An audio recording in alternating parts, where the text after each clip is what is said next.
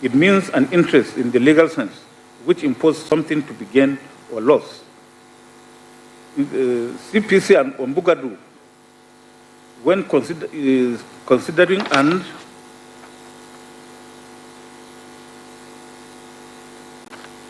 determine who is a person interested under Section 91(3) of the Evidence and Truth and Health does. But the provision of Section 91(3) Evidence Act, a person interested is a person who has a pecuniary or other material interest and is affected by the result of the proceeding and therefore will have a temptation to pervert the truth to serve his personal or private ends. In fact, it is in its most recent decision in Oyetola and another versus Anik, the Supreme Court, per Agim JSC, restated this position in the following words.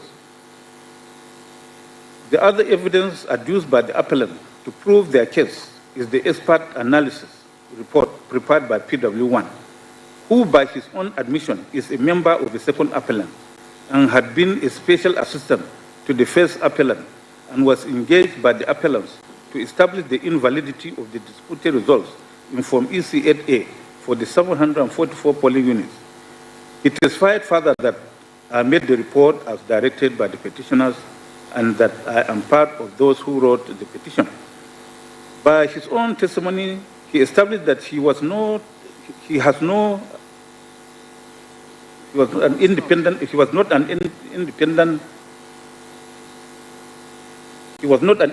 expert, as he had an interest in the subject of his analysis and carried out the analysis from the conclusion that the results were invalid to justify to support the contemplated election petition. It was an analysis from an answer and not from a question. Such a report is not the product of an independent, impartial, detached, and professional analysis. He is clearly a person with the disposition or temptation to depart from the truth. The listing of the expert analysis report in the petition among the documents to be relied on to prove the petition it was made in anticipation of contemplation to be filed. The report having been made by PW1 as a person interested in the subject matter of the petition, when the petition was anticipated to establish that the election result was invalid, is not admissible evidence by virtue of Section 83(3) of the Evidence Act 2011 as amended. Close of court. In the instant case, PW4, who claimed to be an expert, was contracted by the petitioners before the election to carry out data analysis on the results of the presidential elections held on 25th February 2023. He even tendered his letter of engagement by a second petitioner dated 20th February 2023, which was admitted as Exhibit PCF2. According to him, he produced his initial report on 19th March 2023. His report was made a day before this petition was filed, on 20th March 2023. Obviously, the report, Exhibit PCD1 to PCD3, was prepared in anticipation of this petition. As for PW7, who also claimed to be an expert witness, she admitted that she was not only a member of the second petitioner, but had contested the House of Representatives election under the platform of the second petitioner, which election was conducted the same day with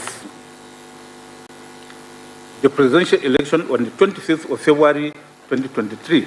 She also admitted that the report she presented in Exhibits PCJ A to F are public information hosted by Amazon, which she downloaded from the Amazon website, and that the open access information she downloaded in her report cannot be amended by her. This shows that PW7 was clearly not the maker of the said documents. As for PW8, who claimed to be a cybersecurity expert, he stated under cross-examination by the first respondent that he was engaged by the second petitioner as an expert on 10th March 2023, and that he produced a preliminary report on 17th and 18th of March 2023, and final report, Exhibit PCK1, at the end of May 2023, while this proceeding was pending. It is therefore evident from the above that PW4, PW7 and PW8 are persons interested in the outcome of these proceedings. The reports produced by PW4 and PW8 qualify as statements made by persons interested in anticipation or during the pendency of this petition. As for PW7, she is admittedly an interested party, having been a member of and even contested election under the umbrella of the second petitioner. Her interest is further underscored by the fact that she admitted under cross-examination that she was attending court throughout the proceedings prior to her evidence. By virtue of Section 83, Sub 3 of the Evidence Act 2011, the reports tendered by those witnesses which form part of their evidence are inadmissible.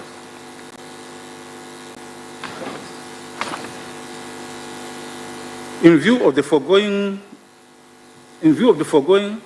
exhibits PCD1 to PCD3, PCE1 to PCE4, PCF to PCG2, PCH1, PCJ1, PCJ2, PCJ3A to F, PCJ4, PCK1, and PCK4 tendered through the incompetent PW4, 5, 6, 7, and 8 are hereby expunged from the record of this court.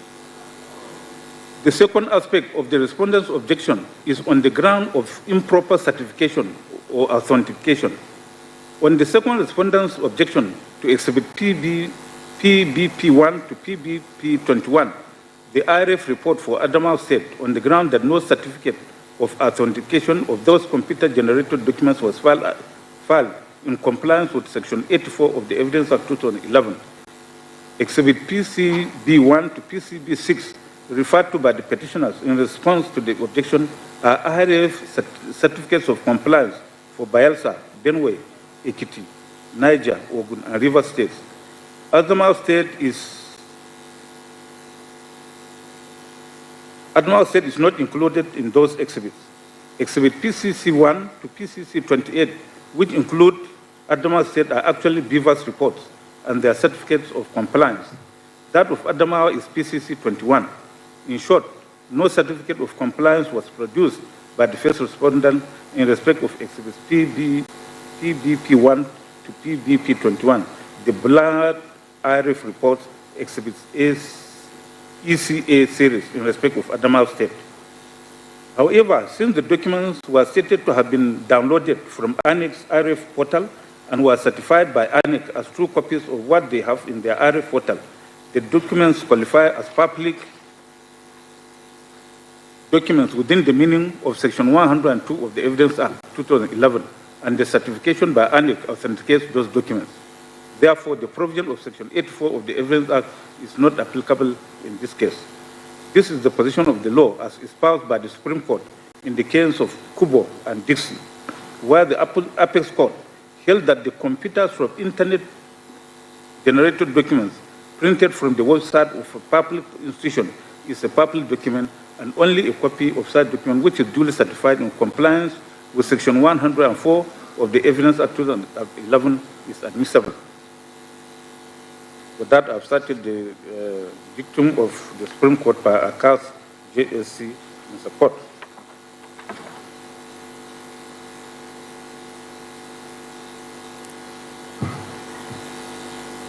Exhibits PBP1 to PBP21, having been downloaded from ANIC report and duly certified by ANIC, are clearly admissible.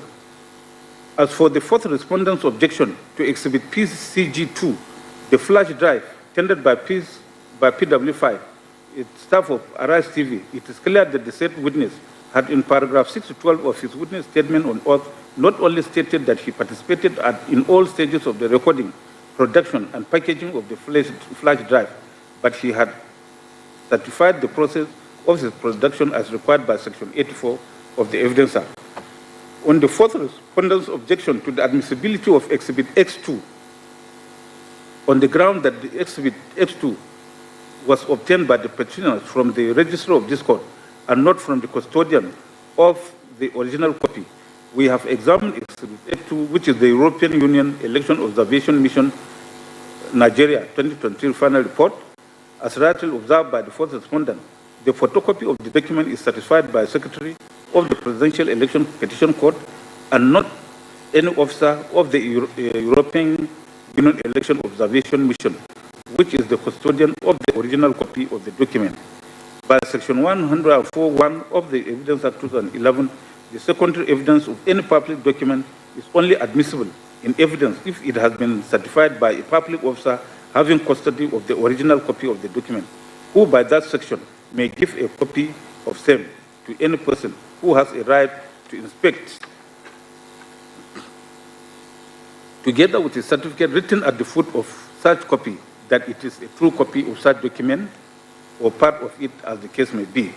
Under subsection 2 of that section, the public officer is enjoined to certify same by subscribing his name, official title, and date, and why he is authorized to use a seal with his seal. Clearly, the registrar of this court, who is not the custodian of the original copy of Exhibit X2, cannot validly certify that document under Section 104(1) of the Evidence Act 2011. See Omiseri and Arebeshola, Emmanuel vs. Umana, where Mwezi JSC stated that the whole essence of the court's insistence on the scrupulous adherence to the certification requirements of public documents is to vouchsafe their authenticity vis-à-vis the original copies. Since Exhibit X2 has not been validly certified, it is inadmissible in evidence. Accordingly, Exhibit X2 stands expunged from the record. The third aspect of the petitioner's objection to the petitioner's document is on the ground that the petitioners failed to plead specific facts to cover the documents objected to. The said documents objected to by the respondents are exhibits. There are so many, they have been listed in this judgment. You get the judgment, you will see them. I have carefully examined the petitioner's pleadings and the documents objected to by the respondents. The petitioners have specifically averred in paragraph 101 of the petition that they will be relying on all the first respondents' electoral and all other necessary documents used for the conduct of the presidential election, including the documents which they listed as items A to CCC of that paragraph. However, election petitions are sui generis, and it is settled that for an averment in an election petition to be competent, material facts relating to complaints made therein must be pleaded. See Belgore and Ahmed, Ipiazu and Oti. In the latter case of PDP and ANEC, the Supreme Court was categorical on this mandatory requirement or specificity in averments of election petitions when the court held as follows. On whether the affected paragraphs were rightly struck out, I have read the affected paragraphs and found that they relate to allegations of non-voting in several polling points, disruption of election, non-conclusion of election, some printing of ballot papers, falsification of election results, widespread disruption, irregularities and malpractice without providing particulars, or the polling units where the alleged malpractice took place. The lower court was therefore right when it held as follows. The paragraphs above, in my view, are too generic, vague, and lacking in any particulars, as they are not tied specifically to any particular polling unit or any particular number of people who were alleged to be disenfranchised. The fact that a party can file further particulars or deny in a reply the averment in the pleading must not be general, it must be specific as to facts. It is settled law that a petitioner's obligation to plead particulars of fraud or falsification without which the allegation is a non-starter. I have nothing to add to this statement of law as advanced above. I adopt it as mine. Close of court.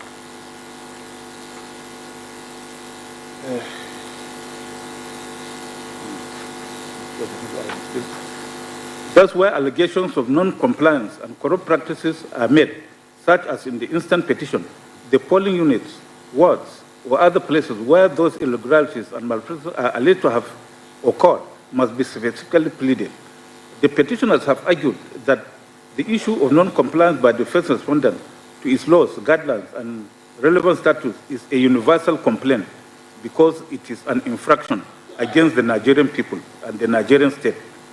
However, this contention of the petitioners is not in consonance with the requirement of the law as espoused in Belgore and Ahmed, PDP and ANEC. This is more so as the petitioner's allegations of non-compliance is interwoven with allegations of corrupt practice, and the same set of facts are pleaded for both. In the instant case, the petitioner tendered the following documents, which have been listed in this judgment. However, a look at the entire petition shows that no single complaint was made by the petitioners in respect of any of those states as to make those exhibits relevant to the petitioner's case. For instance, in paragraph 72, to which the petitioners referred in response to the objection, the petitioners have alleged that there was overvoting in the states of Ekiti, Oyo, Ondo, Taraba, Oshun, Kano, Rivers, Borno, Katsina, Kwara, Gombe, Yobe, and Niger states. However, the petitioners failed to specify the polling units where the overvoting took place, the total number of accredited voters, the total number of votes cast, and the number of votes to be deducted from the scores of the parties. Similarly, in paragraph 73, which was also referred to by the petitioners in their response to the objection, the petitioners have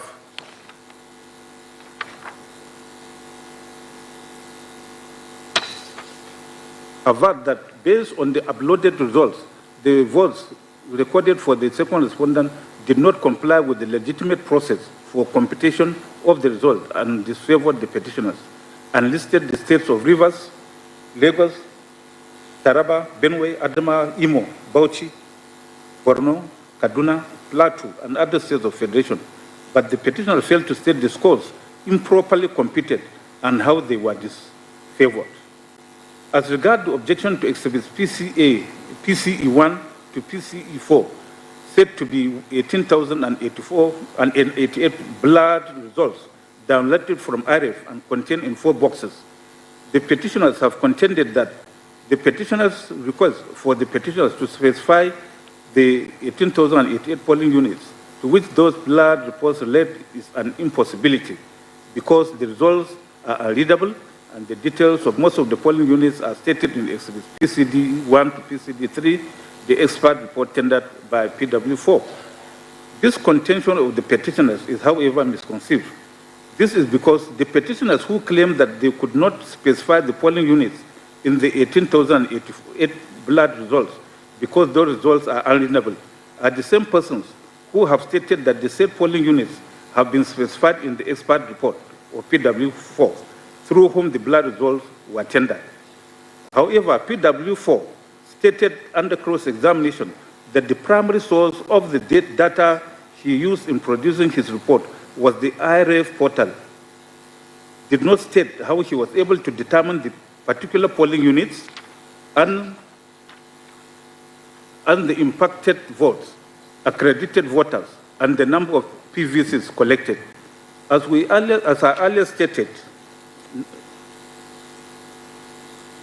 I earlier noted, PW4's report was concluded on 19th March 2023 before the petitioners filed this petition on 20th March 2023, which means the petitioners were aware of the polling units to which their complaints relate even before they filed the petition.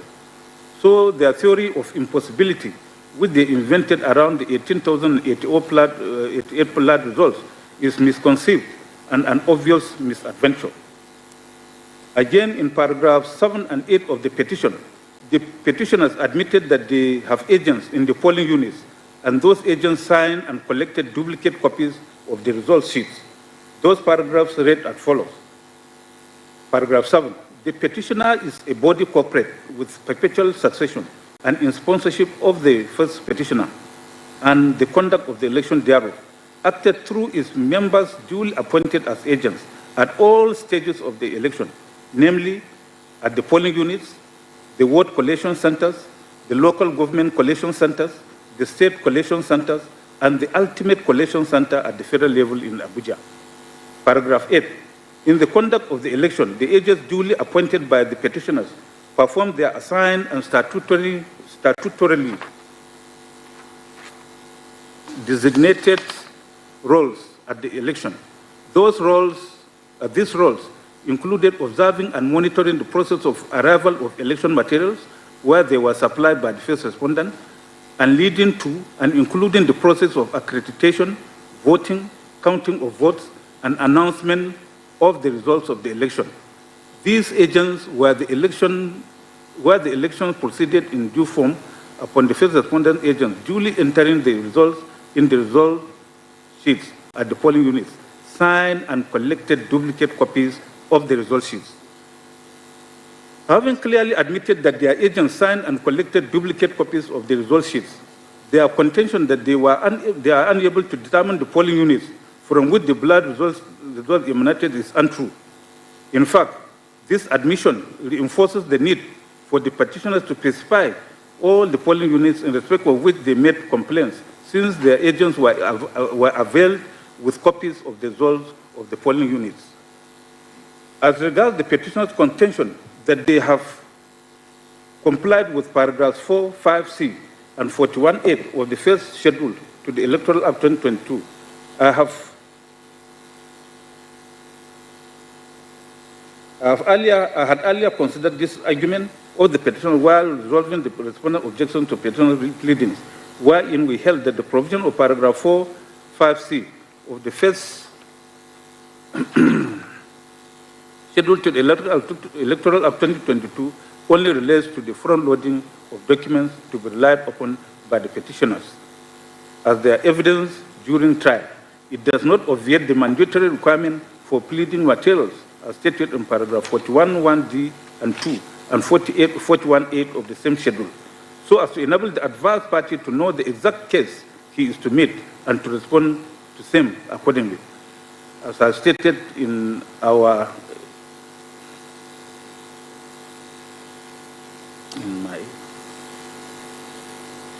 my earlier ruling, the reports which the petitioner stated they had detailed the polling units was not filed along with the petition, so as to afford the respondent the opportunity to respond to same, but was merely tendered at trial, by which time the respondents had no opportunity to respond. Since the petitioners have failed to specify in the petition the polling units to which exhibits PCA1 to PCA4, the 18,088 ballot results relate, the said documents are clearly inadmissible.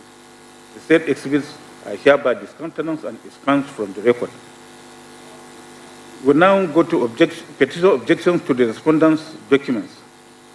In the course of trial, the petitioner also objected to the documents tendered by the first and second and third respondents at the hearing of the 4th of July 2023.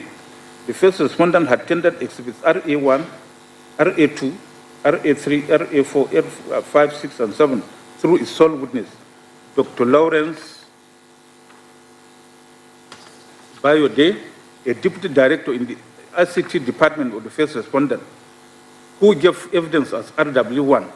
Of those documents, the petitioners had objected to the admissibility of exhibits RA1, RA2, RA6, and RA7. Similarly, at the hearing of the 5th of July 2023, the petitioners had objected to all the documents tendered by the second and third respondents from the bar and through their sole witness, Senator Michael Opeyemi Bamidele, who testified as RW2. The petitioners had reserved their reasons for the objections to be adduced at the stage of final address. Pursuant to the order of this court, that parties should file separate addresses on their objections. The petitioners have filed separate addresses in support of their objections to the documents of the first respondent and those of the second and third respondents. The written address in support of the objection of the first respondent's documents was filed on 23rd July 2023, while that in support of the objection to the second and third respondent documents was filed on 20th July 2023.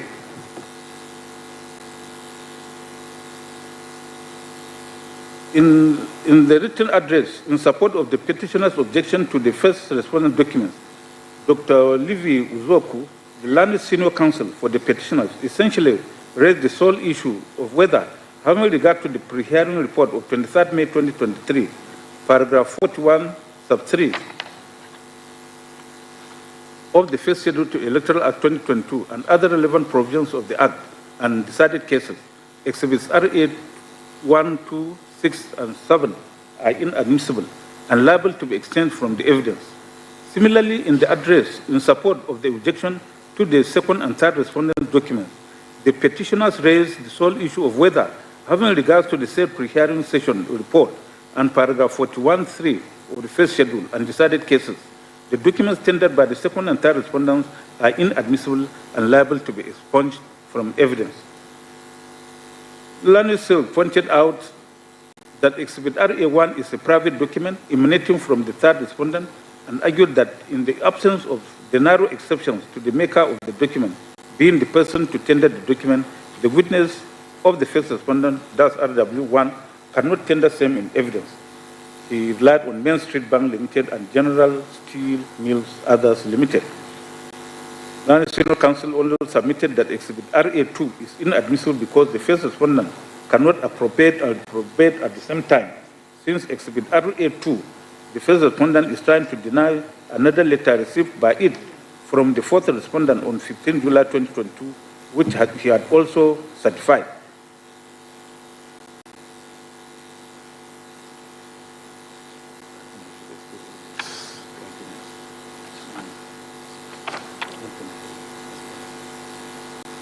Yeah, we just go direct to the resolutions. So by virtue of the provisions of Section 102B of the Evidence Act 2011, public documents include public records kept in Nigeria of private documents. In the case of Onwuzurike and Idoziem and others, where the Supreme Court, per Onogen JSC, held, as he then was, held that a private document sent to the police form part of the record and of the police and is consequently a public document within the provision of Section 109 of the All Evidence Act, now Section 102 of the Extant Evidence Act 2011. It is also tried that a public document duly so satisfied is admissible in evidence, notwithstanding that it is not tendered by the maker. Indeed, a certified true copy of a public document can be tendered by a person who is not a party to the case. See the case of Maranro and Adebisi, Dagash and Bulama, Mustafa Shetima and others versus Al-Haji Bukar Customs. Exhibits RA1 and RA2, being in the public record of the first respondent, are public documents and are therefore admissible in evidence, having been certified by the first respondent under Section 104 of the Evidence Act 2011. On the petition objection to Exhibits RA6 and RA7, the record of proceedings of this court of 4th July 2023 shows that contrary to the assertion of the petitioners, the said Exhibits RA6 and RA7, which are the cloud trail log and certificate of compliance with Section 84 of the Evidence Act respectively, were not tendered from the bar, but through RW1. Indeed, the record shows that the petitioners consented to the said documents being taken as read and demonstrated. We therefore have no hesitation in discountenancing the petitioner's objection to those documents.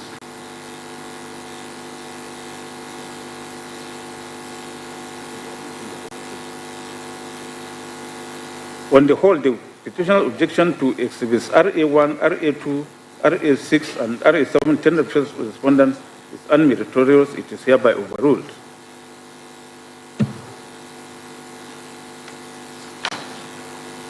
We now go to objection to the petition objection to the second and third respondents' documents.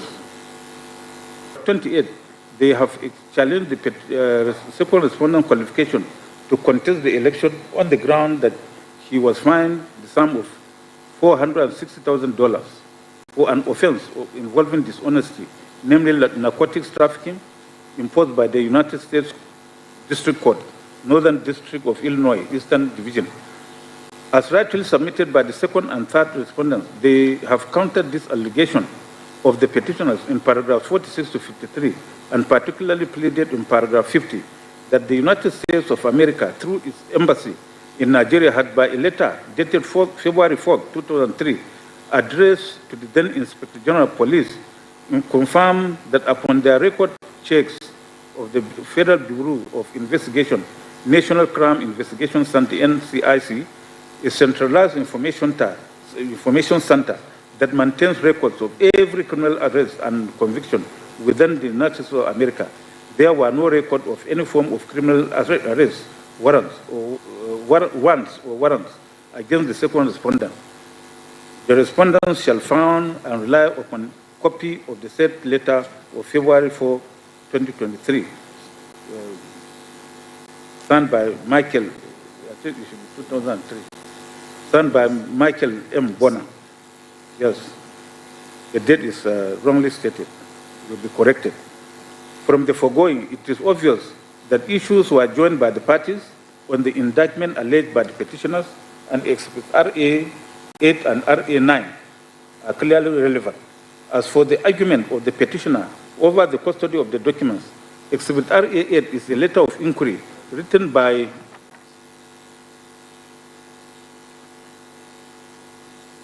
the Inspector General of Police to the Consulate General of the United States Embassy in Nigeria, inquiring as to whether the second respondent had any criminal record in the United States of America, while Exhibit RA 9 is the reply to Exhibit RA 8 by the United States Embassy in Nigeria. Both letters form part of the record of the Nigeria Police and are therefore public documents under Section 102B of the Evidence Act. Certification by the Nigeria Police Force is a confirmation that Exhibits RA 8 and RA 9 are true copies of those documents which are in their custody. Onwuzurike and Idoziem, Abaje and Koka. With regard to the petition objection to the relevance of Exhibit R10, the record shows that the petitioner's challenge to the qualification of the second respondent was confined to allegations of double nomination of his running mate, the third respondent, and the alleged fine of the second respondent of the sum of $460,000 by a United States court. The educational qualifications of the second respondent were never challenged by the petitioners in this petition. It was the second and third respondents who introduced the educational qualifications of the second respondent in their reply, and the petitioners have not joined issues with the second and third respondents in their reply to the second and third respondent reply. It is right that a court of law adjudicates only on matters over which parties are in dispute. See Adedeji and Olosho and another, then Trade Bank PLC versus Benelux Nigeria Limited. Since there is no controversy or dispute between the parties as it relates to the second respondent's educational qualifications, Exhibit RA10 is not relevant to determination of this petition. It is hereby discontinued. Our examination of Exhibits RA11 to RA16, which are data pages and visa pages in the second respondent Nigerian passport, show that contrary to the assertion of the petitioners that the documents are not relevant, the petitioners have alleged in paragraph 28 to 32 of the petition that the second respondent was fined $460,000 for an offense involving dishonesty, namely narcotics trafficking, and in response to this allegation, the second and third respondents have denied same in paragraph 46 to 53 of their reply, and specifically pleaded those documents in paragraph 52 of their reply to the petition to show that the second respondent enjoyed an unrestricted right of ingress and egress to the United States of America,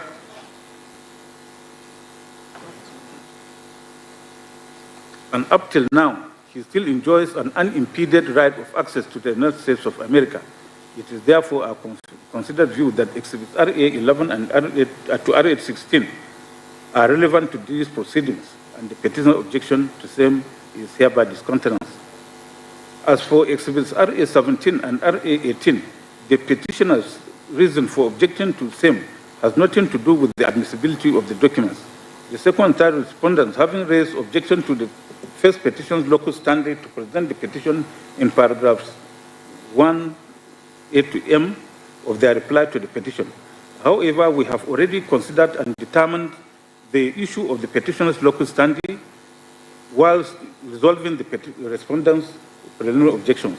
We have already resolved same in favor of the petitioners. Therefore, this objection has been overtaken by our ruling on the preliminary objection. On the petitioner contention that Exhibit RA19, the report of the committee on the location of the federal capital of Nigeria, is not relevant, we have examined the pleadings and the said exhibit. It is apparent to us that while the petitioners have averred in paragraph 81 of the petition that a presidential candidate must score 25% of the votes in FCT before he can be declared and returned elected, the second and third respondents have averred in paragraph 86 of their reply that the FCT does not enjoy a special status over the other states of the Federation, and that Abuja is still inhabited by Nigerians who are deemed equal to Nigerians in any other part of Nigeria, and residents of Abuja are not conferred with any privilege and advantage that is not accorded to citizens of other communities or states in Nigeria. We are therefore of the view that facts have been pleaded which rendered Exhibit RA19 relevant and admissible. On the petitioner's objection to the admissibility of Exhibit RA22, we observe that the document is the same as Exhibit RA2, which we have already found to be admissible, having been certified by ANIC as a copy of document in their possession. The tender of Exhibit RA22, which is not even certified, is therefore a surplusage and is hereby discountenanced. With regard to the objection to admissibility of Exhibits RA24 and RA25, which are CTCs of pages 28 and 29 and 27 of Nigerian Tribune newspapers, respectively. The reasons advanced for the objection of the petitioners are not legal grounds for challenging admissibility of a document. We have no hesitation in discounting the objection, contrary to the arguments of the second and third respondents' counsel that Exhibit RA27, the ECOWAS preliminary declaration, is a private document. The said document forms part of the official record of the Economic Community of West African States, ECOWAS, an official body established under the ECOWAS Treaty.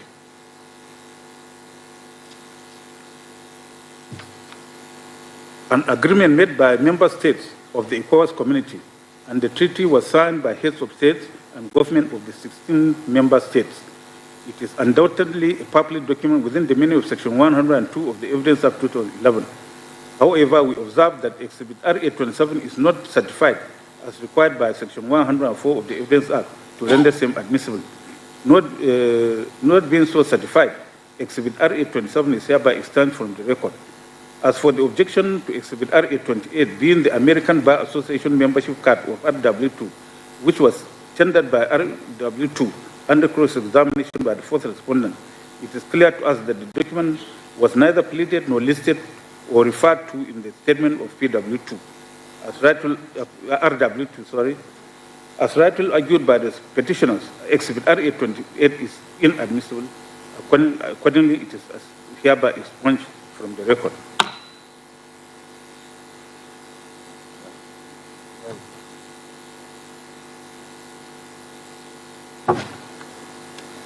With my throat.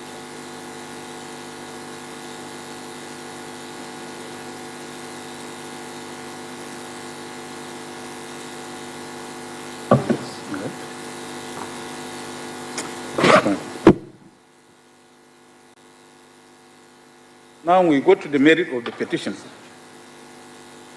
Having disposed of the various objections to witnesses and to some of the documents tendered in this petition, we now proceed to consider the merit of the petition. The parties filed, exchanged, and adopted their respective final written addresses, starting with the respondents. The respective final addresses of the first, second, and third, and fourth respondent were filed on the 14th July 2023, respectively.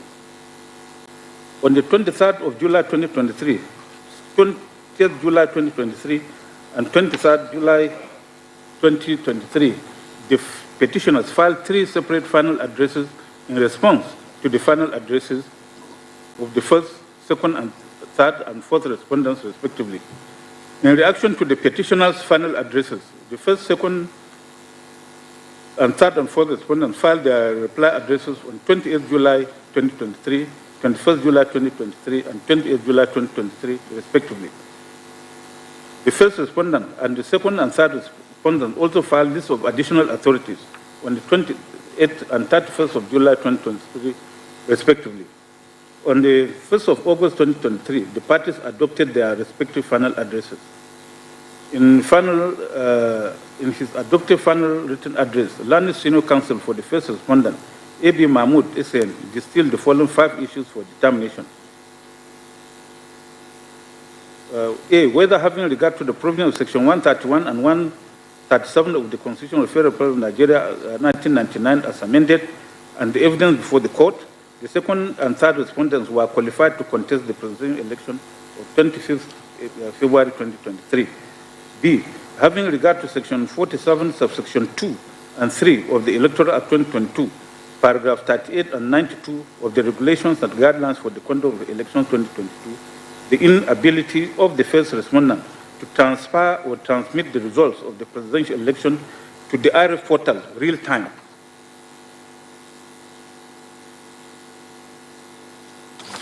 amounted to non-compliance to Electoral Act, and whether such non-compliance substantially affected the outcome of the election. C, whether by the totality of evidence adduced, the petitioners have proven that the election of the second respondent was invalid by reason of corrupt practices and non-compliance with the provisions of the Electoral Act 2022. D, whether in the absence of any proof of lawful and unlawful votes to be added to the scores of the petitioners and or unlawful votes to be deducted from the second respondent's scores at the election, the petitioners have proven that the second respondent was not elected by a majority of lawful votes cast.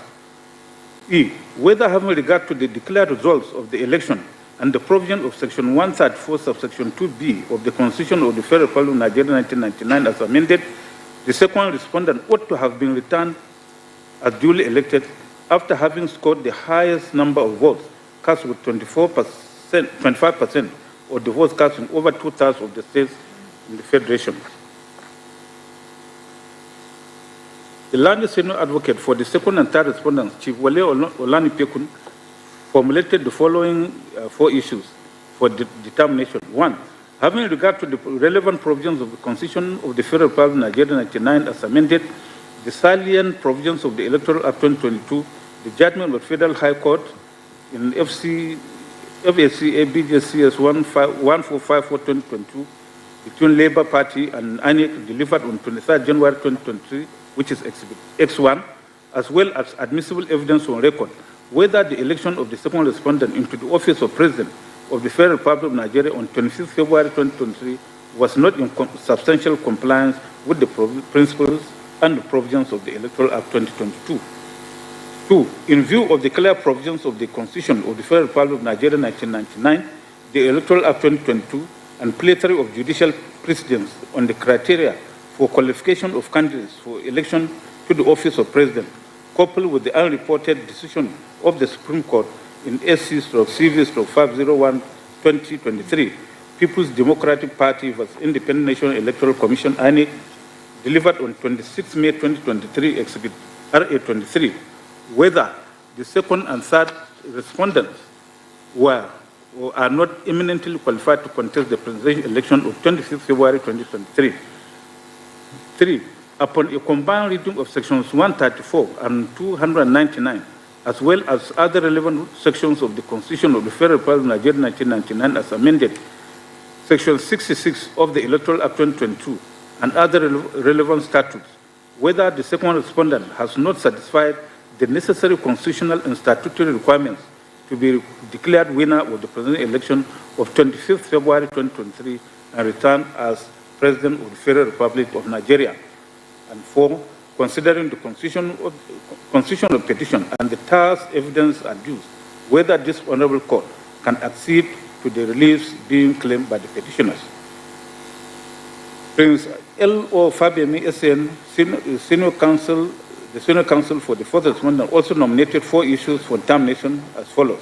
One, whether having regard to the issues joined and the evidence led on the nomination of the third respondent as vice presidential candidate of the second respondent and the annulled civil forfeiture of the alleged civil forfeiture of the sum of $460,000 to the United States by order of the District Court in case number 93C4483, the petitioners have established that the second respondent was not qualified to contest the presidential election held on 25th February 2023 as provided for in the Constitution of the Federal Republic of Nigeria 1999 as altered. Two, whether having regard to the relevant and admissible evidence led by the parties, the conduct of the presidential election held on 25th February 2023 election was vitiated by non-compliance that was substantial enough to have affected its outcome and justified nullification of the election as envisaged by the applicable provisions of the Electoral Act 2022. 3. Whether the burden of proving that first petitioner and not second petitioner scored majority or lawful votes cast in each of at least 2/3 of all states of the Federation and the Federal Capital Territory to be declared and returned as the winner of the presidential election held on 25th February 2023 has been discharged by the petitioners. 4. Whether having regard to the totality of the events led by the parties and the applicable law, the petitioners are entitled to succeed on any of the relief sought in the petition at all, or that the petition ought to be dismissed in favor of the respondents.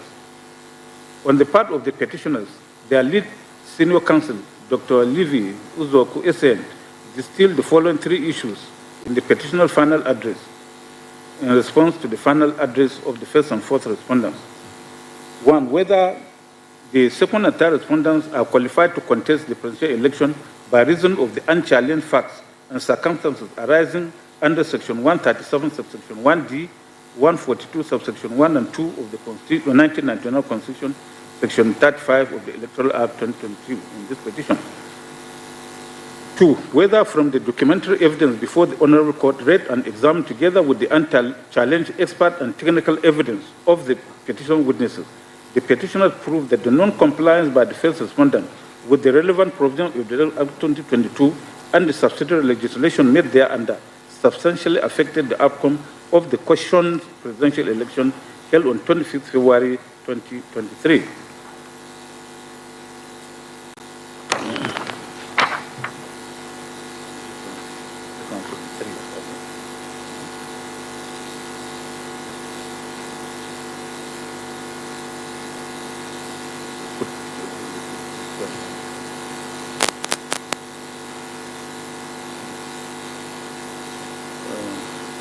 So in response to the second and third respondent final address, the petitioners adopted issues 1 to 3 of the issues for determination with the earlier filed on 18th May 2023 during the hearing session. These are: 1. Whether the second respondent at the time of the presidential election held on 25th day of February 2023 was not disqualified to contest the said election by virtue of the provisions Section 1371D of the Constitution of the Federal Republic of Nigeria as amended. 2. Whether the third respondent at the time of the presidential election held on 25th February 2023 was qualified to contest the said election as the vice president candidate to the second respondent, and if answered in the negative, whether this did not invalidate the qualification of the second respondent to contest the said election. 3. Whether the presidential election held on 25th February 2023, wherein the second respondent was declared and returned by the first respondent as the winner, was not invalid by reason of non-compliance with the provisions of the Electoral Act 2022 and any guidelines and regulations for the conduct of the election 2022 made pursuant to the Act.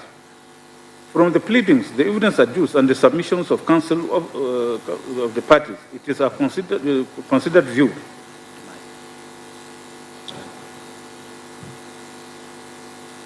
that the following are the issues which will effectively determine this petition.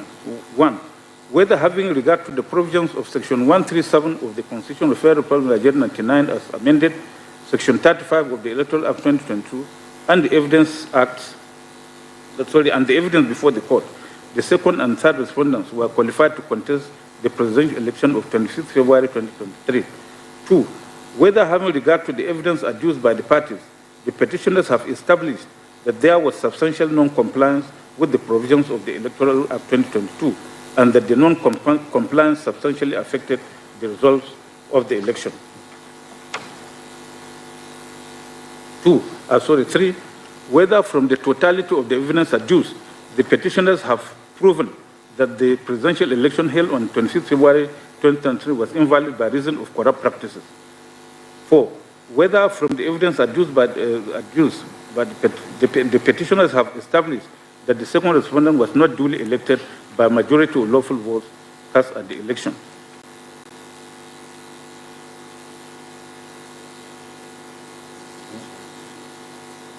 Well, as we stated earlier, we have summarized the submissions of counsel we see no need of reading them out.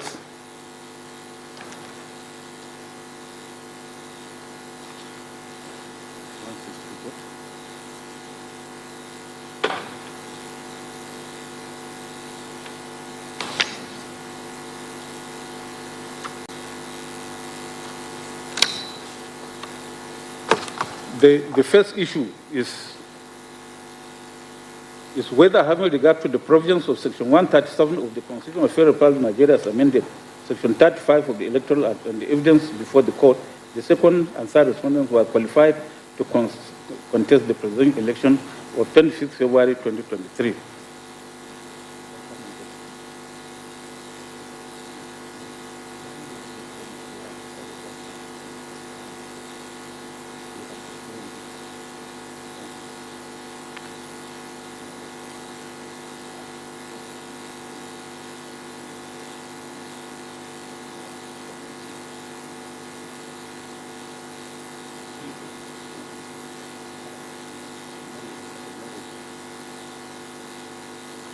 Well, I think this issue of qualification on this issue has been resolved in petition number 4. It's the same issue that has been raised here. So we stand by our resolution on this issue.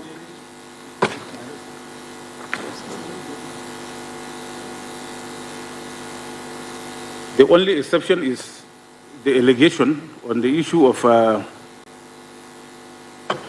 the second allegation made by the petitioners in ground 1, which is contained in paragraphs 28 to 30 of the petition, is that the second respondent is disqualified from contesting the presidential election because they stated in paragraph 28 of the petition as follows. The petitioner further pleaded that the second respondent was also, at the time of the election, not qualified to contest for election to the office of president, as he was fined the sum of $460,000 for an offense involving dishonesty, namely narcotics trafficking, imposed by the United States District Court, Northern District of Illinois, Eastern Division, in case number 93C4483, between United States of America plaintiff versus funds in account of 2633226 held by First Heritage Bank in the name of Bola Tinubu, funds in accounts 394833134, 394833396, 4650279566, held by Citibank NA in the name of Bola Tinubu or Compass Finance and Investment Company. Funds in accounts number that are held by Citibank International in the name of Bola Tinubu defendants. The petitioners have pleaded and relied on the order of the U.S. Court in Exhibit P5, which they tendered from the bar and which was subsequently identified by PW2 and PW12 in their evidence earlier summarized. The petitioners have centered their contention on the provisions of Section 137, subsection 1D of the 1999 Constitution, which reads as follows. A person shall not be qualified for election to the office of president if, D, he is under a sentence of death imposed by any competent court of law or tribunal in Nigeria, or sentence of imprisonment or fine for any offense involving dishonesty or fraud by whatever name called, or for any other offense imposed by him by any court, tribunal, or substituted by a competent court, by a competent authority for any other sentence imposed on him by such court or tribunal. A careful examination of the above provision shows that the operative words of that paragraph of the section are sentence, imprisonment, or fine, and for any offense. Black's Law Dictionary, 6th edition, at page 1081, defines offense as, quote, a felony or a misdemeanor, a breach of the criminal laws, violation of law for which penalty is prescribed. The word offense, while sometimes used in various senses, generally implies a felony or a misdemeanor infringing on public as distinguished from mere private rights. Infringing on public. Yes, and punishable under the criminal laws, though it may also include the violation of a criminal statute, which the remedy is merely a civil suit to recover the penalty, an act clearly prohibited by the lawful authority of the state providing notice through public laws, close of court. Also, the Supreme Court, in the case of Abdullahi Umar and the state, held that an offense is an act which is clearly prohibited by law and which may be a crime or a civil offense.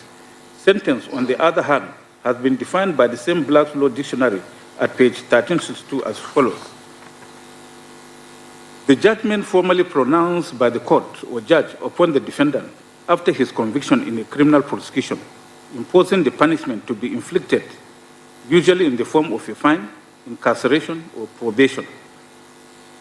Again, this court also defined sentencing in Yakubu and the state as follows. The judicial determination of a legal sanction to be imposed on a person found guilty of an offense. It means the prescription of a particular punishment by a court to someone convicted of a crime. It is discernible from the above that the fine referred to in paragraph D of section 137(1) quoted above is one which emanates from a sentence for a criminal offense involving dishonesty or fraud. The words for imprisonment or fine also presupposes that the fine envisaged under the section is one which is imposed as an alternative to the imprisonment. In other words, the provision of section 137, subsection 1D relates to sentence of death or sentence of imprisonment or fine imposed as a result of a criminal trial and conviction. Indeed, in considering the offense that can amount to disqualification under section 1371 of the Constitution, the Supreme Court held in Action Congress versus ANIC as follows. The disqualification in section 137, subsection 1 clearly involves a deprivation of right and a presumption of guilt for embezzlement or fraud in derogation of the safeguards in section 36, subsection 1 and 5 of the Constitution. The trial and conviction by a court is the only constitutionally permitted way to prove guilt, and therefore the only ground for the imposition of criminal punishment or penalty for the criminal offenses of embezzlement or fraud. Clearly, imposition of the penalty of disqualification for embezzlement or fraud solely on the basis of an indictment for those offenses by an administrative panel of inquiry implies a presumption of guilt, contrary to section 36 of section 5 of the Constitution of the Federal Republic of Nigeria 1999, whereas conviction for offenses and imposition of penalties and punishments are matters appertaining exclusively to judicial power. See also the cases of Amechi and Anis Omuwaye versus Attorney General of Ekiti State, Abdul Karim and others versus Shinkafi. A careful perusal of P5 relied upon by the petitioners showed that the case number 193 CV 04483 was in the civil docket of the U.S. District Court, Northern District of Illinois, and it was a civil forfeiture proceeding against funds in specified accounts with First Heritage Bank and Citibank NA. Exhibit N5 is actually an action in rem against the funds with First Heritage Bank and Citibank. It is not an action in personam against the second respondent. In Jonathan versus Federal Republic of Nigeria, citation supplied, the Supreme Court held in inter alia that Section 17 of the Advanced Fee Fraud and Other Related Offences Act 2006 provides for the power to make an order of forfeiture without conviction or for an offense, and that an order of forfeiture under the section shall not be based on conviction for an offense under the Act or any other law. The Apex Court further held that there was no need to prove any crime in forfeiture property under Section 17 of the Advanced Fee and Other Related Offences Act. A civil forfeiture is a unique remedy which rests on the legal fiction that the property, not the owner, is the target. Therefore, it does not require conviction or even a criminal charge against the owner, as it is not a punishment, nor is it for criminal purposes. See also the cases of Lawari Furnitures and Baths Limited versus Republic of Nigeria, Alison Madueke versus ESCC. From the legal definitions and judicial authorities cited above, it is clear that the sentence of imprisonment or fine for any offense involving dishonesty or fraud envisaged in Section 137, subsection 1D of the Constitution is one imposed upon a criminal trial and conviction. In the instant case, the petitioners have failed to show evidence that the second respondent was indicted or charged or arraigned, tried, and convicted, and was sentenced to any term of imprisonment or fine for any particular offense. On the part of the second and third respondents, they have contended that the second respondent was never fined for any offense and has no criminal record in the United States. In proof of their assertion, they have tendered exhibits RA8 and RA9 from the bar and called RW2 to give evidence and identify the said exhibits as documents he referred to in his adopted statement of oath, on oath of 12 April 2023. In paragraph 45 to 52 of his statement on oath, RW2 had stated that the second respondent was never convicted or fined for any criminal offense in the United States as alleged by the petitioners. In particular, RW2 stated as follows in paragraph 46, 47, and 49. 46 says, in case number 93C4483 at the United States District Court, Northern State District of Illinois, Eastern Division, which was pleaded by the petitioners. 1, no criminal charge was filed against the second respondent. 2, the second respondent was not arraigned and did not take or make a plea to any count in the charge of allegations of crime. 3, the second respondent did not go through a criminal trial. 4, the second respondent was not convicted of any crime or any criminal activity. 5, no sentence of imprisonment was imposed on the second respondent. 6, no sentence of fine was imposed on the second respondent. 7, no form of sentence was imposed on the second respondent. 8, case number 93C4483 was a civil suit in respect of which the court exercised civil jurisdiction under 18 U.S.C. 981 and 28 U.S.C. 1345 and 1355.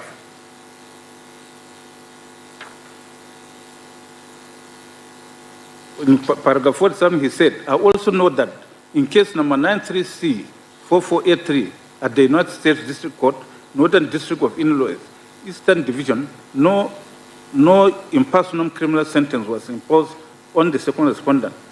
49, the second respondent was not convicted in case number 93C4483, United States District Court, Northern District of Illinois. The United States of America, through its embassy in Nigeria, had, by a letter dated February 4, 2003, addressed to the then Inspector General of Police, confirmed that upon the record checks of the Federal Bureau of Investigations, National Crime Investigation Center, NCIC, the Centralized Information Center that maintains the record of every criminal arrest and conviction within the United States of America, there were no records of any form of criminal arrest, warrants against the second respondent. I shall rely upon a copy of the said letter of February 4, 2023, signed by Michael M. Bonner. Under cross-examination by the fourth respondent, RW2 has stated that as a practicing attorney in the United States, he knows that there cannot be a conviction unless there is an indictment. He also stated that exhibits RA8 and RA9 gave the second respondent a clean bill of health as far as criminal conviction is concerned. When cross-examined by the petitioner's counsel, RW2 has stated that the American court relied on Section 981 of the American Money Laundering Law, which is a civil, and not Section 982, which is criminal, and which the petitioner stated in their petition. He further stated that in the U.S., even a minor traffic infraction will be reported, so that if someone has a criminal record, the general record will show it. He added that a general search was conducted in respect of the second respondent. A look at exhibits RA8 and RA9 tendered by the second and third respondents showed that upon receipt of exhibits RA8 written by Nigeria's Inspector General of Police to the Consular General of the United States Embassy in Nigeria, inquiring of the criminal record of any of the second respondents, the U.S. Embassy had replied via exhibit RA9 and stated as follows, quote, in relation to a letter dated February 3, 2003, reference number SR 3000, IGP SEC, ABJ, volume 24, 289, 87, regarding Governor Bola Ahmed Tinubu, a record check of the Federal Bureau of Investigation, National Crime Information Center, NCIC, was conducted.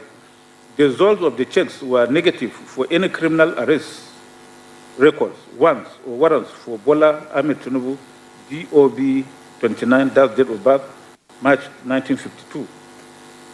For information of your department, NCIC is a centralized information center that maintains the record of every criminal arrest and conviction within the United States and its territories. Apart from the above, Section 249 of the Evidence Act 2011 has stipulated how previous criminal conviction outside Nigeria can be established. Section 249, subsection 1 and 2 provides a previous conviction in a place outside Nigeria may be proved by the production of a certificate purporting to be given under the hand of a police officer in the country where the conviction was had, containing a copy of the sentence or order and the fingerprints of the person or photographs of the fingerprints of the person so convicted, together with evidence that the fingerprints of the person so convicted are those of the defendant. 2, a certificate given under subsection 1 of this section shall be prima facie evidence of all facts set out in it, without proof that the officer purporting to sign it did in fact sign it and was empowered to do so. It is instructed to observe that when cross-examined by the fourth respondent, PW1 had admitted that there was no certificate under the hand of a police officer in the United States of America where a crime was alleged to have been committed by the second respondent. It is significant to state that this petition is a declaratory action in which the petitioners are seeking inter alia that this court declare the second and third respondents as unqualified to contest the election. The petitioners who have made the allegation have the burden to prove the allegation on the strength of their own case and not on the weakness of the respondents. See Okereke vs. Umahi, Imenike vs. PDP, Omushore vs. Rebushola, Ucha and Elechi. The petitioners have evidently failed to establish their allegation that the second respondent is disqualified from contesting the presidential election under Section 137, subsection 1D of the 1999 Constitution because he was fined the sum of $460,000 by District Court, Northern District of Illinois. As shown above, the order of forfeiture in Exhibit PA5, on which the petitioners have relied, does not qualify as a sentence of fine for an offense involving dishonesty or fraud within the contemplation of Section 137 sub D of the 1999 Constitution. As regards whether paragraph E of Section 1, as regards whether paragraph E of Section 137(1) should be read together with paragraph D of that subsection, the settled rule of interpretation of the Constitution or statute is that where the court is faced with two or more differing provisions over the same subject matter, the judicial attitude is to treat the special provision as overriding the general provision on the principle that by enacting a separate provision for a part of the general class intends that the said part shall not be treated the same with the general class. See Iwuchukwu and another versus Attorney General of Anambra State, Martin Croyder and others versus Major and Co. Nigeria Limited, but FMBN versus Olo. Since in both paragraph D and E of Section 137, subsection 1, a sentence for the offense of involving dishonesty is mentioned, but in paragraph E, a limitation of 10 years has been introduced, then it means in respect of the sentence for offense of dishonesty, the two paragraphs must be read together, such that for conviction and sentence for an offense involving dishonesty, it must be within a period of less than 10 years before the date of the election, in order for such a conviction and sentence to be used for disqualifying a presidential candidate from contesting the election. It is also a cardinal principle interpretation of the Constitution that relevant provisions must be read together and not disjointedly. See, Abegunde and Ondo State House of Assembly. From all the foregoing, it is clear that having regard to the provisions of Section 137 of the Constitution of Federal Republic of Nigeria 1999 as amended and the evidence laid before this court, the second respondent was not disqualified from contesting the presidential election held on 26 February 2023. In consequence, issue 1 is hereby resolved against the petitioners and in favor of the respondent. Issue 2 is whether, having regard to the evidence adduced by the parties, the petitioners has established that there was substantial non-compliance with the provisions of the Electoral Act 2022 and that the non-compliance substantially affected the results of the election.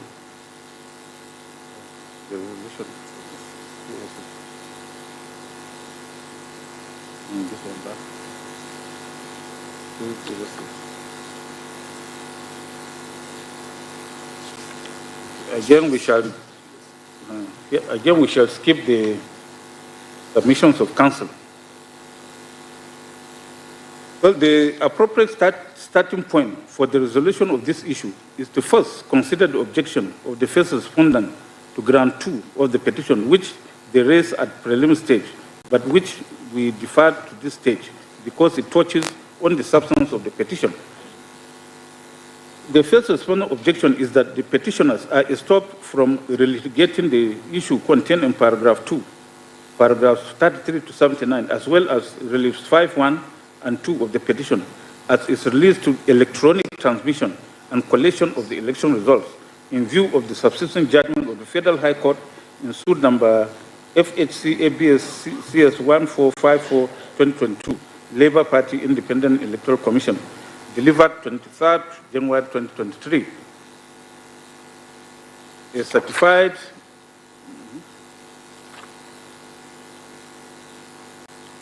two copies of which they attached to their petition as Exhibit A, and which was later tendered in evidence at trial as Exhibit X1. The first respondent particularly referred this court to paragraph 55 and 74 of the petition and submitted that the facts alleging non-compliance with the Electoral Act, which are set out in paragraph 33 of the petition, are hinged on the same issue of electronic transmission of results, which was resolved against the second petitioner in the said suit number FHC ABJ SC 1454-2022, to the effect that there is no mandatory requirement for the first respondent to electronically transmit results of the election. Reliance was placed on Bambegin and others was Oriare, Oyeroba and another was Ulaupa. An examination of petitioner petition and Exhibit X1 shows that in their petition, specifically paragraph 37, 45 and 45, the petitioners have averred as follows. The petitioners aver that at the conclusion of the election and at each polling unit, the presiding officer was mandatorily required to electronically transfer the result of the polling unit directly to the collation system of the first respondent. In addition, the presiding officer was also mandatorily required to use the beavers to upload a scanned copy of the Form EC8A to the first respondent's result viewing portal, RF, in real time. 45, the petitioners aver that apart from the importance of the beavers in the capture of accreditation at polling unit in an election, the beavers is also mandatorily to be used in the process of uploading the information or data imputed into it by the first respondent's presiding officer at each polling unit, who shall, upon completion of voting and due recording and announcement of result, 1, electronically transmit the result of the polling unit directly to the collation system as prescribed by the first respondent. 2, use the beavers to upload or a scanned copy of the Form EC8A to the annual result viewing portal, RF, as prescribed by the first respondent.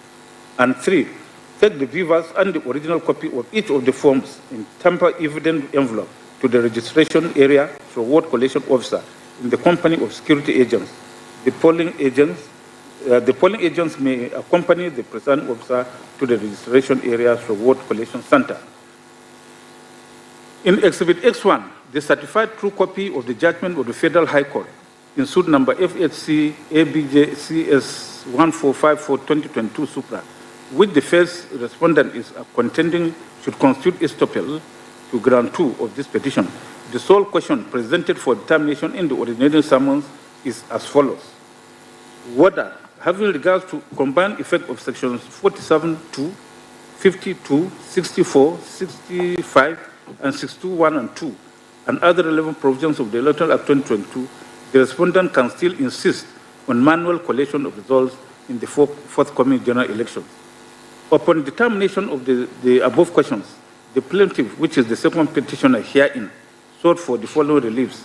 1, a declaration that the respondent has no power to opt for manual method other than electronic method provided for by the relevant provisions of the Electoral Act. 2, an order of this honorable court directing compelling the respondent to comply with the Electoral Act 22 on electronic transmission of results in the forthcoming general election. In its judgment in Exhibit X1, the Federal High Court held as follows.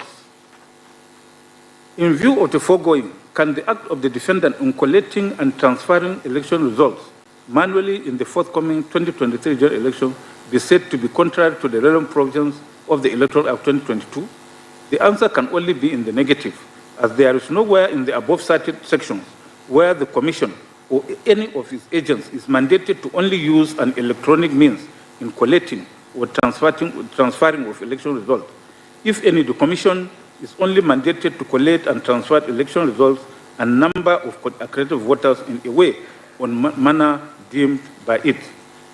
In view of the above, I am finding that by the provision of sections 52 and 65 of the Electoral Act 2022, the correct interpretation of said statute is that the defendant, Independent National Electoral Commission, is at liberty to prescribe the manner in which election results could be transmitted and are so whole. Consequently, this matter is hereby dismissed. Clause of court. It is tried law that for a judgment of a court to constitute estoppel in a subsequent action, it must have finally decided the same issue in contention between the same parties or their previous. See Anchorage Leisures Limited and others versus Eco Bank, Nigeria Limited. And Adebayo versus Babalola and others. From the averments contained in the petitioner's petition, which I have earlier reproduced above, it is clear that the petitioner allegation of non-compliance averred in paragraph 2 of the petition is hinged on the contention that ANIC was mandatorily required to electronically transmit or transfer the results of the polling units directly to the collation system of the first respondent, and also mandatorily required to use the beavers to upload a scanned copy of the Form EC8A to the first respondent result viewing portal, RF, in real time. First, it is evident that in both this petition and in Exhibit X1, the parties are the same.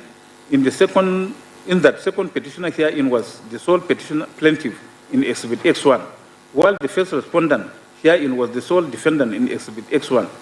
Secondly, from the above referred averments in this petition and the relief sought by the petitioner in in Exhibit X1, it is clear that the issue in both cases is whether the first respondent herein is mandatorily required to electronically transmit or transfer election results from the polling unit direct to the collation system. With the judgment of the Federal High Court in Exhibit X, the excerpt of which has been reproduced above, it is evident that the Federal High Court had decided the issue against the petitioners herein by holding that the first respondent cannot be compelled to electronically transmit election results. There is no evidence before this court that the second petitioner against whom the judgment in X1 was given has appealed against that decision. It is settled law that an appeal decision of the court remains subsisting and binding on the parties. See Abba versus Abba Aji, Jegede and INEC, Alexander and others versus Lone Star Drilling Company Limited. It is also tried that the doctrine of issue established is that where an issue has been decided by a competent court, the court will not allow it to be relegated by the same or different parties. It is also pertinent for us to state that in the final address of the first respondent, our attention was drawn to the recent decision of the Lagos Division of this court in appeal number CA/LAG/332/2023, APC and Labour Party and 42 others, wherein this court set aside the decision in suit number FHC/L/CS/370/23, Labour Party and others versus ANIL. Another case, forum shopped by the second petitioner at the Lagos Division of the Federal High Court after losing at the Abuja Division of the same court in Exhibit X1. In the judgment in appeal number CALG-CV332/2023, this court had upheld the decision of the Federal High Court in Exhibit X1 and construed same against the petitioners as issue estoppel in relation to the petitioner contention which they are making in this petition that ANIC is mandatorily required to electronically transmit election results. By virtue of Section 122, subsection 2 of the Evidence Act, this court is entitled to take judicial notice of the decision in appeal number CALG-CV332/2023, APC versus Labour Party and 42 others. Not only that, this court is by the doctrine of precedent bound by that decision. Since the above judicial pronouncements have decided that under the Electoral Act and ordinary regulation guidelines for the conduct of elections, the first respondent cannot be compelled to electronically transmit election results, the petitioners are clearly stopped by those decisions from contending in ground 2 of this petition that the first respondent is mandatorily required to electronically transmit the election results to the collation system. As a court of first instance, in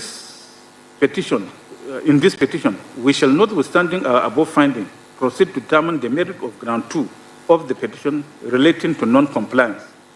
It is observed that in their petition, the petitioners have alleged the same set of facts in paragraph 33 to 79 as constituting both non-compliance and corrupt practice. On a careful perusal of the petition, however, it seems to us that the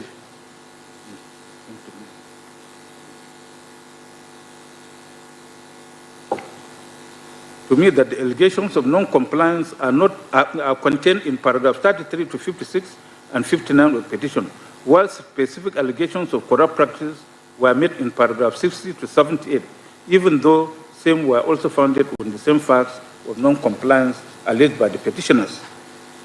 The gravamen of the petitioner allegations of non-compliance are as encapsulated in paragraphs 37, 45, 50, 51, and 55 of the petition, which are reproduced below.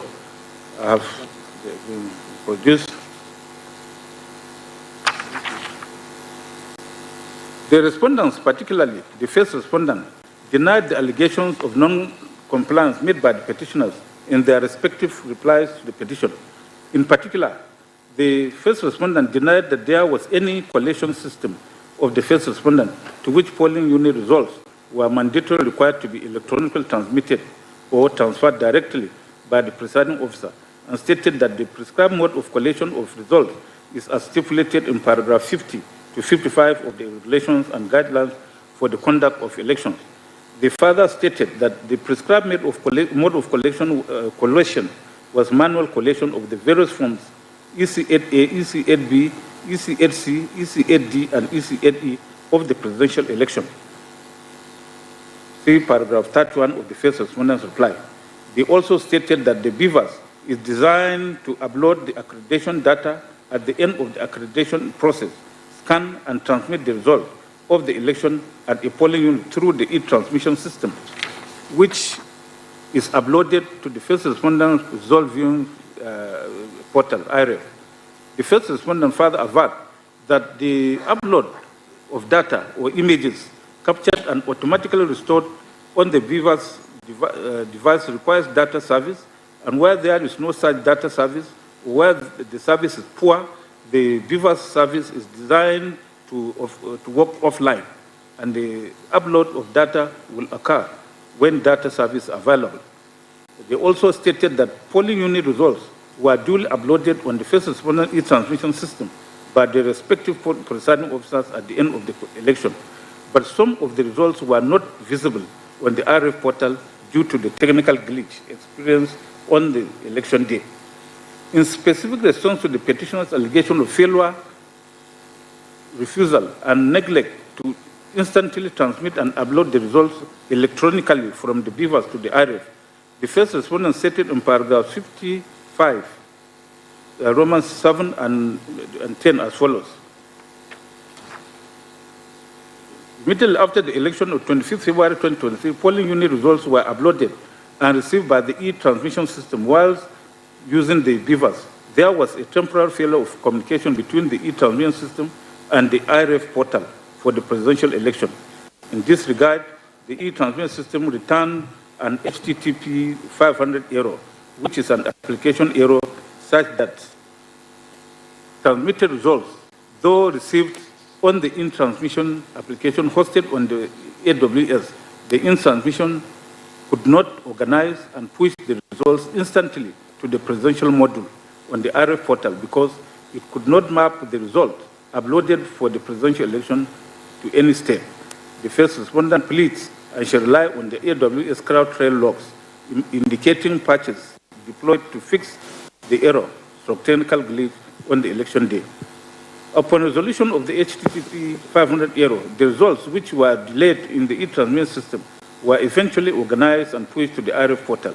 The results are available as generated in their original form from the polling unit using the beavers.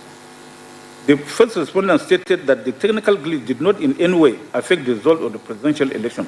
However, in paragraph 37 of their reply to the first respondent reply, the petitioners denied that there was a technical glitch experienced on election day as contended by the first respondent and stated that the failure of the first respondent to upload the presidential election results using the beavers to the average was a ploy to manipulate the actual results of the election. As indicated in their pleadings and submissions of counsel, the petitioner's allegation of non-compliance with the Electoral Act 2022 and the regulations and guidelines for the conduct of elections 22 is anchored on the provisions of sections 47.2, 61, 2 and 5, 64.4a and b, 64.5 and 73.2 of the Electoral Act and paragraph 38.1 and 2, 48a, b, c, 55, Roman 5, 7 and 20, 51.2, 54.12 and 55.12 and 93 of the regulations and guidelines. I have carefully considered the submissions of the parties on this issue of non-compliance with the Provincial Electoral Act and the paragraphs of the regulations and guidelines for the conduct of the election 2022. The Independent National Electoral Commission, the first respondent herein, is established by Section 153, subsection 1F of the Constitution of the Federal Republic of Nigeria 1999, and part of its functions as stated in paragraph 15 in Item F, Part 1 of the third schedule to the state constitution is to organize, undertake, and supervise elections, including election to the office of the President and Vice President, among other political officers listed. Being a creation of the Constitution, INEC is empowered by Section 160, subsection 1 of the Constitution to make its own rules or otherwise regulate its own procedure, and in so doing, it shall not be under the control of the President. Indeed, INEC shall not be subject to direction or control of any authority or person. By Section 4 of the 1999 Constitution, the legislative powers of the Federal Republic of Nigeria is vested in the National Assembly, which in the exercise of that power has enacted the Electoral Act 2022 to regulate the conduct of elections in the federal, state, and area councils of the Federal Capital Territory. Section 47, subsection 2 of the Electoral Act, relied upon by the petitioners, mandates every presiding officer to use a smart card reader or any other technological device that may be prescribed by the Commission for the accreditation of voters to verify, confirm, or authenticate the particulars of the intending voter in the manner prescribed by the Commission. Also, under Section 65 of the Act, the presiding officer shall transfer the results of the election, including the total number of accredited voters and the results of the ballot, in a manner as prescribed by the Commission. Section 62 sub 1 of the Act specifically provides that after the recording and announcement of the result, the presiding officer shall deliver same along with the election materials under security and accompanied by the candidates or their agents were available to such person as may be prescribed by the Commission. Further, Section 64(4) states that a collation officer or returning officer at an election shall collate and announce the results of an election subject to his or her verification and confirmation that A, number of accredited voters stated on the collected result are correct and consistent with the number of accredited voters recorded and transmitted directly from polling units under Section 47, subsection 2 of the Act, and B, the votes stated on the collected result are correct and consistent with the votes or results recorded and transmitted directly from the polling units under Section 60, subsection 4 of the Act. At this stage, it should be noted that Section 47, sub 2, referred to in Section 64(4)(a), relates to the procedure for accreditation of voters by the presiding officer using the technological device prescribed by the Commission. As for Section 64, referred to in Section 64(4)(b) of the Act, it only mandates the presiding officer to count and announce the result at the polling unit. In fact, subsection 5 of Section 60 goes ahead to mandate the presiding officer to transfer the result, including total number of accredited voters and the results of the ballot in a manner prescribed by the Commission. The Act also provides in Section 64(5) that the collation officer or returning officer shall use the number of accredited voters recorded and transmitted directly from polling units under Section 47(2) of the Act, and the votes or results recorded and transmitted directly from polling units under Section 64 of the Act to collate and announce the result of an election if a collected result at his or her lower level of collection is not correct. From the aforementioned sections, it is clear that while subsection 4 of Section 64 provides for what the collation or returning officer will use to verify and collect the results, subsection 5 also provides for what the collation or returning officer will use to collect the results. Subsection 6 of the same section provides for what the collation or returning officer will use to determine the correctness of disputed result where there is a dispute. These are A, the original of the disputed collected result for each polling unit where the election is disputed, which in our view means the physical or hard copy of the disputed result. B, the technological device used for accreditation of voters in each polling unit where the election is disputed. C, the data of accreditation recorded and transmitted directly from each polling unit where the election is disputed as prescribed under Section 47, subsection 2 of the Act. And D, the votes and result of the election recorded and transmitted directly from each polling unit where the election is disputed and as prescribed under Section 64, sub 4 of the Act, which requires only the counting and announcement of the result at the polling unit. A careful examination of the above sections relied upon by the petitioners show that the Electoral Act had used the words deliver in Section 62, subsection 1, transfer in Section 60, subsection 5, and transmitted directly in Section 50, sub 2, 64, 4, 5, and 6 of the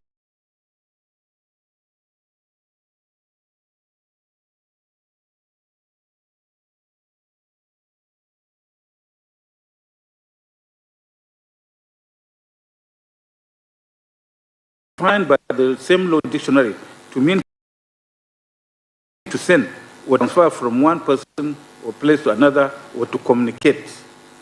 In my view, the Electoral Act 2022 has used the words deliver, transfer, and transmitted directly, interchangeably, to describe how the results of the election shall be moved from one stage to another until the results are finally collated and declared.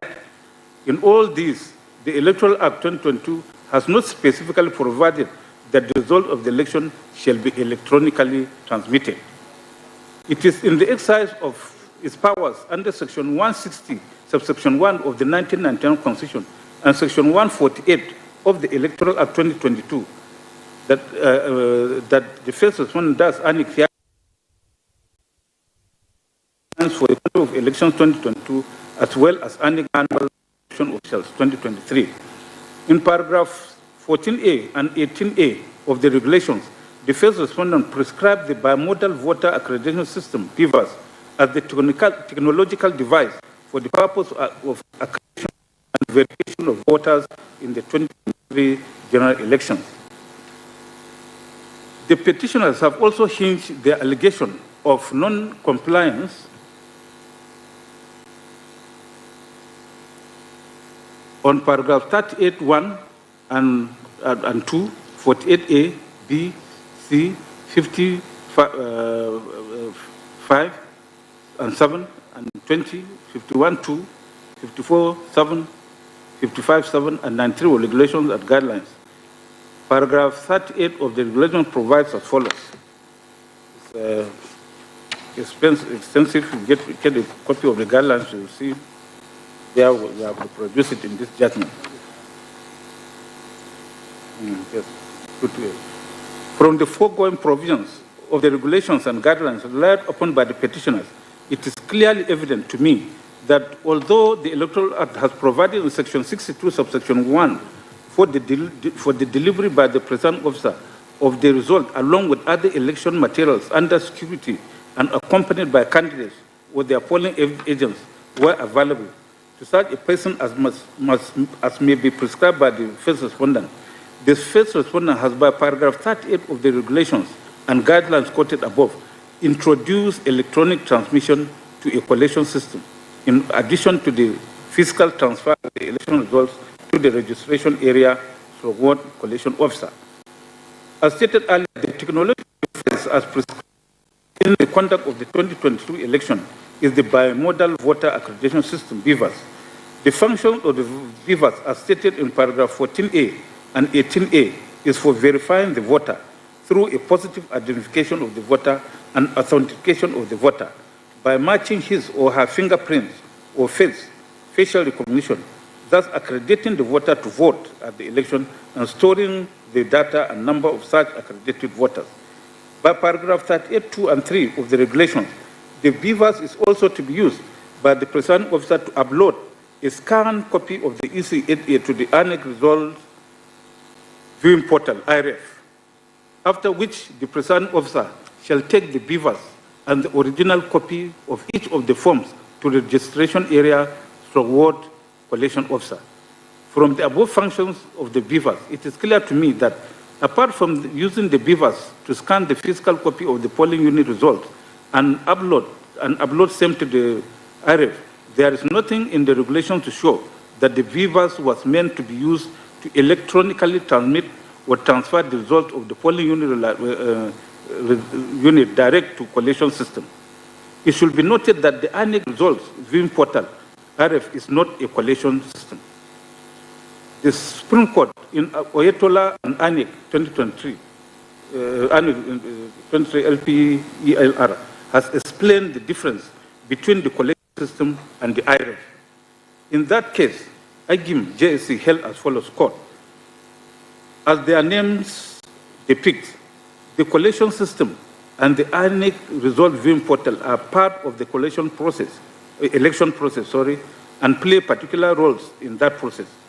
The collation system is made of centers where results are collected at various stages of the election. So the polling unit results transmitted to the collation system provides the relevant collation officer the means to verify a polling unit result as the need arises for the purpose of collation. The results transmitted to the result viewing portal is to give the public at large the opportunity to view the polling unit results on the election day. A community reading of the relevant provisions of the Electoral Act 2022, the regulations and guidelines for the conduct of elections 2022, and the Annex Manual for Election Officials 2023 show that the Electoral Act provides in Section 62, subsection 1, that after recording an announcement of the result, the presiding officer shall deliver same along with election materials under security and accompanied by the candidates or their polling agents to such persons as may be prescribed by the Commission. The regulations and guidelines, as well as the Annex Manual, also state that hard copies of election results shall be used for the collation, and it is only where no such hard copies of the election results exist that electronically transmitted results or results from the IRF will be used to collect results. The petitioners who contend that ANEC was mandatorily required to electronically transmit the election results to the collection system have called PW2 as an expert witness who stated that he is a software engineer. He stated that he was aware that ANEC was mandated to electronically transmit or transfer the results from the polling unit direct to the collation system as prescribed by ANEC. He stated that the IRF portal is part of the technological architecture developed or deployed by ANEC for the storage, management, display, and uploading of polling unit results to be accessed by the public. However, under cross-examination, he admitted that he was not familiar with the operations of the Beavers machine and that his investigations and findings were on the ANEC IRF portal. He also agreed that it was only ANEC that could prescribe the method of transmission of election results. PW4 was also called as an expert witness by the petitioners, even though he stated that part of his brief by Labour Party was to determine ANEC compliance with the Electoral Act 2022 and the ANEC regulations and guidelines for conduct of the elections 2022. He prevaricated under cross-examination by the first respondent when he first stated that ANEC at the IRF portal is an electronic collation system, but later recanted and said the IRF portal is not capable of collating and or tabulating the results of an election. The witness also stated under cross-examination by the second and third respondents that it is the image of Form EC8A that will be transmitted to IRF, while the hard copy of the Form EC8A will be taken to the Ward Collation Center. As for PW7, also called as expert witness petitioners, her evidence was basically in respect of the health status of Amazon Web Services, which hosted the ANEC IRF portal. The testimony of PW8, a cybersecurity expert, also called by the petitioners, also related to the ANEC IRF portal.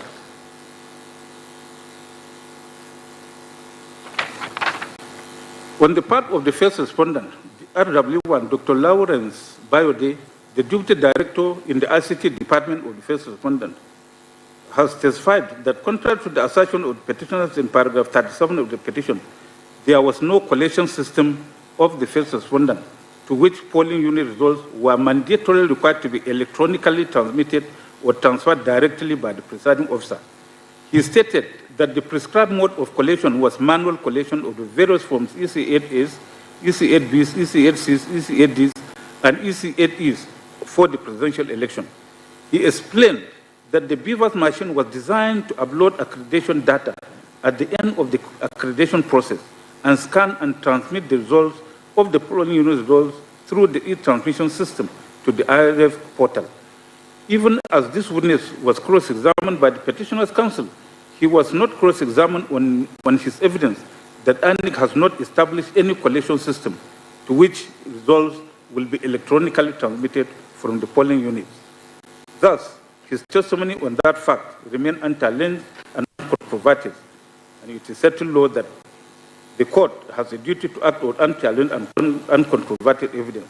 See Bromwen Energy Trading Company Limited, OAN Overseas Agency, Ogunyade versus Oshunke, and others.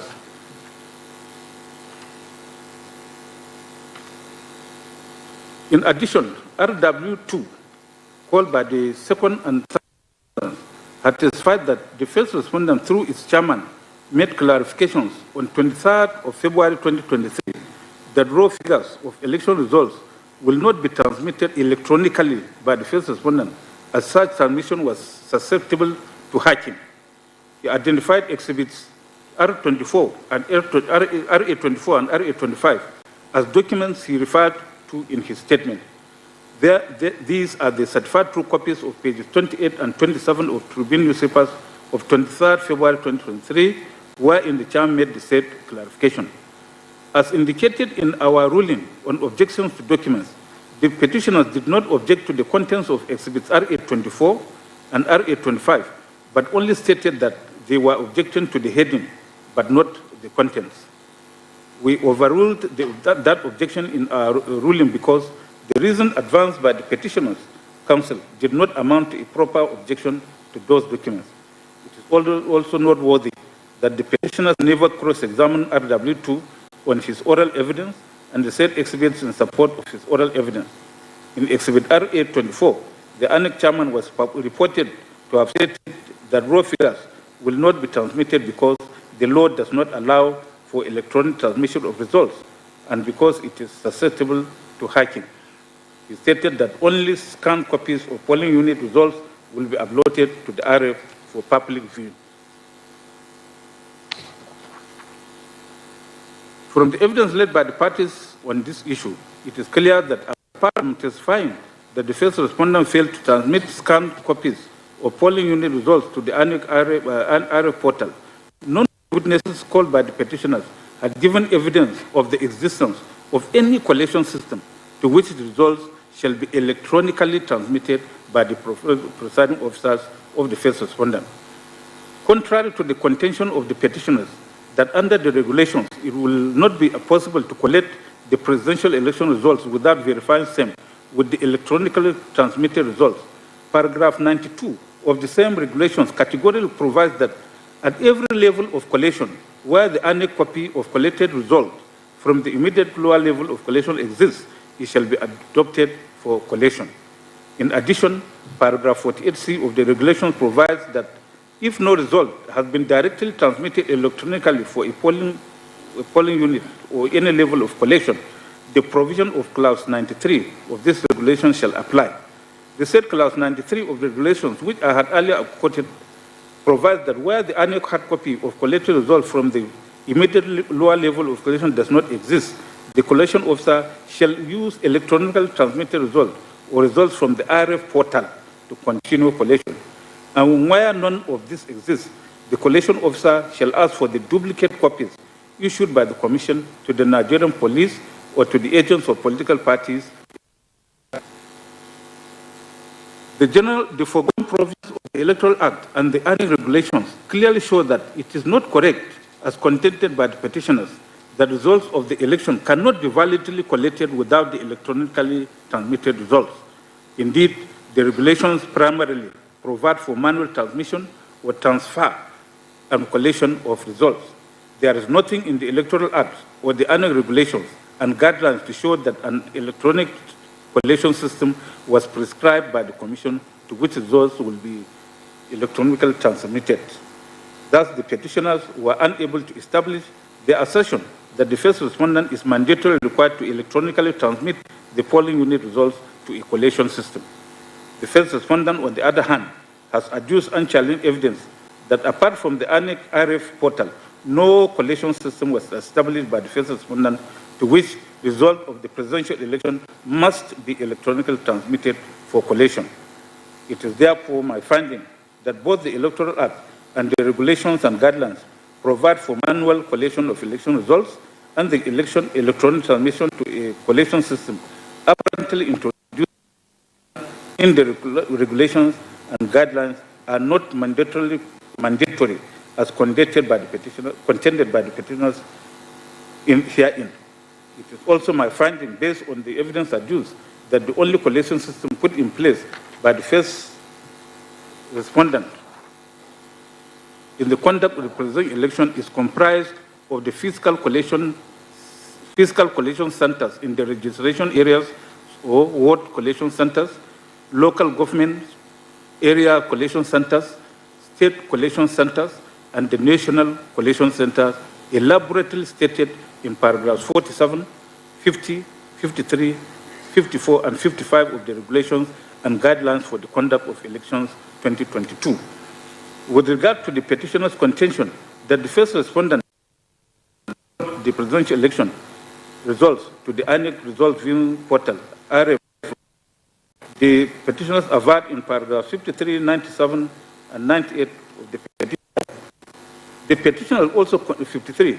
The petitioner also contend that in manifest violation of the first respondent regulations and the Electoral Act 2022, the results of the presidential election held in the polling units were not fully uploaded on the IRF as at the time of the purported declaration of the second respondent as the winner of the presidential election, which gave room for manipulation of the said results by officials of the respondent. 97.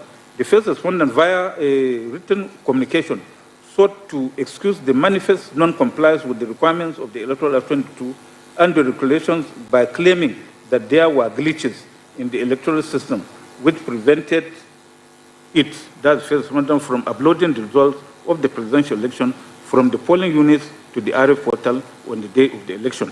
The said written communication is hereby pleaded.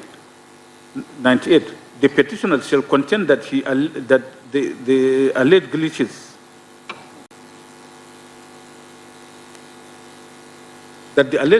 in the electronic system installed and managed by the first respondent were a ploy invented by the first respondent to credit unlawful votes to the second respondent and thereby wipe out the clear advantage which inured to the petitioners following the lawful exercise of voting rights by the electorate.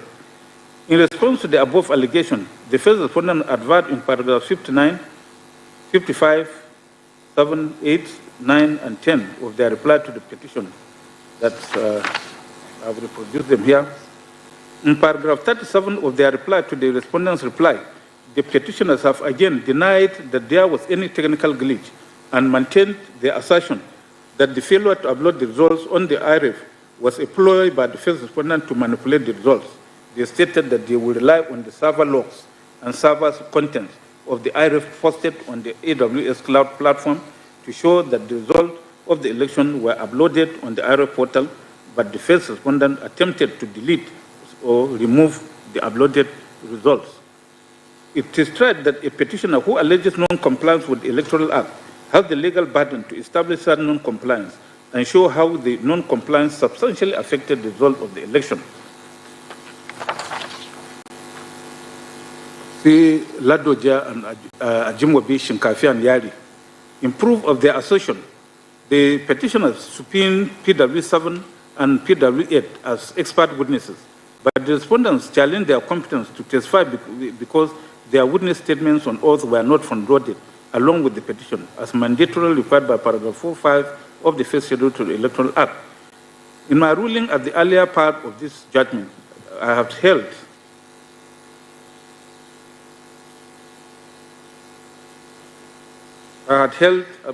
upheld the respondents' objection and sought out the evidence which include their witness statements on oath and the documents or reports tendered through them.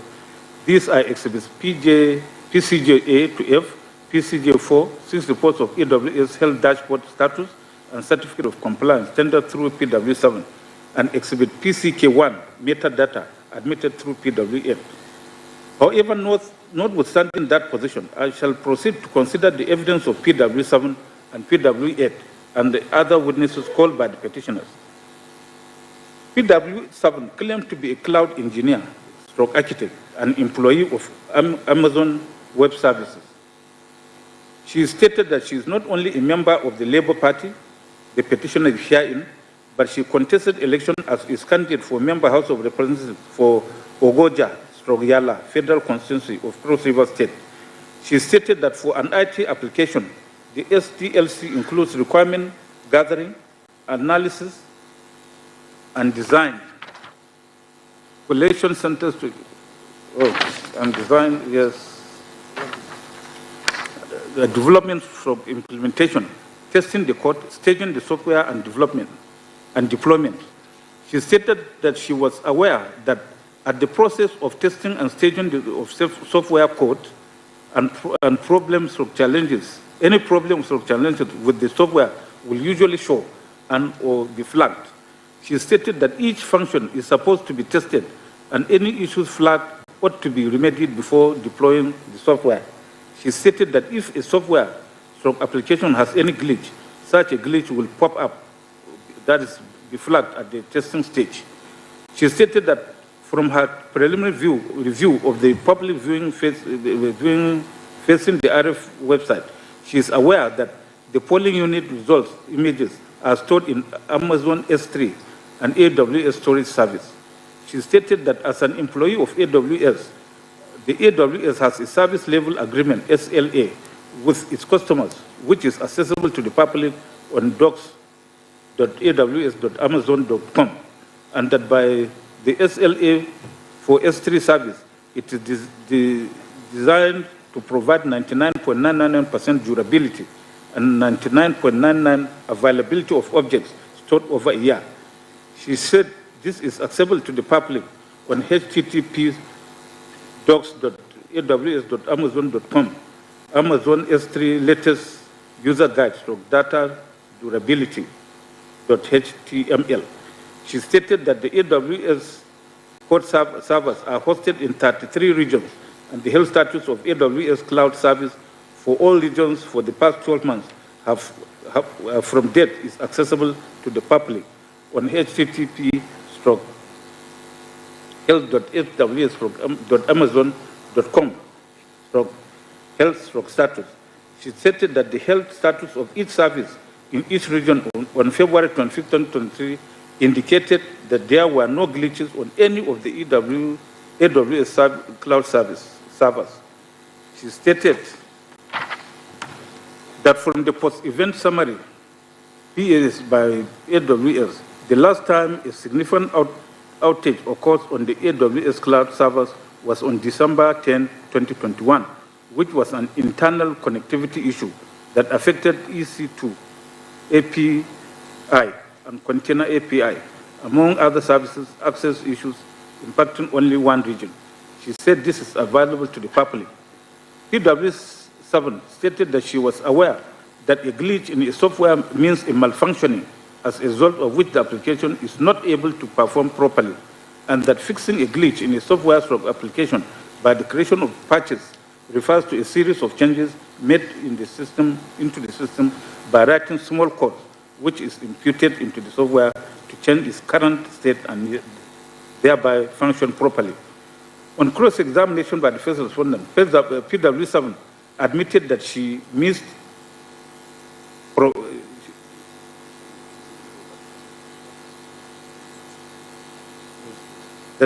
post-production maintenance, which is an important element of software development life cycle. She denied that glitches occur at post-production maintenance stage and stated that it appears at the testing stage. She stated that she was aware of personal health dashboard, but stated that the first respondent's personal health dashboard is not before the court. She admitted that the AWS adopts a shared responsibility model in which AWS plays its part while the customer plays its own part when it comes to security. She admitted that the report she tendered only shows the health of all AWS services in all regions in terms of the infrastructure and not security. She admitted that in order to know what happened on applications deployed on AWS infrastructure by a customer, it is not necessary to get a technical report. PW7 also stated that she is familiar with AWS CloudTrail, and there is a CloudTrail for every AWS account and for every API action made on that account. She admitted that she did not produce the CloudTrail for any deployed application before the court. She denied that the CloudTrail is the best account of what transpired on any deployed application, but did not state the best way to know what transpired. She stated that it is highly unusual for glitches to occur for primary functions of applications in production. She stated that she was not aware that glitches happened with the Central Bank of Nigeria e-money project, or the one that happened with the MTN PSG. She admitted that she was a candidate for the Labour Party at the last election. She also admitted that the subpoena under which she came to court was served on her personally and not on Amazon Web Services. Also on cross-examination by the second and third respondents, PW7 admitted that Exhibit PCJ2 which she presented as her employment verification letter, was not signed by anyone, but insisted that there is the name of Employment Resource Center written on it. She also admitted that she had been attending the court and watching the proceedings before the day of her testimony. She admitted that the report she presented before the court is public information hosted by Amazon and that it is available and accessible to the public. She, however, insisted that the report is hers because she was the one who downloaded it and brought them to the court.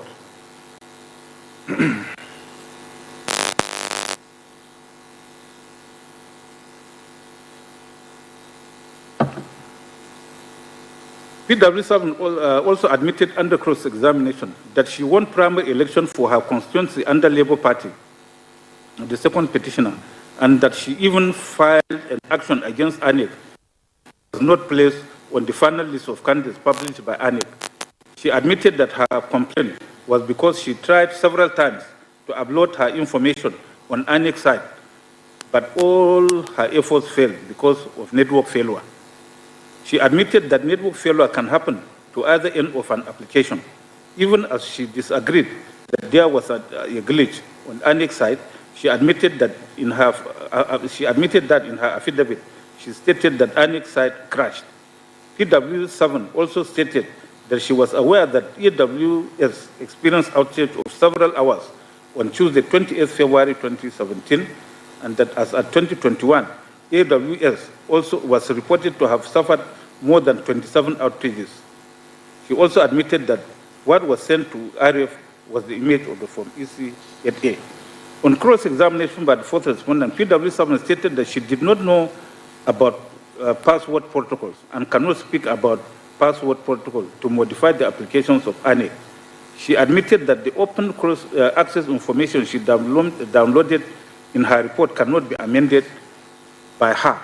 In fact, she admitted that she was not representing Amazon Web Services in this case. She, however, insisted that she is an expert.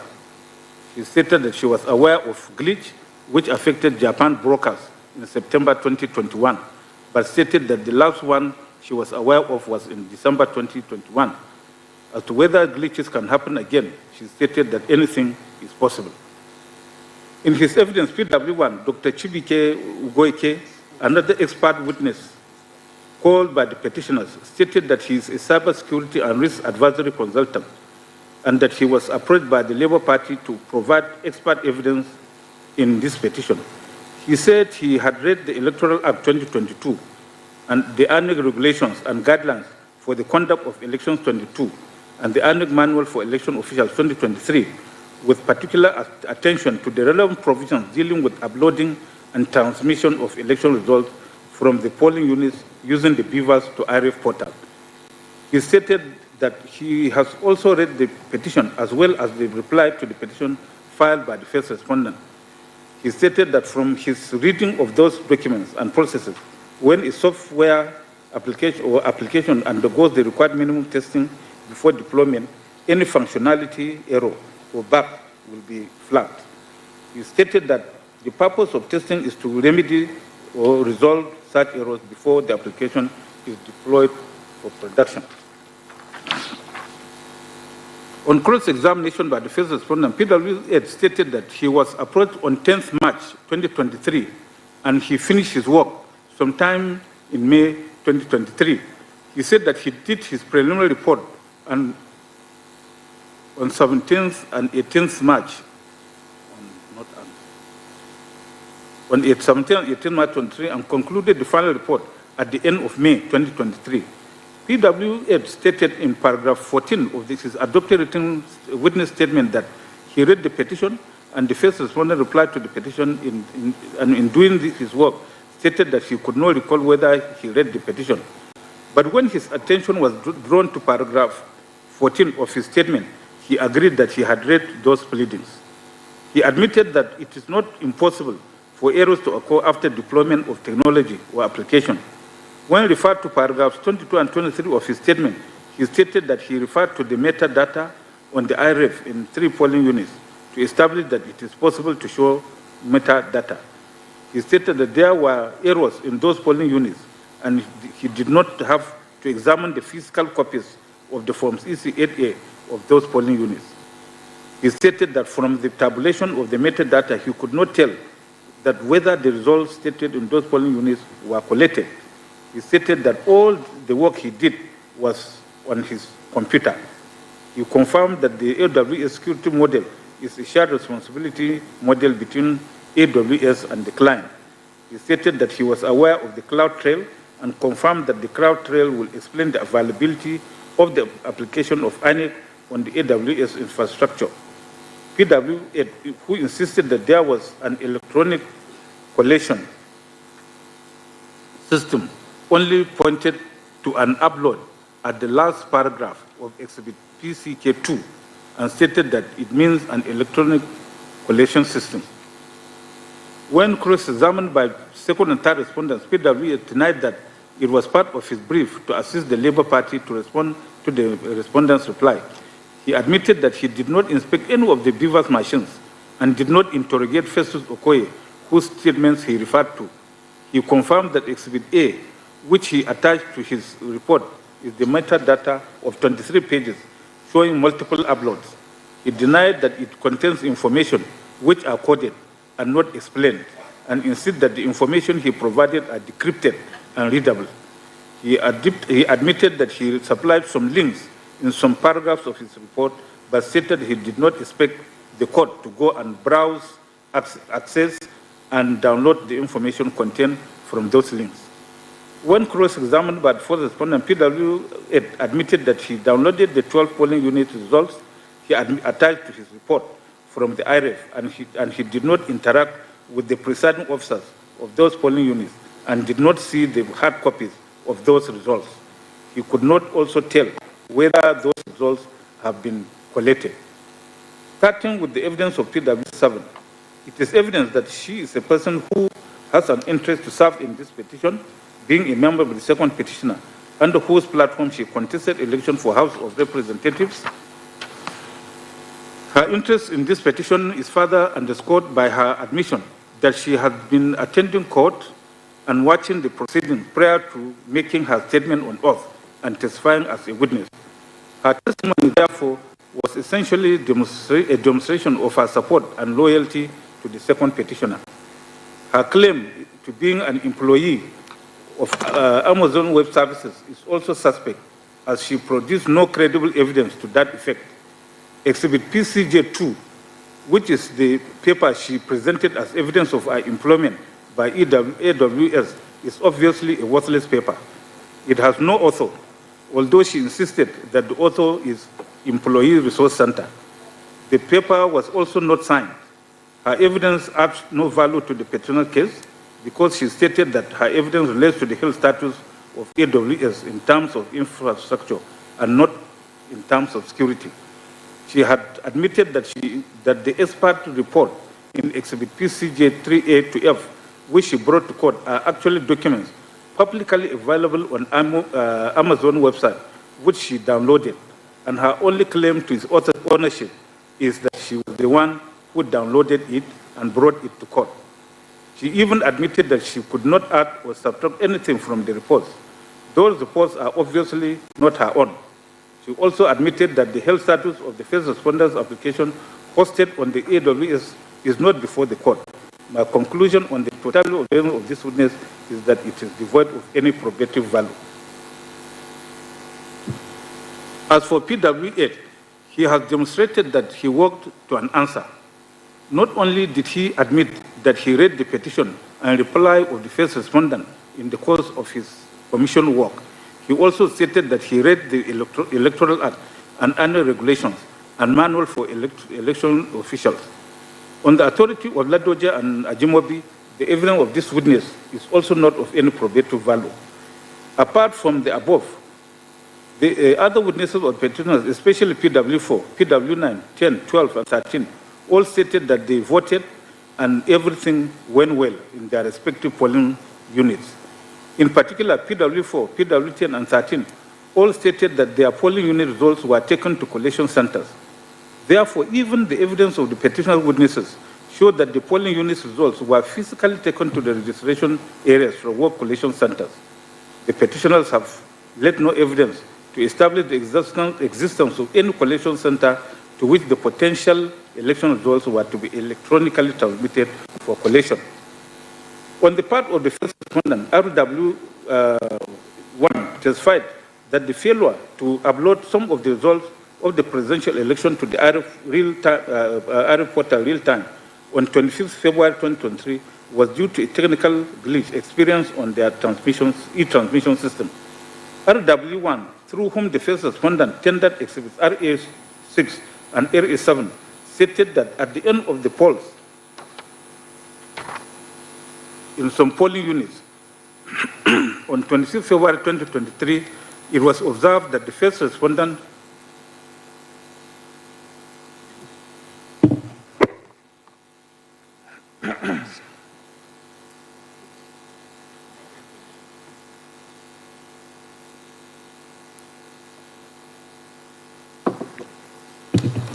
it was observed that by the first respondent that polling unit results being uploaded to the annex e-transmit system by the presiding officers were pushed to the Senate and House of Representatives modules on the IRF, but the results of the presidential election were not being pushed to the presidential module on the IRF.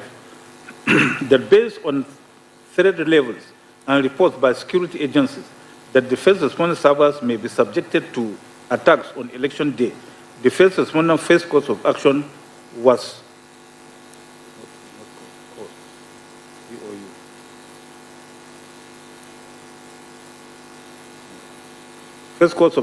to investigate whether the servers were being attacked.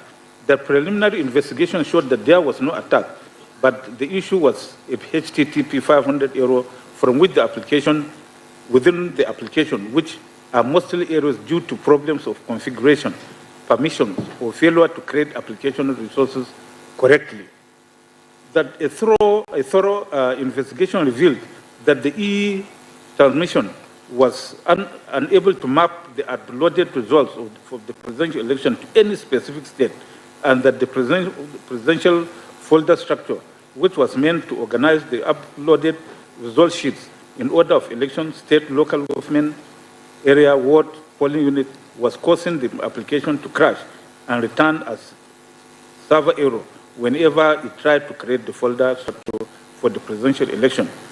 RW1 explained that creating a folder structure to organize the uploaded results in the hierarchy of election, state, local government, ward, and polling unit was a new feature introduced as an improvement in the transmission system, and that the old system randomly saved uploaded results by timestamps, making it difficult to upload results sheets by election or by state. He stated that the deficiency was observed after the Ocean State governorship election in 2022. RW stated that during the election of 25th February 2023, the application was able to query and detect the base states for the senatorial districts and federal constituencies based on the mapping of all central districts and federal constituencies to their respective states. And that this mapping still exists in the database. And the upload was successful because it was able to identify the state and build the folder hierarchy.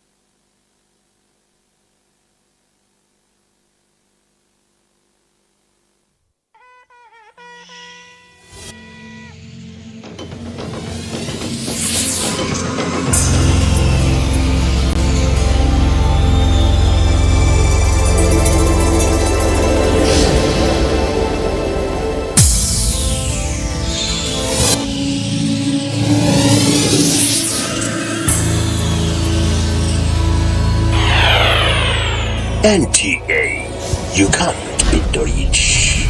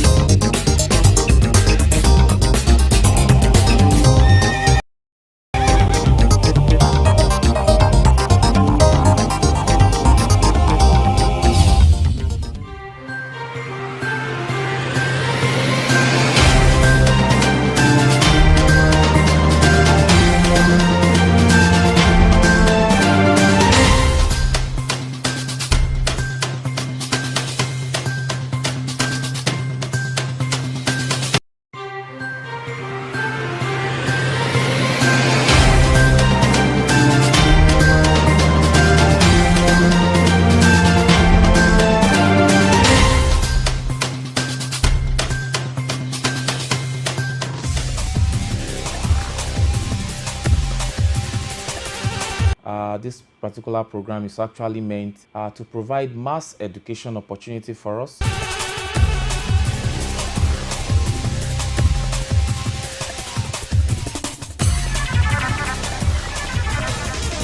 So the first thing you need to consider under pre-resumption phase preparation by schools is that, number one, there must be thorough cleaning of the environment. This is very, very important.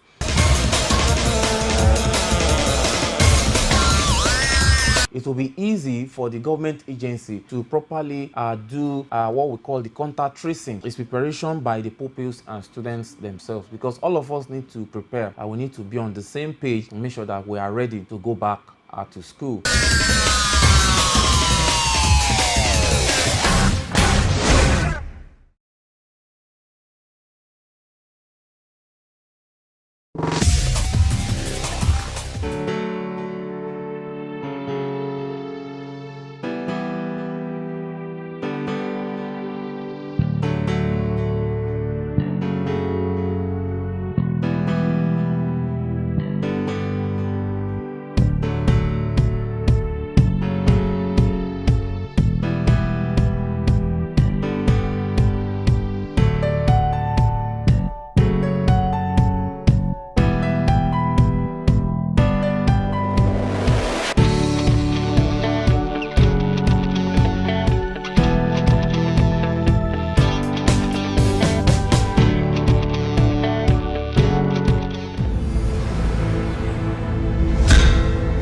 Cac TV, igniting the apostolic fire.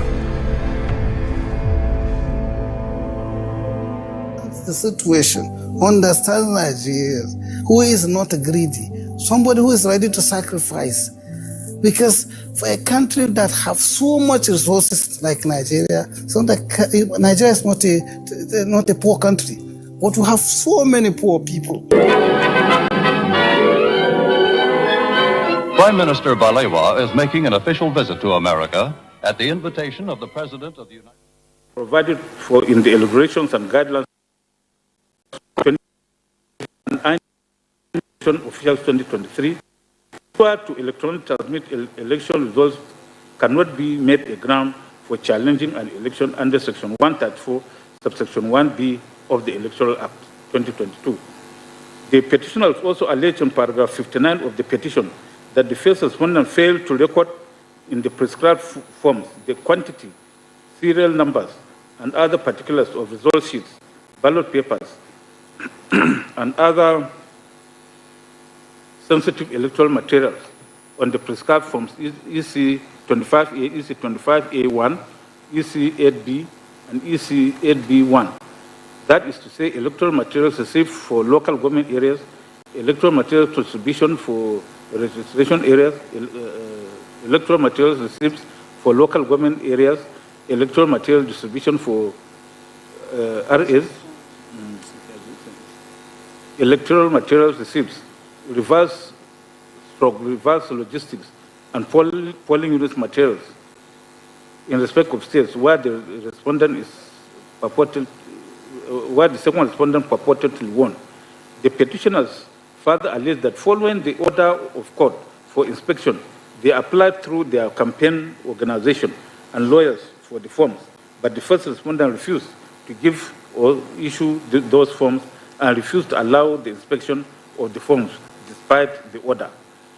In response to the petitioner's allegation, the first respondent countered that its officials duly recorded in the prescribed forms the quantity, serial numbers, and other forms, other particulars of the result sheets, ballot papers, and other sensitive electoral materials in the prescribed forms EC 25A, EC 25A1, EC 8B, EC 8B1, in respect of the states where the second respondent duly won the election, as done in the states where the petitioner won the election, as the procedure adopted in the election across all the states of the Federation are uniform and the same. The first respondent further stated that it duly complied with the order of inspection granted by the Honorable Court, and the petitioners were not denied access to the forms EC 25A, EC 25A1, EC 8B, EC 8B1 as alleged by the petitioners. It was the submission of Land Senior Counsel for the petitioners that, having regard to the state of the pleadings and the issues of fact in contention, the onus is on the first respondent to prove that there was indeed due compliance with the provisions of Section 73, subsection 2 of the Electoral Act, since petitioners are asserting the negative while the respondents are asserting the positive. He relied on the decision of this court in First Bank Nigeria PLC, Adjudication Business Investments, and Royal United Nigeria Sterling Bank PLC. He submitted that the first respondent did not lead any evidence in proof of their positive assertion that there was compliance with the said provision of Section 73, subsection 2 of the Electoral Act. Landed Council submitted that on the part of the petitioners, they have led evidence through PW 12 that the petitioners obtained order of this court for inspection of documents, but the first respondent had refused to produce the forms, despite several letters demanding the forms from the petitioners, which were tendered as exhibits PCQ1 to PCQ6.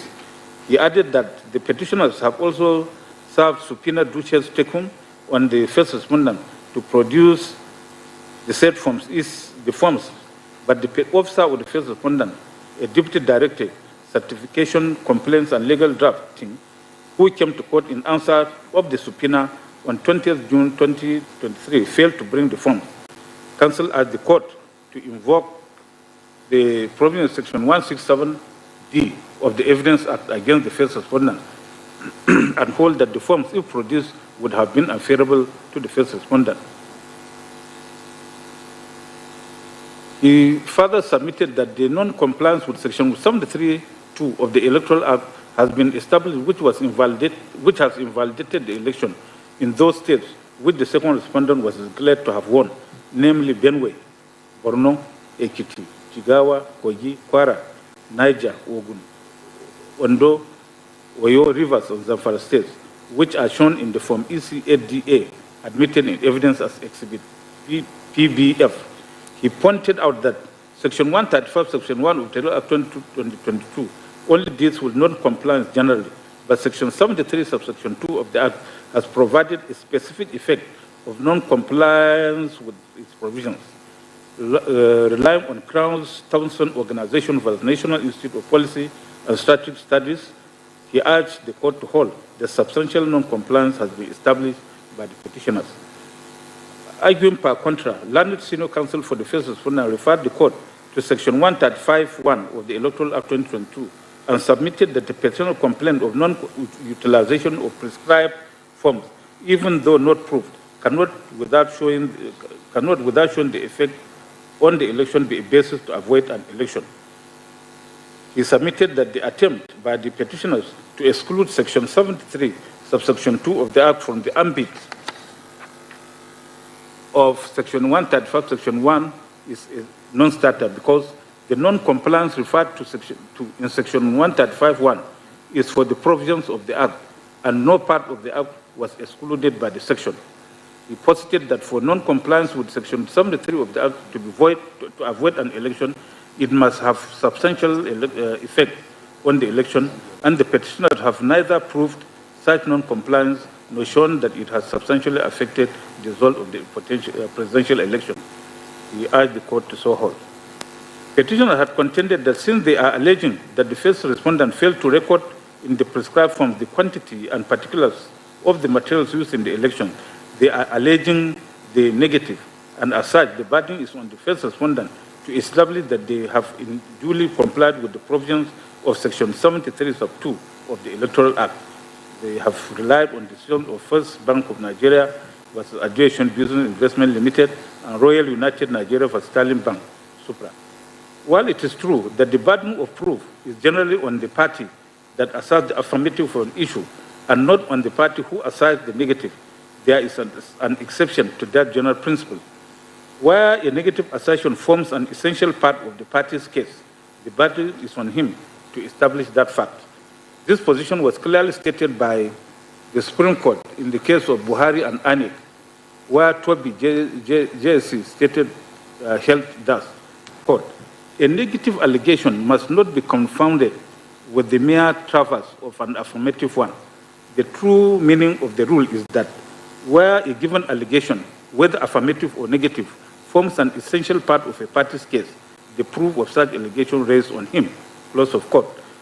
Again, this court in Dashi and others versus Durven and others espoused this legal position when Ugo JCA held as follows. Quote, I am in no doubt that this argument of appellants about negative and positive assertion is misconceived. For while it is true that the burden of proof is generally on the person who substantially affirms the positive of an issue and not on the person who makes a negative assertion, there is a caveat to that principle, to the effect that where a negative assertion forms an essential part of a plaintiff's case, as it evidently is the case of the appellant, the burden of proof of such allegation rests on him. The law on this point was lucidly stated by Bowen LJ in Abrath, was a Northeast Railway Company, 11 Queens Bend Division 440 at 457, when he said that, quote, in an action for malicious prosecution, the plaintiff has the burden throughout of establishing that the circumstances of the prosecution were such that the judge can see no reasonable and probable cause for instituting it. In one sense, that it is the assertion of a negative, and we have been praised with the proposition that when a negative is made out, the onus of proof shifts. That is not so. If the assertion of a negative is an essential part of a plaintiff's case, the proof of the assertion still rests on the plaintiff. The terms negative and affirmative are, after all, relative and not absolute, close of court. In the instant case, the petitioners have made their allegation of non-compliance with Section 73(2) of the Electoral Act 2022 by the first respondent as an essential part of their case in challenging the results of the election declared by the first respondent. Not only are the petitioners statutorily required by Section 135, subsection 1 of the Electoral Act to establish substantial non-compliance with the provisions of the Act, they are required to show how such non-compliance has substantially affected the result of the election. As rightly observed by the learned senior counsel for the first respondent, the non-compliance that will not invalidate an election under Section 135(1) unless it is shown to be substantial and to have substantially affected the result of the election encompasses non-compliance with all provisions of the Electoral Act, including Section 73, subsection 2 thereof. In other words, Section 73, sub 2 is not derogated from the ambit of Section 135, section 1 of the Act. Indeed, in Buhari and Anik, Toby Joyce, while considering Section 145(1) of the old Electoral Act, similar to Section 135(1) of the Eastern Electoral Act 2022, had held at page 48, paragraphs B to D that, quote, A petitioner who files a petition under Section 145(1) of the Electoral Act has the burden to prove the ground or grounds. This is because he is the party alleging the grounds and he has a duty to prove the affirmative. He is the party who will lose if no evidence is given on the grounds. If the party does not prove his case under Section 145(1) of the Act, the action fails. Therefore, the petitioners who have alleged non-compliance with the Section 73, subsection 1, as part of their course of action, have the burden to establish such non-compliance in accordance with the requirements of Section 135(1) of the Act. The petitioners have also relied on the evidence of PW12 and on exhibits PCQ1 to PCQ6 to also tendered through PW12. The exhibits are acknowledged copies of letters dated 6 March 2023, 14 March 2023, 16 March 2023, and 20th March 2023, all written by the petitioners or their solicitors to the chairman or the first respondent, demanding for inspection of documents and for certified true copies of the electoral forms. The petitioner also relied on subpoena duces tecum served on the first respondent to produce the said form. In his testimony at paragraph 58 to 60 of his adopted written statement on oath, PW12 merely stated that the petitioners made several applications through its campaign organization and solicitors for certified copies of election documents and data relating to the presidential election, but they were denied by the first respondent, and that the first respondent had failed to record in the prescribed forms the quantity, serial numbers, and other particulars of result sheets, ballot papers, and other sensitive electoral materials. The record of proceedings of this court also shows that at the instant of the petitioners, subpoenas dated 30th May 2023 and 13th June 2023 were issued on the chairman of the first respondent to produce some documents. The record also shows that on the 20th June 2023, one Olufunmilayo Taiwo, a deputy director of certification on complaints and legal drafting with ANIC, appeared on behalf of the first respondent in answer to the subpoena duces tecum. While she produced some of the documents required of the first respondent in the subpoenas, she informed the court that the documents listed in the subpoenas as listed B, C, D, and E are in the states, and since the subpoena was served on them just before the previous day, it will take some time for the first respondent to get them. An examination of exhibits PCQ to PCQ6, which were tendered by the petitioners through PW12, showed that all except exhibit PCQ are letters addressed to the chairman or the first respondent by the petitioners and their solicitors requesting for inspection of documents and for certified copies of those documents. Exhibit PCQ4 is a cover letter addressed to the resident electoral commissioner, Benue State, from the law firm of Dr. Onyechi Piazu, SAN and Co., notifying the respondent, the resident electoral commissioner, of subsequent action on the solicited letter by the national chairman, ANIC headquarters, Abuja, dated 6 March 2023. It is instructive to observe that Section 74(1) of the Electoral Act 2023 mandates the resident electoral commissioner in a state where an election is conducted to within 14 days after an application is made to him by any of the parties to an election petition, cause a certified true copy of such document to be issued to the said party. Subsection 2 of that section even provides that any resident electoral commissioner who fails to comply with subsection 1 commits an offense and is liable on conviction to a maximum of 2 million naira or imprisonment for a term of 12 months or both. A look at the letters exhibits PCQ1 to PCQ6 showed that they were all addressed to the chairman of ANIC instead of the resident electoral commissioners in the states, as required by the petitioners by Section 74, subsection 1 of the Electoral Act 2023. It is therefore clear that the petitioners have failed to follow the clear legal procedures of requesting for those documents. More so, when the record shows that the subpoenas, which they claim to have served upon the first respondent, were also served on the chairman of the first respondent, and as stated by the officer who answered the subpoena, same was served only the previous day to her appearance in court.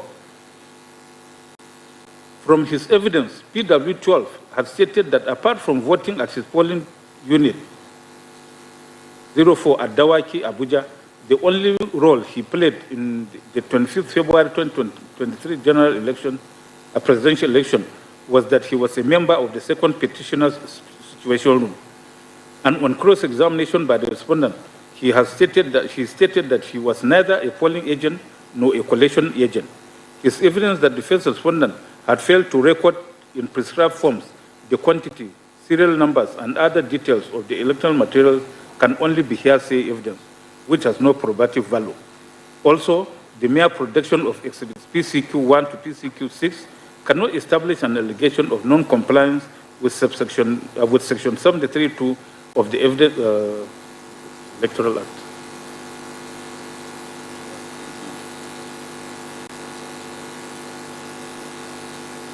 Of the Electoral Act 2022.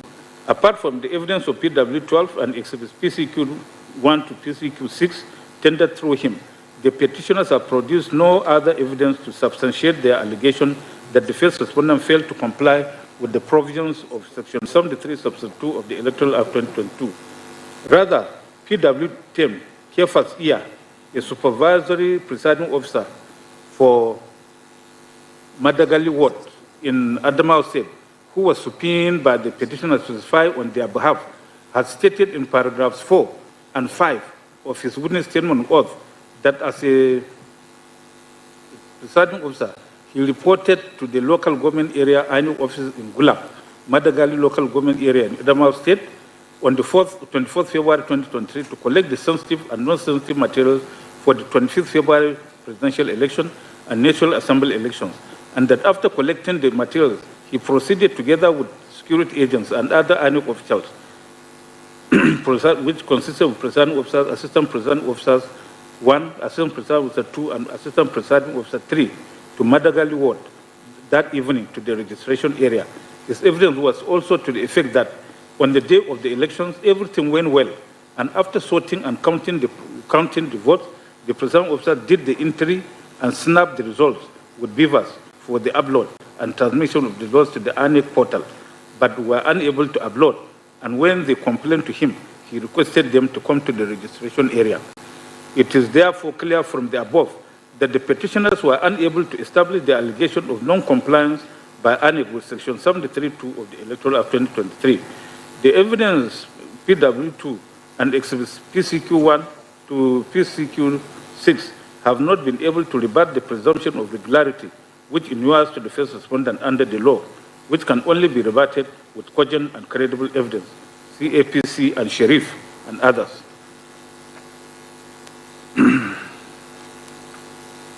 From the totality of the evidence adduced on this issue, of the considered view that petitioners have failed to prove substantial non-compliance with the provisions of the Electoral Act 2022. Issue 2 is therefore resolved against the petitioners and in favor of the respondents.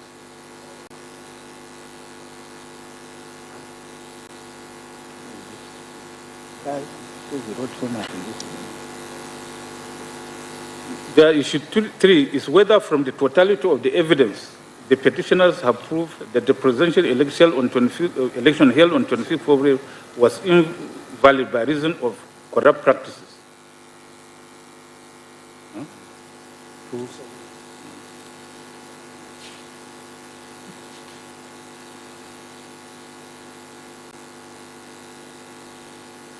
Well, here again we have considered the submissions of counsel. So in their petition, the petitioner made allegations of suppression of scores, unlawful reduction and inflation of results, uploading of fictitious results, misrepresentation and manipulation of results where no election took place, overvoting and wrong computation of results. These allegations are contained in paragraph 60 to 78 of the petition. In paragraph 60, 61, 62, 64, 65, 68, and 69 of the petition, the petitioners allege that due to the first respondent refusal and neglect to upload and transmit the result of the election to the IRF on the day of the election, the first respondent suppressed the actual scores obtained by the petitioners. According to them, the suppression of the first respondent scores, which occurred in 18,088 polling units, was orchestrated by the first respondent, deliberately uploading readable and blurred forms EC8S on the RF, and thereby suppressed the lawful scores obtained by the petitioners in the said polling units. They further alleged that in Rivers State, during the collation exercise, the first respondent announced scores of the petitioners as 175,071 votes, and the second and third respondents as having 231,591 votes, when in actual fact, the petitioners' lawful votes are 205,110, while that of the second and third respondents ought to be 84,108. They similarly alleged that in Benue State, the first respondent suppressed the lawful votes obtained by the petitioners when it announced their votes as 308,372, and that of the second and fourth respondents as 310,468, when the actual votes of the petitioners were 329,000, and that of the second and third respondents at 300,421.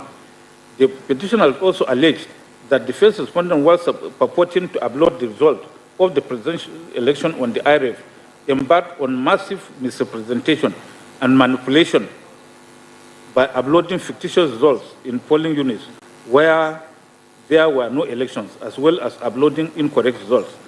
They stated that if the results of polling units, wards, local government states are properly tabulated and calculated as required by the Electoral Act and the regulation and guidelines for the election, the overall results of the election and the percentages scored by the political parties will show that the petitioners won the presidential election of 25th February 2023.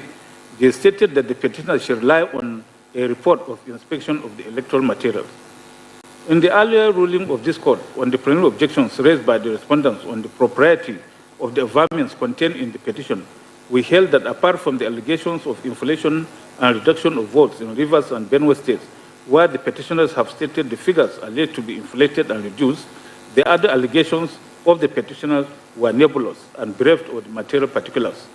We held that the said affirmance contained no particulars of the polling units where the alleged infractions took place or the figures alleged to have been inflated or reduced. We had struck out those paragraphs for offending paragraph 4, 1D and 2 of the first schedule to the Electoral Act 2022. Indeed, apart from the strict requirement of stating material particulars in election petitions, it is also tried that in civil litigations, including election petitions, whenever fraud or any other crime is alleged, material facts of such allegation of fraud or other crime must be pleaded and clearly set out. See Omo Borio and others versus Ajasi, Beso Limited and Honey Legion, Lorin and others versus Sangolana and others. The petition allegations of suppression of votes, inflation and reduction of votes, massive misrepresentation and manipulation by uploading fictitious results all amount to falsification of results of an election. See Sabija versus Tukur. The Supreme Court held that allegations of inflation with non-existing votes is another way of alleging falsification of results. Indeed, in Haruna and Modibo, the Supreme Court held that where a petition is based on allegation of incidents of fraudulent acts, manipulation of results, or falsification of results, that allegation is criminal in nature, and evidence required in proof thereof must be clear and unambiguous. In other words, the proof must be beyond reasonable doubt. This section 135 sub 1 of the evidence Act and cases of Buhari and Obasanjo, Emmanuel Umana, Ipiazu, Oti, Abubakar, and others for Yaradua, Omishore, Ariboshola, Magaji, and all Progressive Congress. In order to establish falsification of election results, the petitioner must produce in evidence two sets of results, one genuine and the other false. See the cases of Kaki and PDP, Nwobodo and Ono, Adewale and Olaifa. See also Chima Anoze versus Dr. Ken Obichere and others. And Joseph Olujimi Kolawole Abaje versus Babatunde Raju Fashola. And Okechuku and another versus Onyebu. To prove their petition, the petitioner also, who indicated during pre-hearing, they will call 50 witnesses, call only 13 witnesses. They are mentioned here. Of the above 13 witnesses, only 3 had their witness statements on oath filed along with the petition. These are PW1, PW2, and PW12. In our ruling on the respondent's objection to the competence of the petition witnesses at the beginning of this judgment, we had struck out the evidence of PW3, 4, 5, 6, 7, 8, 9, 10, 11, and 13 on the ground that their witness statements on oath were not filed along with the petition as mandatorily required by paragraph 45B of the first schedule to the Electoral Act. However, even if the statements of those witnesses of the petition were to be considered, the question is, are those testimonies cogent and credible to establish the petitioner's allegations stated above?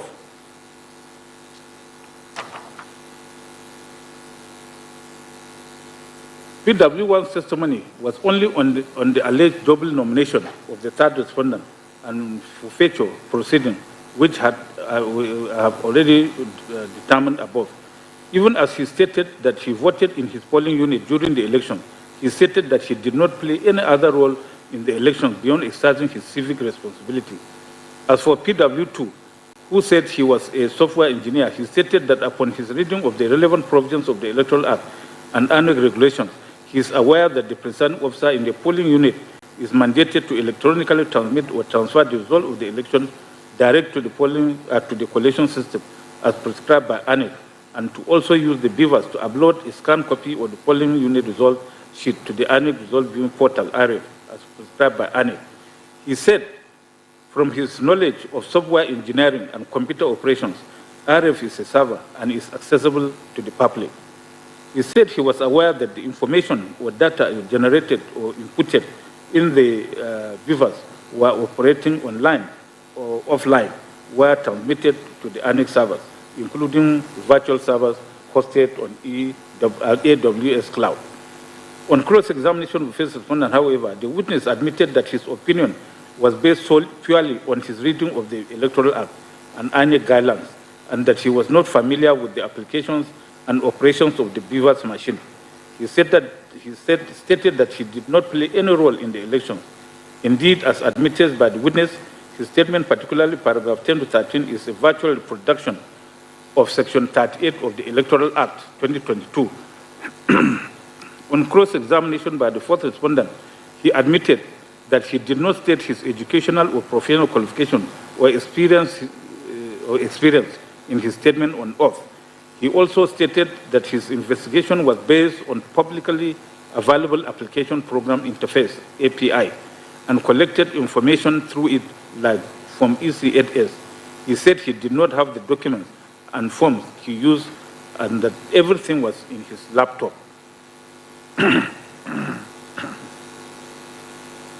Contrary to the speculation of the petitioners that ANEC was not prepared to conduct the promised credible, authentic, and transmitted election, or that it deliberately or mischievously allowed a compromised IT infrastructure to be deployed for the conduct of the presidential election, PW2 confirmed that Amazon Web Services is the most secure service providers in the world, and that it is used by corporations, companies, individuals, and governments that are most concerned with security. In his entire evidence, PW2 did not talk about the contents of any result. Instead of supporting the petitioner's allegations, the evidence of this witness supports the case of the first respondent. As for PW3, PW5, and PW6, they merely tendered flash drives containing speeches of the ANEC chairman, Mahmoud Yakubu, and ANEC National Commissioner, Festus Okoye, wherein they gave assurances that results of the election will be transmitted to the RF for public viewing. Being mere assurances, the evidence of these witnesses had no utilitarian value in establishing allegations of corrupt practices made by the petitioners in this case. In his evidence, PW4 tendered exhibits PCD 1, 2, and 3, which he claimed to be the report of his analysis of the presidential elections. The witness also tendered 4 boxes containing what he called 18,088 blood polling unit results downloaded from the RF portal, which were also admitted as exhibits PCE1 to PCE4.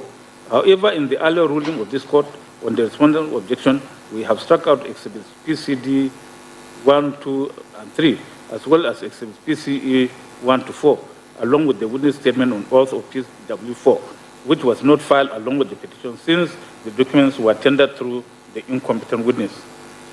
The witness claimed in his evidence that from his investigations, the scores on forms EC8As of 39,556 polling units were inaccessible as they contain uploads not connected with presidential election, and that the number of accredited voters affected by the 18,088 blood result was 2,565,269, while the number of voters who collected their PVCs was 9,165,191.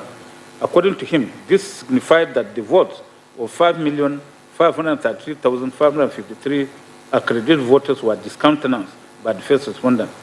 He added that 23,119,298 registered voters collected their PVCs in those 39,546 polling units, and concluded that both the number of accredited voters of 5,553,553 and number of voters who collected their PVCs of 23 million plus polling units far exceeded the margin of lead from the first respondent's announced result of 1,807,206 over the first runner-up and 2,693,193 over the second runner-up. PW4 also stated that in Benue State, neither the results he obtained from the RF nor the CTCs of forms EC8As matched the results of the first respondent.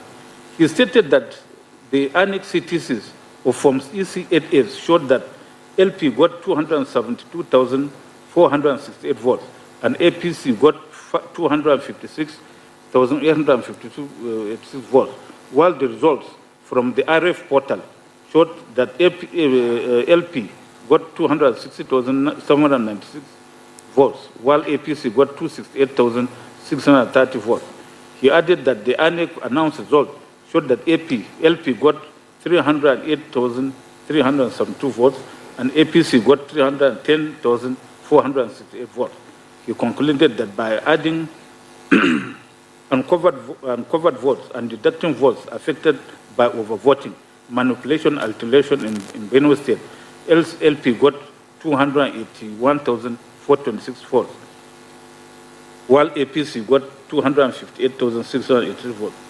A look at the 18,088 blood polling unit results, which the witness claimed to have downloaded from the RF portal, showed that they were not certified by the first respondent.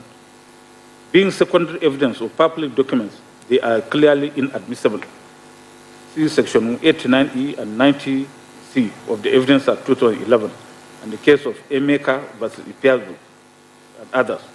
Of note is that PW4 admitted under cross-examination by first respondent that the primary source of the data he used in his investigation is from the RF portal. This clearly means that he based his investigation on inauthentic data, since the essence of certification of public document is to ensure authenticity of public documents. See the cases of Ebwe and Araka and Emmanuel versus Umana. Also under cross-examination, PW4 stated that his reference to Form EC8A and the result on RF portal are not the same thing, and that Form EC8A is a paper, while the result on RF is a copy of it. He particularly admitted that by his reference to blood Form EC8As on the RF, he was not suggesting that the hard copies of Form EC8As are also blood.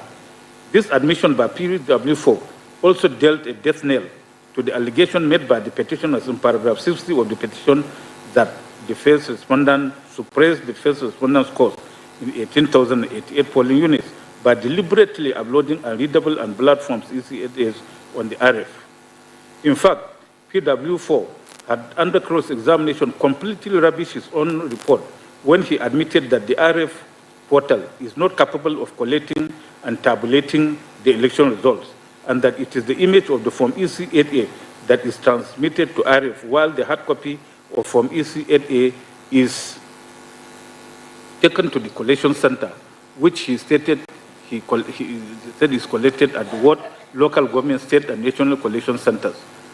He also admitted that since the result in the Form EC8A is taken to the collation centers, the failure to transmit its image in RF or that image transmitted its blood will not change the result already entered in Form EC8A. Again, the witness admitted under cross-examination that his report in exhibits PCD1, PC2, and PCD3 only covered the two states of Rivers and Benue, and that he worked on only available data, that if he had more data in his report, it would have been different. He further admitted that his report, exhibits PCD1, 2, and 3, is not a product of expertise, as any secondary school student can do the simple arithmetic involved in it. This admission by PW4 effectively rubbishes his entire report as inconclusive and manifestly unreliable. On the whole, the evidence of this witness, even if it were to be considered, is devoid of any probative value. As for the evidence of PW7, we had earlier analyzed and evaluated her testimony and found that she was not only a person interested in this petition.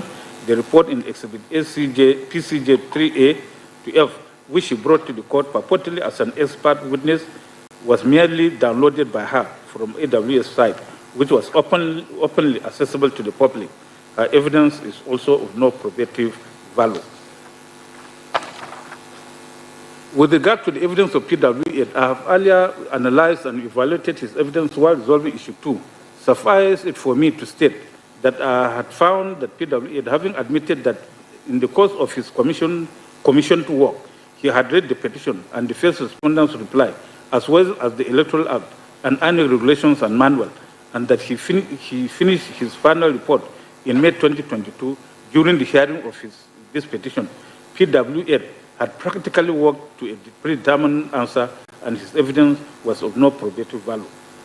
PW9, who gave evidence as an accredited observer of the election, had stated that everything about the election in the polling unit, which he observed when as accreditation and voting took place, the votes were counted and the results were announced and recorded on Form EC8A, but was not uploaded on the RF at the polling unit. Under cross-examination by the respondents, he stated that from his observation, the election went on smoothly in his polling unit and that the election officials complied with the annual regulations. He stated that the result was taken to the collation center by the election officials. Rather than support the petitioner's case, the evidence of this witness actually reinforced the response case that the election was conducted in substantial compliance with the Electoral Act and annual regulations and guidelines. PW10 stated that he acted as an ad hoc supervisory presiding officer for Madagali Ward, and that on election day he collected the materials with security agents and other ad hoc presiding officers. He stated that voting went on well until 6:30 p.m.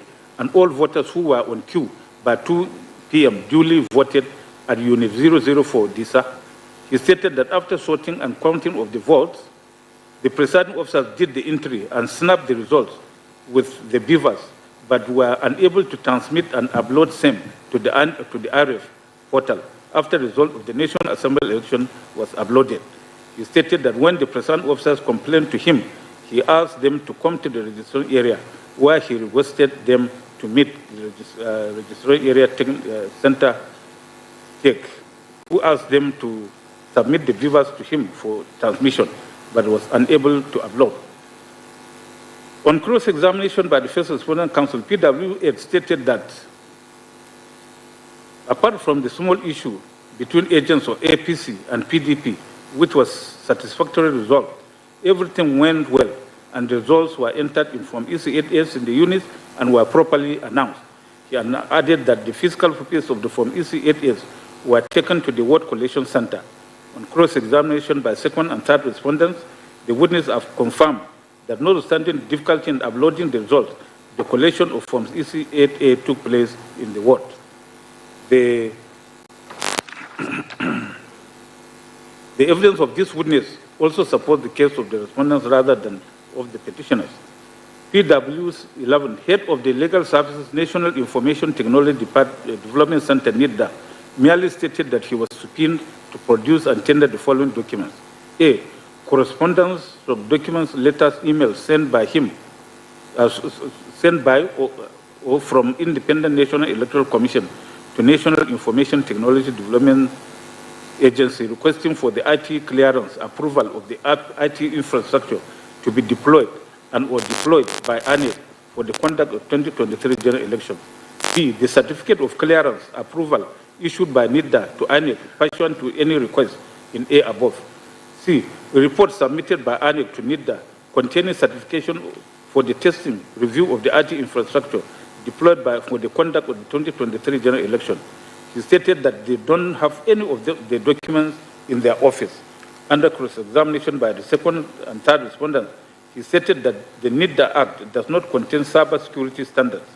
He also stated under cross-examination by the fourth respondent that their supervising ministry is Ministry of Communication and Digital Economy, and that the minister stated that there were 16 million attempts to hack the INEC IT infrastructure on the day of the elections.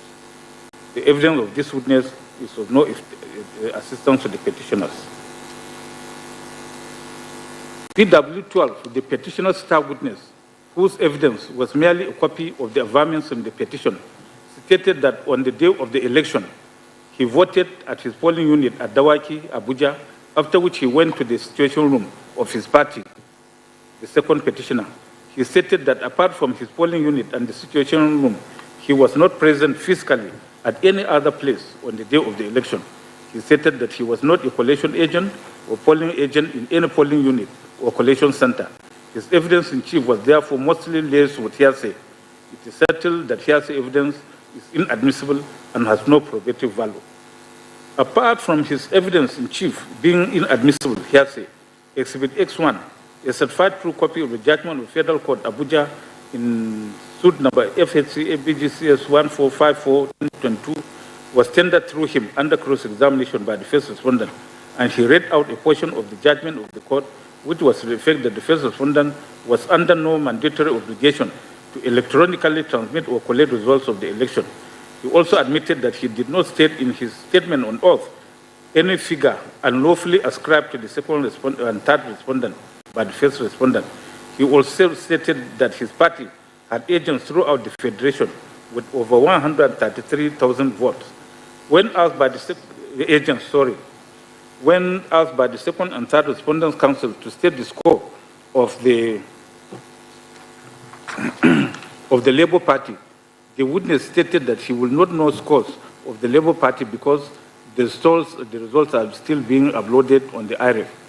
He added that he will not know the unlawful votes accredited because he is not an expert, and that the wasted votes are part of the statement made by the expert.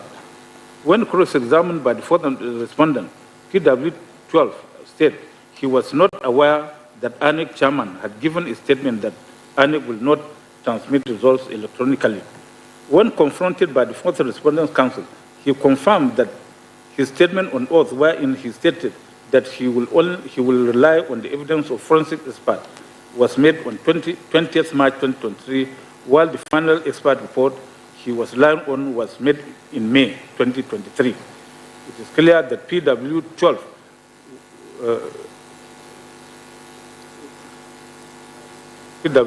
relied on an expert report that was not in existence at the time he made his statement.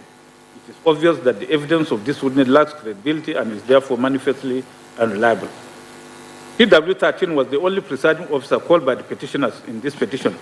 His evidence was that in his polling unit 035 at Open Field Ward 04, Chikun local government area in Kaduna State, the election went well and that thereafter all efforts to upload the presidential election results as captured in Form EC8A failed except the National Assembly results. That when all efforts failed, he proceeded to the collation center with other ad hoc staff. When cross-examined by First Respondents Council, he stated that he recorded the results manually, and the only problem he had that day was the uploading of the result, and that when he could not upload the result, he called his supervising officer, who told him to take the result to the Ward Collation Center, which he did. On cross-examination by Second and Third Respondent Council, he confirmed that after recording the result manually, he signed and the party agents also signed. When cross-examined by the fourth respondent, he stated that after signing the result, he gave copies to party agents. The evidence of this witness actually supports the case of the respondents that the election was conducted in substantial compliance with the Electoral Act 2022. In Buhari and INEC and others, the Supreme Court clearly stated law as follows. Quote, a petitioner who contests the legality or lawfulness of votes cast in an election and the subsequent result must tender in evidence all the necessary documents by way of forms and other documents used at the election.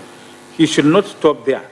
He must call witnesses to testify to the illegality or unlawfulness of the votes cast and prove that the illegality or unlawfulness substantially affected the result of the election.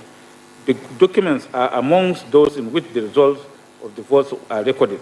The witnesses are those who saw it all on the day of the election, not those who picked the evidence from an eyewitness. No, they must be eyewitnesses too. Both forms and witnesses are vital for contesting the legality or lawfulness of the votes cast and the subsequent result of the election. One cannot be a substitute for the other. It is not enough for the petitioner to tender only the documents. It is incumbent on him to lead evidence in respect of the wrongdoings or irregularities both in the conduct of the election and the recording of the votes. Wrongdoings and irregularities which affected substantial result of the election.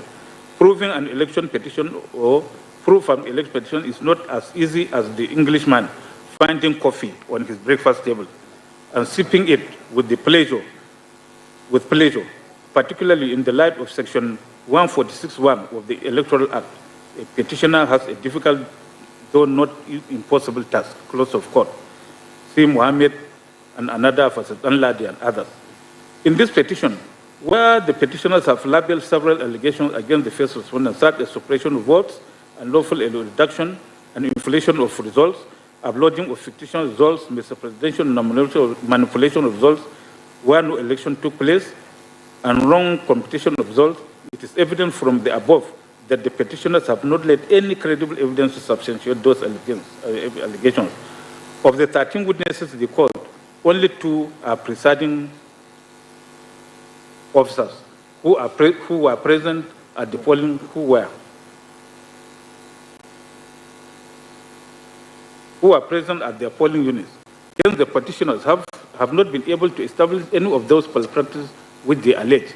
The evidence of the witnesses which the petitioners call as experts to try to establish that the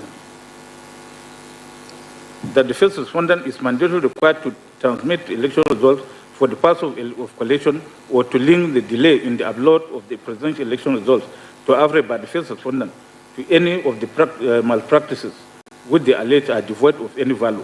The petition allegations have remained mere speculations and unfounded accusations. The petitioners have failed to establish beyond reasonable doubt the corrupt practices which they allege as required of them under Section 135(1) of the Evidence Act 2011. On the petitioner's allegation of overvoting, Learned Counsel for the first respondent contended that to prove overvoting, the direct record of accredited voters in the beavers machines are required alongside the voters register of the affected polling units. He pointed out that the petitioners failed to produce the beavers machines and the voters register. He submitted that the petitioners want this court to rely only on the expert opinion of PW4, which is not credible. He submitted that when PW4 was confronted with the results in polling unit 002 of Ward 7 of Degema, LGA, River State, which was part of his report on overvoting. In Exhibit PCD2, he stated that there was no overvoting, as the number of votes cast was 40, while the number of accredited voters was also 40.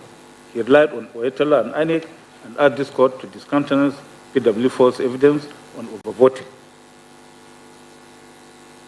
The petitioner's allegation of overvoting is contained in paragraph 72, 76, and 77 of the petition, which have been produced here. In the earlier ruling of this court, the respondent's various preliminary objections to the competence of the above affirmative petitioner's allegation of overvoting were upheld, and the court had struck out the said paragraphs for being vague, nebulous, and imprecise, having failed to disclose the specific polling units in the state where the overvoting is alleged to have occurred, the number of votes affected, the alleged margin of lead, etc. Indeed, in that ruling, we had observed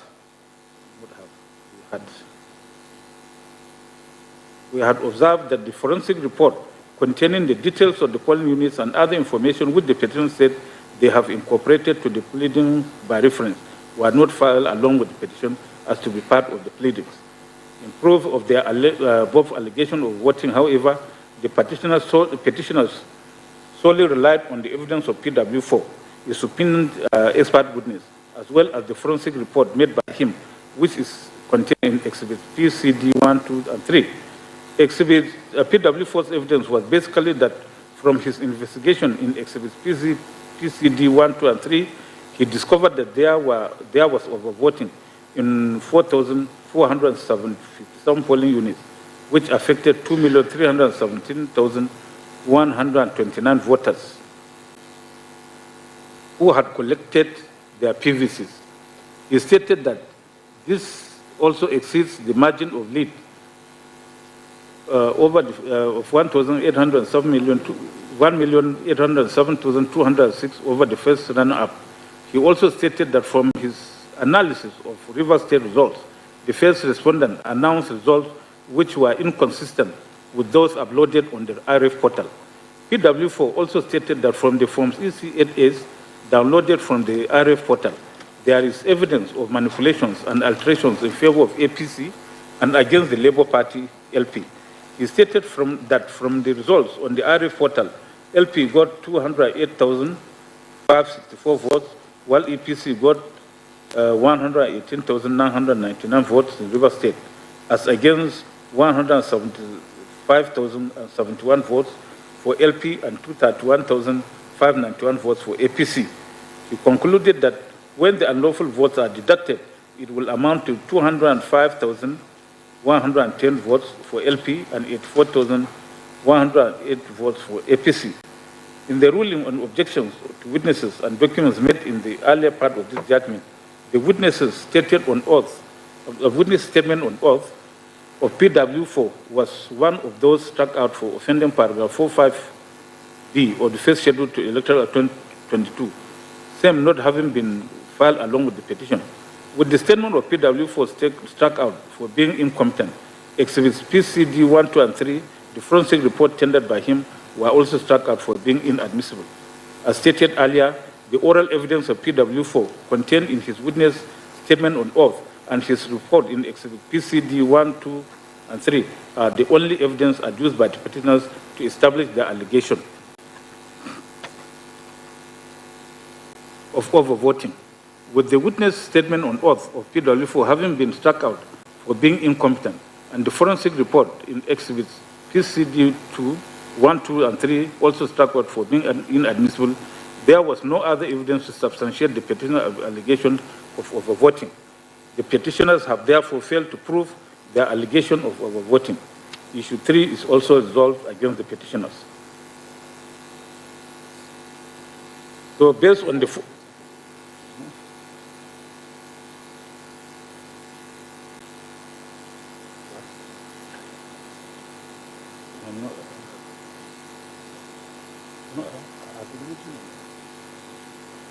Based on all the foregoing, it is evident that the petitioners have failed to establish the allegations of corrupt practices and overvoting.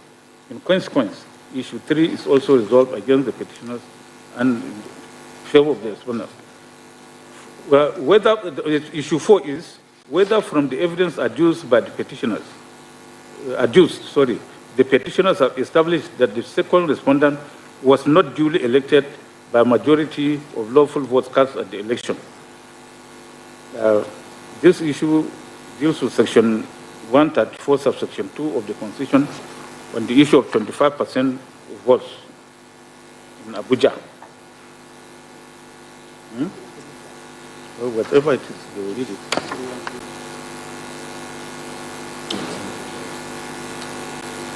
Why is it? Why did I read it?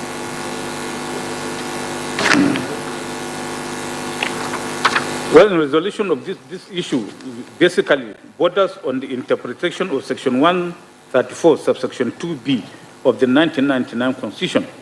The appropriate starting point for the resolution of this issue, therefore, is to reproduce, for ease of reference, Section 134(2)A and B of the Constitution of the Federal Republic of Nigeria, 1999, as amended, the interpretation of which is in contention. It reads thus: a candidate for an election to the office of president shall be deemed to have been duly elected where there being more than 2 candidates for the election.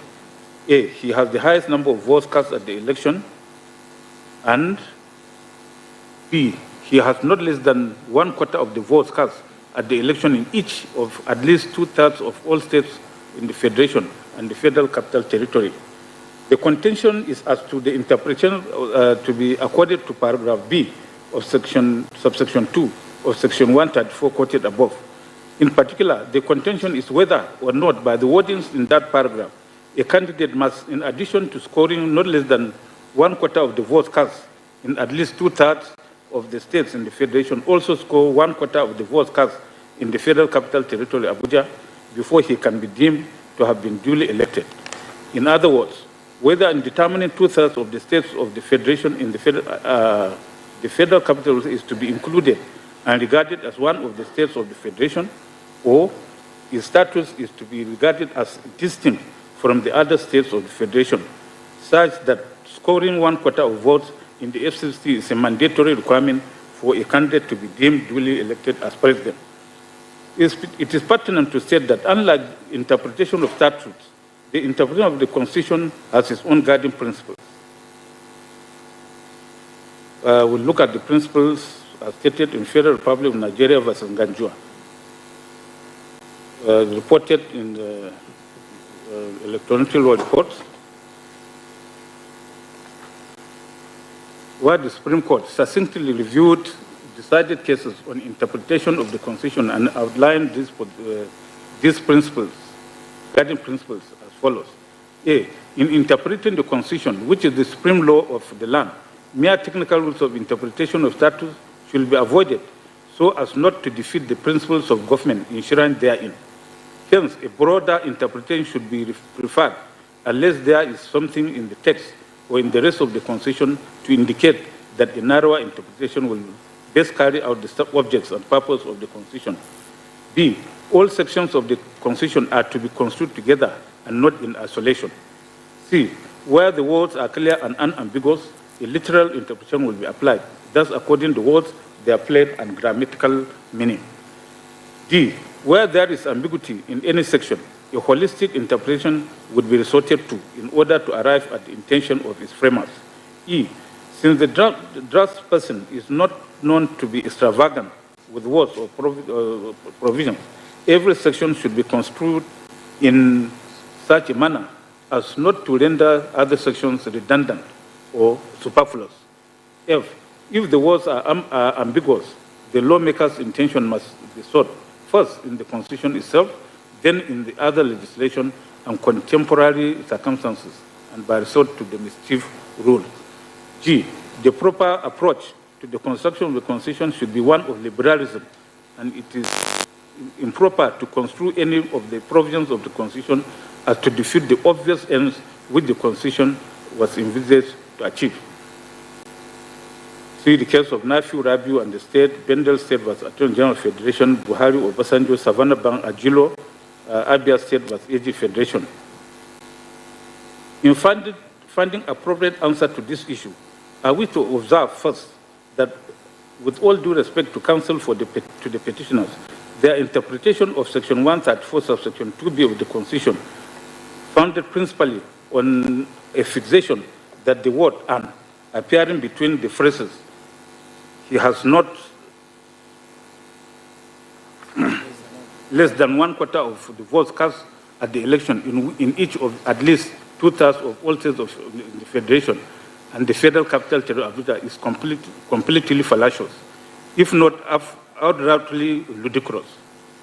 Even their recourse to the case of Abubakar and Yaradua does not help their argument, because Toby JSC made it clear that a purposive rule of interpretation will not be appropriate where the intention of the lawmaker is clear, precise, and unequivocal, so much so that a person can say, yes, this is what the lawmaker has in mind. Thus, in the interpretation of the Constitution, the principles upon which the Constitution was established, rather than the direct operation or literal meaning of the words used, measure the purpose and scope of its provision. See Global Excellence Communication Limited, Donald Duke, AG Bendel State, AG Federation, Saraki versus FRN, Sky Bank PLC, Iwu, Shelim versus Guabank. That this is the position is not at all open to doubt. In Bronic Motors Limited versus Wema Bank Limited, Nnamani JSC, or blessed memory, speaking from the Apostle Court, confirmed it when, after a painstaking analysis of the cases on the point, said at pages 30 to 32 that, quote, a constitution is a living document, not just a statute, providing a framework for the governance of a country, not only for now, but for generations yet unborn. In construing it, undue regard must not be paid to merely technical rules. Otherwise, the objects of its provisions, as well as the intention of the framers of the Constitution, will be frustrated. As stated in Minister of Home Affairs versus Fisher, a constitutional requirement should not necessarily be construed in a manner according to rules which apply to acts of Parliament. Although the manner of interpretation of constitutional instrument should give effect to the language used, recognition should also be given to the character and origins of the instrument.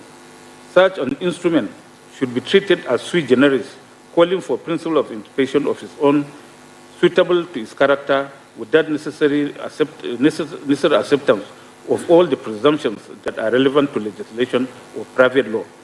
It has also been accepted by all our courts that a broad and liberal interpretation should prevail in interpreting the provisions of our Constitution, although one has constantly to bear in mind the object which such provisions were intended to serve. Sir Udo Udoma, JSC, very aptly stated this in Nafiu Rabiu and the State, where the learned justice said, my lords, it is my view that the approach of this court to the construction of the Constitution should be, and so it has been, one of liberalism, probably a variation of the theme of the general maxim, ut res magis valeat quam tireat.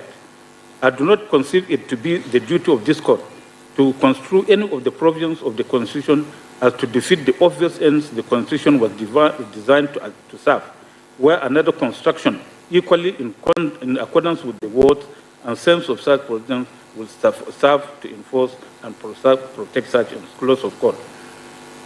Some years down the line, in Global Excellence Communications Limited versus Donald Duke, Onogan JSC, later CJN, reiterated the relevant principle of the implementation of the Constitution, with his lordship saying, among others, at page 19,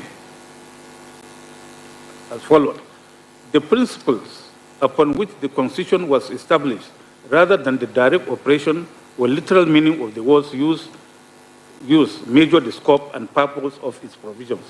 The words of the Constitution are therefore not to be read with stultifying narrowness. Close of quote. All these were further followed by this court recently in Federal Republic of Nigeria versus Muhammadu Maigari Dingyadi in the following ways at page 33 of the report. One main guiding post is that the principles upon which the Constitution was established, rather than the direct operation or literal meaning of the words used, measure the purpose and scope of its provisions.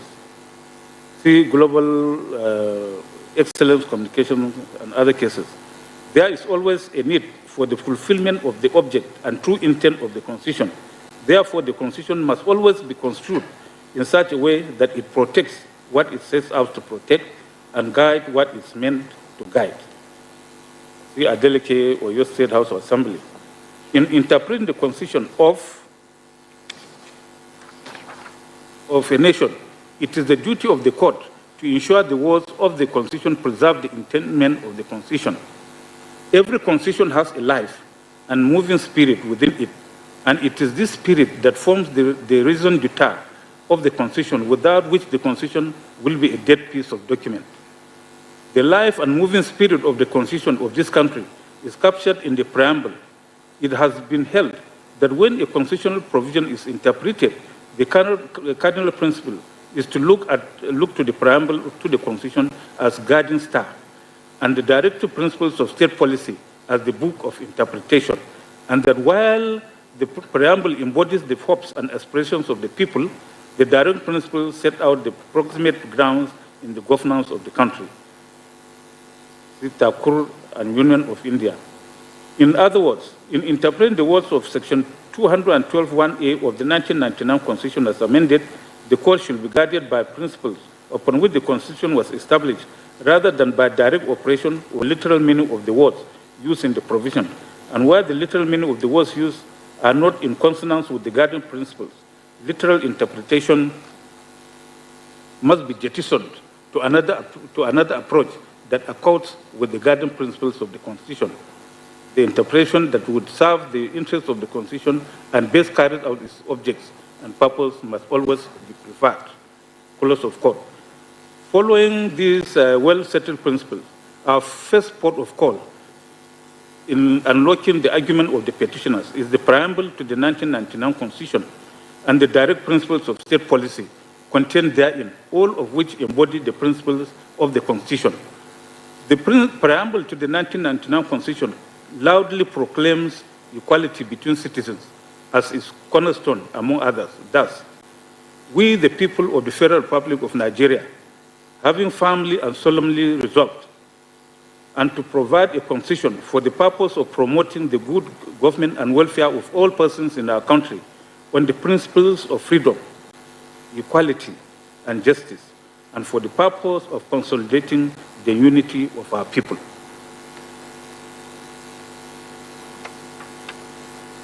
Do hereby make and give to ourselves the following Constitution.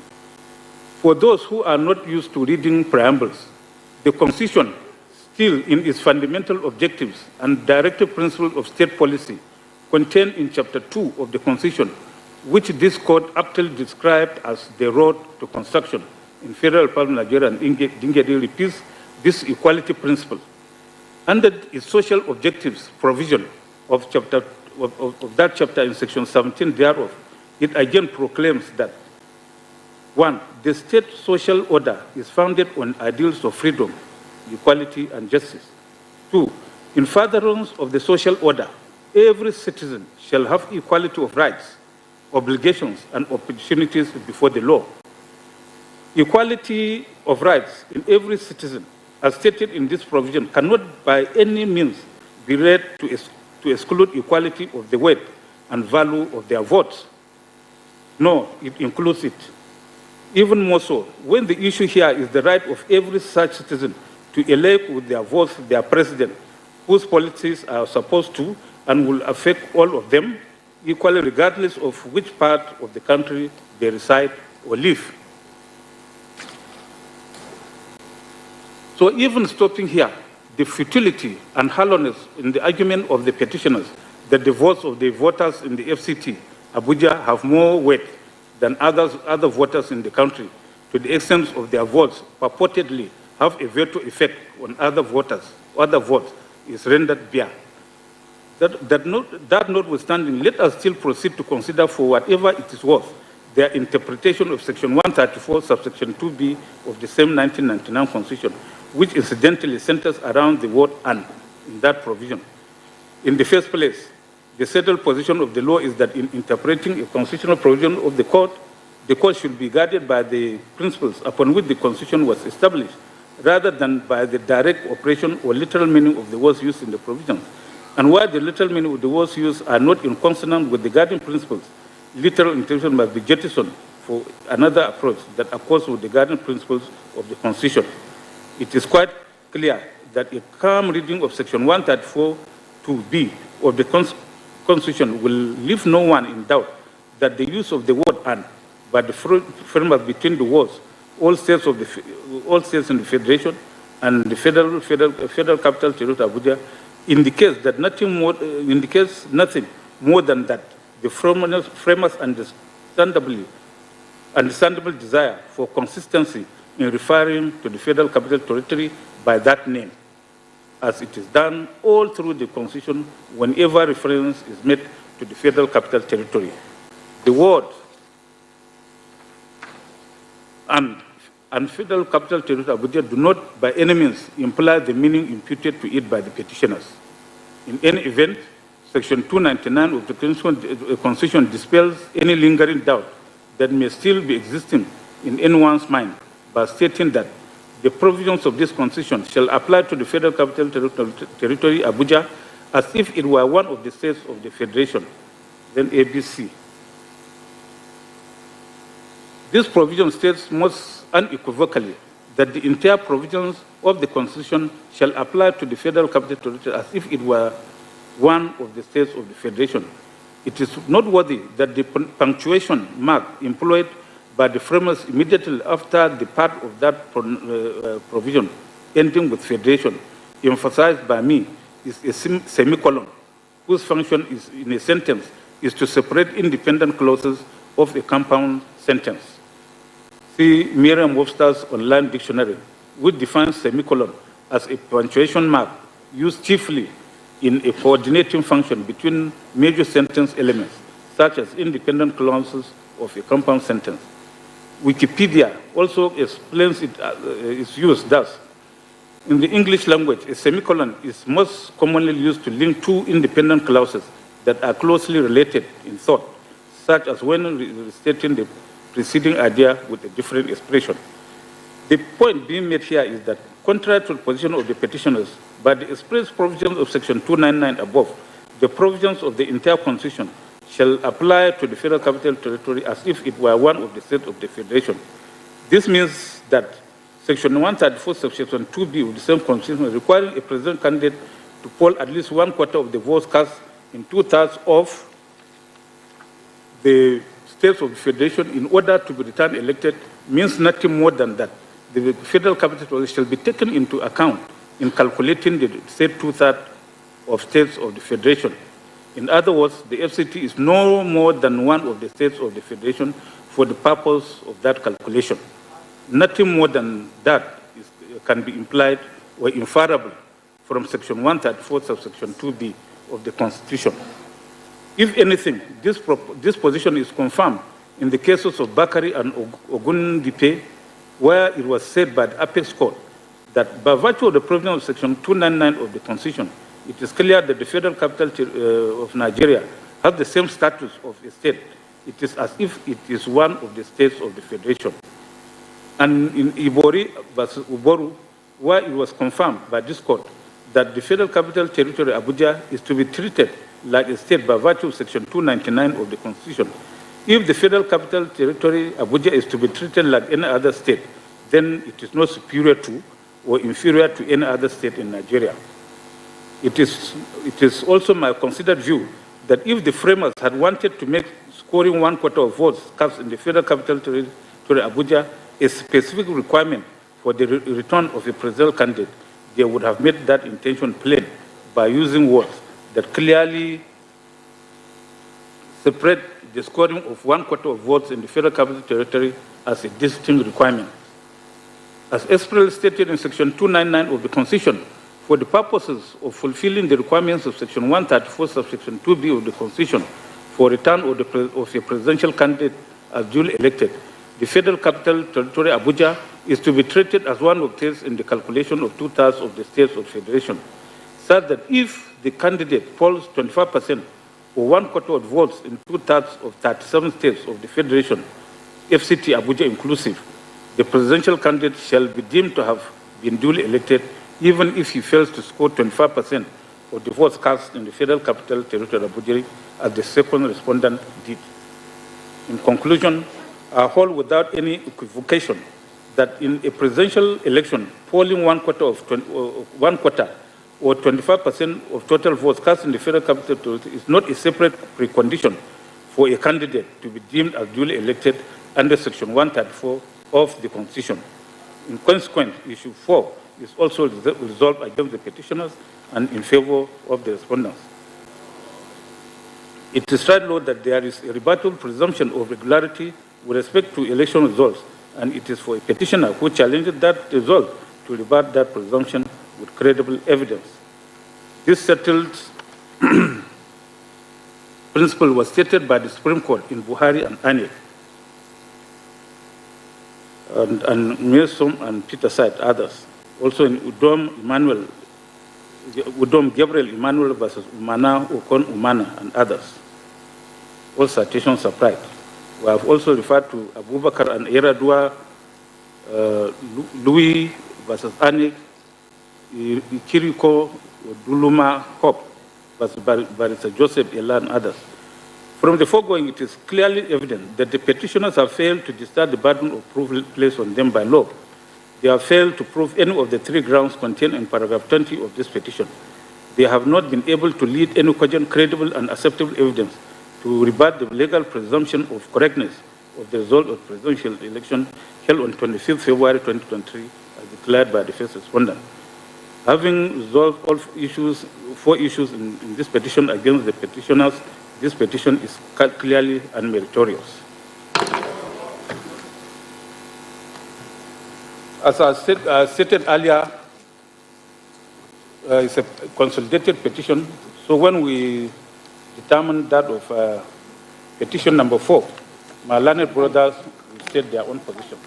Number 5, sorry.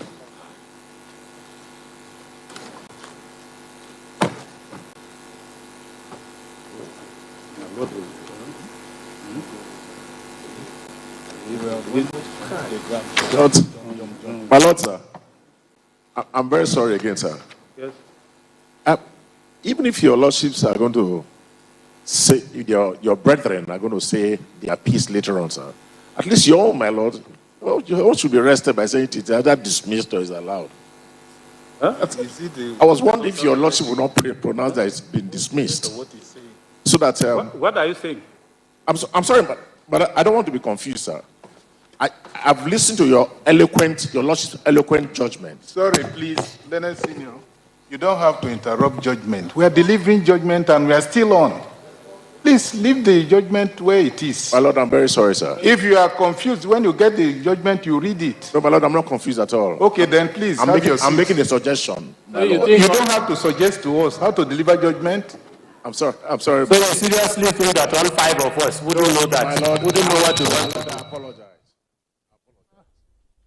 I apologize.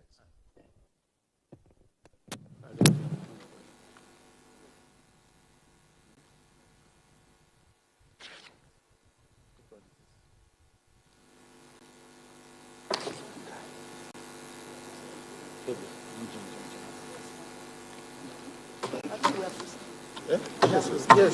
Better we finish. Better we finish. Better we proceed. Better we proceed. So, he will read.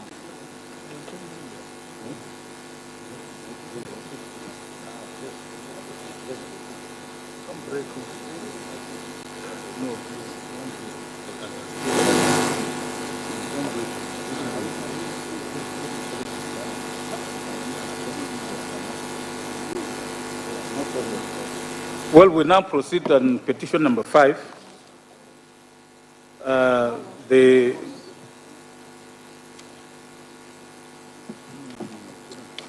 The motions in that petition will be read by my learned brother, by my extreme right.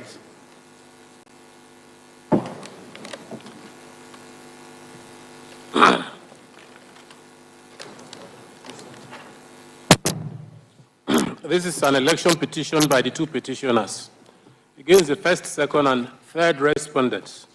The first petitioner, Abubakar Atiku, was a candidate at the presidential election held in Nigeria on the 25th day of February 2023. He was sponsored by the second petitioner, People's Democratic Party. The first respondent, INEC, was established as one of the executive bodies created in Section 135 of the Constitution of the Federal Republic of Nigeria, 1999, with power to, among others, organize, undertake, and supervise all elections to the offices of the President and Vice President and others. On Saturday, the 25th of February 2023, the first respondent conducted election to the office of the President and the Vice President for the Federal Republic of Nigeria and the National Assembly simultaneously. The petitioners and the second, third respondents, along with 16 others, participated in the election. At the conclusion of the election, the first respondent declared the results by which it is indicated as follows. We show the result for out of the two contestants here we are concerned with. The APC of Tinubu Bola Ahmed and Tinubu Bola Ahmed scored were declared to have polled 8,794,726 votes, and Atiku and the PDP 6,984,520 votes. Petitioners were aggrieved by the outcome of the election, so they filed jointly this petition to challenge this election. The grounds of the petition were four, and these were stated as follows. One, that the election of second respondent is invalid by reason of non-compliance with the provisions of the Electoral Act 2022. The election of the second respondent is invalid by reason of corrupt practices. The second respondent was not duly elected by a majority of lawful votes. The second respondent was at the time of the election not qualified to contest the election. The petitioners are seeking the following relief: that it may be determined that second respondent was not duly elected by the majority of lawful votes cast in the election, and therefore the declaration and return of the second respondent as the winner of the presidential election of the 25th of February 2023 is unlawful, wrongful, unconstitutional, undue, null and void, and of no effect whatsoever. B, that it may be determined that the return of second respondent was by the first respondent was wrongful, unlawful, undue, null and void, having not satisfied the requirements of the Electoral Act and the Constitution of the Federal Republic of Nigeria, which mandatorily requires the second respondent to score not less than 1/4 or 25% of the lawful votes cast at the election in each of at least 2/3 of the states in the Federation, and they put the "and" in capital letters, and the Federal Capital Territory, Abuja. C, that it may be determined that the second respondent was at the time of the election not qualified to contest the said election. D, that it may be determined that the first petitioner having scored the majority of lawful votes cast at the presidential election of Saturday, 25th February, be returned as the winner of the said election and be sworn in as duly elected president of the Federal Republic of Nigeria. In the alternative, another directing the first respondent to conduct a second election runoff, in brackets, between the first petitioner and second respondent. In the further alternative, that the election to the office of the President of Nigeria held on 25th February be nullified and a fresh election, rerun, be ordered. G, any such further others as the Honorable Court may deem fit to make in the interest of justice. Upon being served the petition, the respondents joined issues with it by filing the respective replies, incorporating preliminary objections and made other applications. Some of the applications filed by the parties were heard and rulings delivered at the pre-hearing stage, while some were heard and rulings on them reserved till the time of the judgment of the court. We now proceed to consider them. 7 applications were filed and argued by the respondents during the pre-hearing session of this petition. 2 each of the said applications were filed by the first and second respondents, while 3 were filed by second respondent. First respondents' 2 applications were filed on the 19th of April this year and the 9th of May. In the first of his 2 applications dated and filed on the 19th, which also largely reflect the position of second respondent in his first 2 applications and third respondent in his first application. First respondent sought an order striking out paragraphs 92. We gave the paragraphs of the petition on the grounds of their vagueness. Several paragraphs which you get there as you get your the judgment, for being generic, imprecise, and lacking in specificity to elicit a reply from it. B, an order striking out paragraphs 129 and 138 of the petition for failure to join necessary parties. Among other grounds, the two necessary parties are Yaya Bello and one Adevo, the chairman of a local government in Kogi State. 3, another striking out the ground of the petition that second respondent did not score majority of lawful votes as contained in paragraph 16C of the petition for incompetence and lacking in specificity and materials in the pleading for a sustenance. Consequent upon 1 to 3 above, another striking out paragraphs A and B and D are sought in paragraph 150 of the petition, and another striking out the ground of the petition that the election is invalid by reason of non-compliance. Consequent upon 5 above, another striking out the ground of the petition alleging that the election of the second respondent is invalid by reason of corrupt practices as contained in paragraph 16B of the petition for lacking specificity and material files in the pleading for a sustenance. 7, another striking out the ground of the petition that the second respondent was at the time of the petition not qualified to contest the election as contained in paragraph 16A of the petition for lacking specificity. 8, another striking out the ground of the petition that the second respondent was at the time of the election not qualified to contest the election. 9, consequent upon 1 to 8 above, another striking out and dismissing the petition for being incompetent, frivolous, vexatious, abusive. In the alternative to the above, another striking out paragraphs, prayers A, B, C, and D of the petition are sought in paragraph 150 for being incongruous, contradictory, and self-defeatist. The grounds of the petition were stated there, and we set them out, which you get.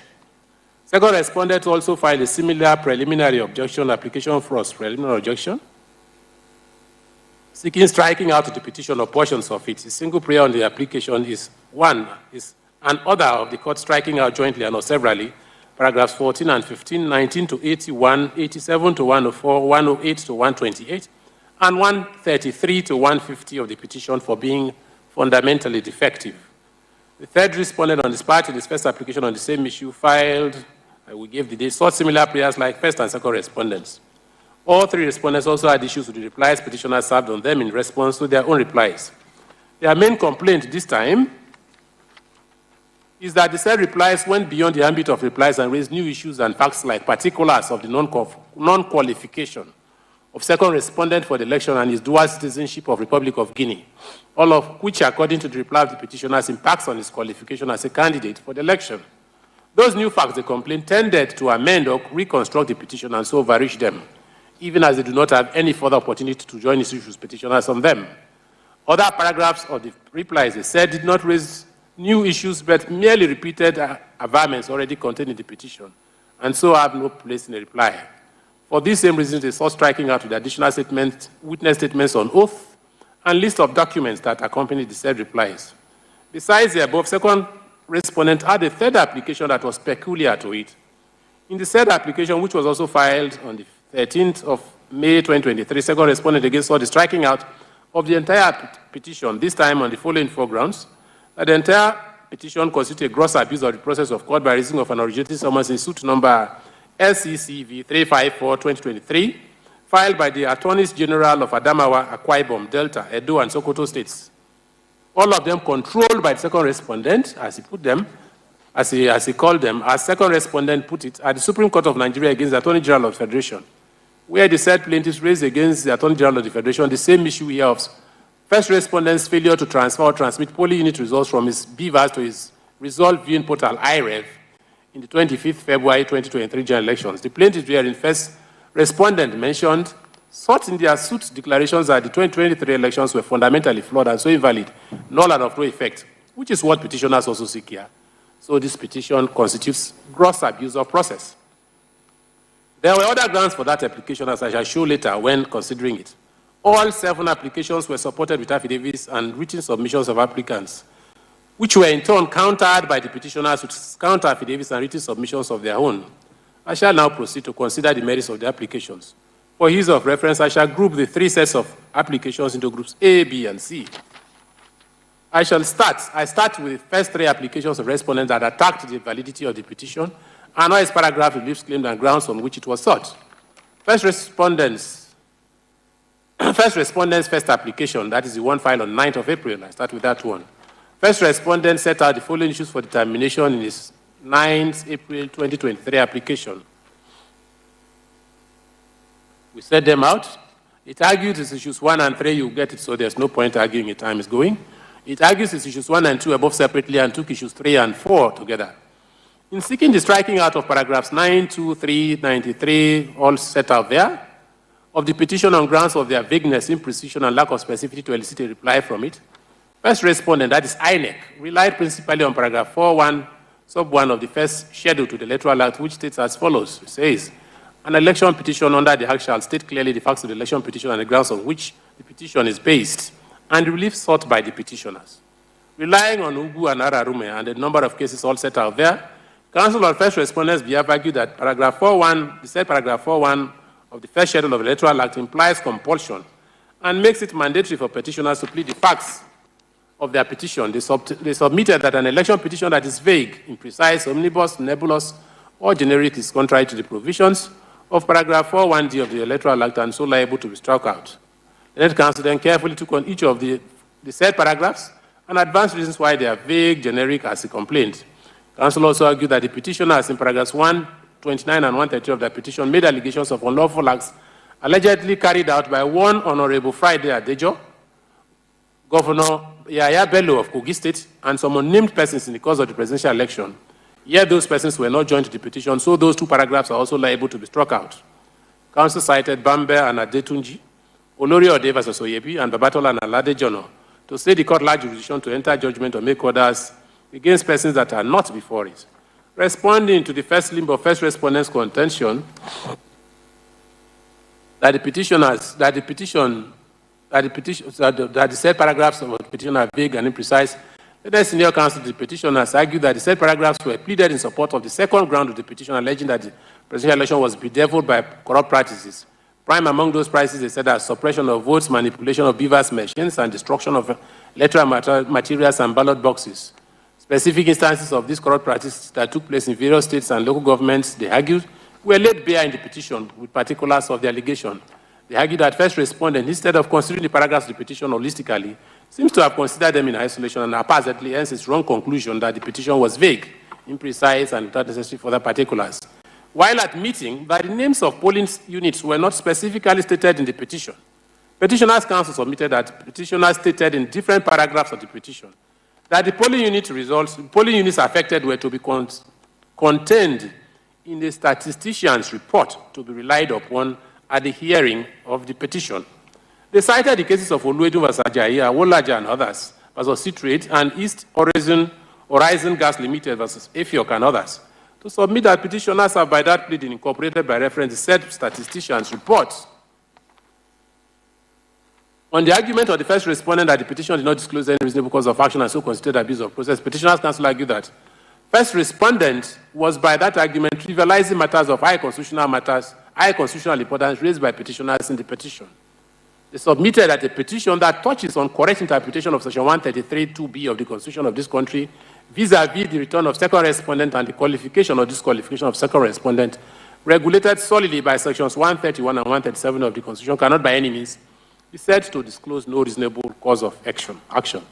On first respondent's contention that petitioners' failure to join Honorable Adejo and Governor Yaya Bello and unnamed thugs against whom they made allegations of criminal misconduct in paragraphs 129 and 133 of their petition made those paragraphs of the petition incompetent and liable to be struck out. Counsel to the petitioner submitted that Section 133 of the Electoral Act has specified the persons who may be joined as petitioners or respondents in an election petition. That Honorable Friday Adejo and Governor Yaya Bello, having not participated in the election or returned, petitioners are not in violation of the Electoral Act or any rule of law in not joining them.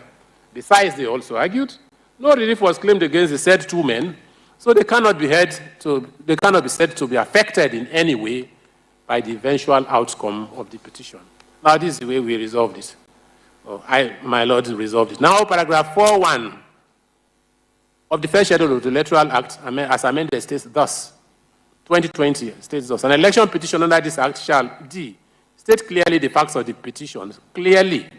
petition, and the ground or grounds on which the petition is based and relief sought by the petitions. This provision is so clear and direct that it does not require any aid in its interpretation. It simply restates in mandatory terms the first rule of pleading that claimants, in this case a petitioner, shall state clearly, quote and unquote, the facts of the election petition, end quote again, and the ground or grounds on which the petition or claim is brought. This requirement / duty to plead one's complaints and facts clearly in the statement of claim / petition, not reply, is a basic rule of pleading even in ordinary civil proceedings. Emeka Agu in GSC, Natonda versus Ajani, put that point across most forcefully when he said that, and I quote, he said, "It appears to me that the rule which required every fact, upon which a party intends to rely at the hearing of the to be pleaded, goes to the fundamentals of justice. For no one can defend the unknown. If one has to defend or counter a fact made by his adversary, the one must have due notice of that fact to enable him prepare for his defense. That is the very essence of pleading. As it goes to the very root of the rule of audi alteram partem, one of the twin pillars of justice, it would be misconception to describe it as mere technicality or regularity. It's a matter which cannot be waived. Indeed, by a long line of decided cases, it has been long settled that any evidence on the fact that ought to have been pleaded but is not, goes to no issue at all at the trial and ought to be disregarded, end quote. Now, the complaint of first respondent is that the petitioners in their petition did not state their case as clearly as required by Section 41D of the Electoral Act, 2002. It complains that petitioners' complaints were vague, imprecise, and lacking in particulars.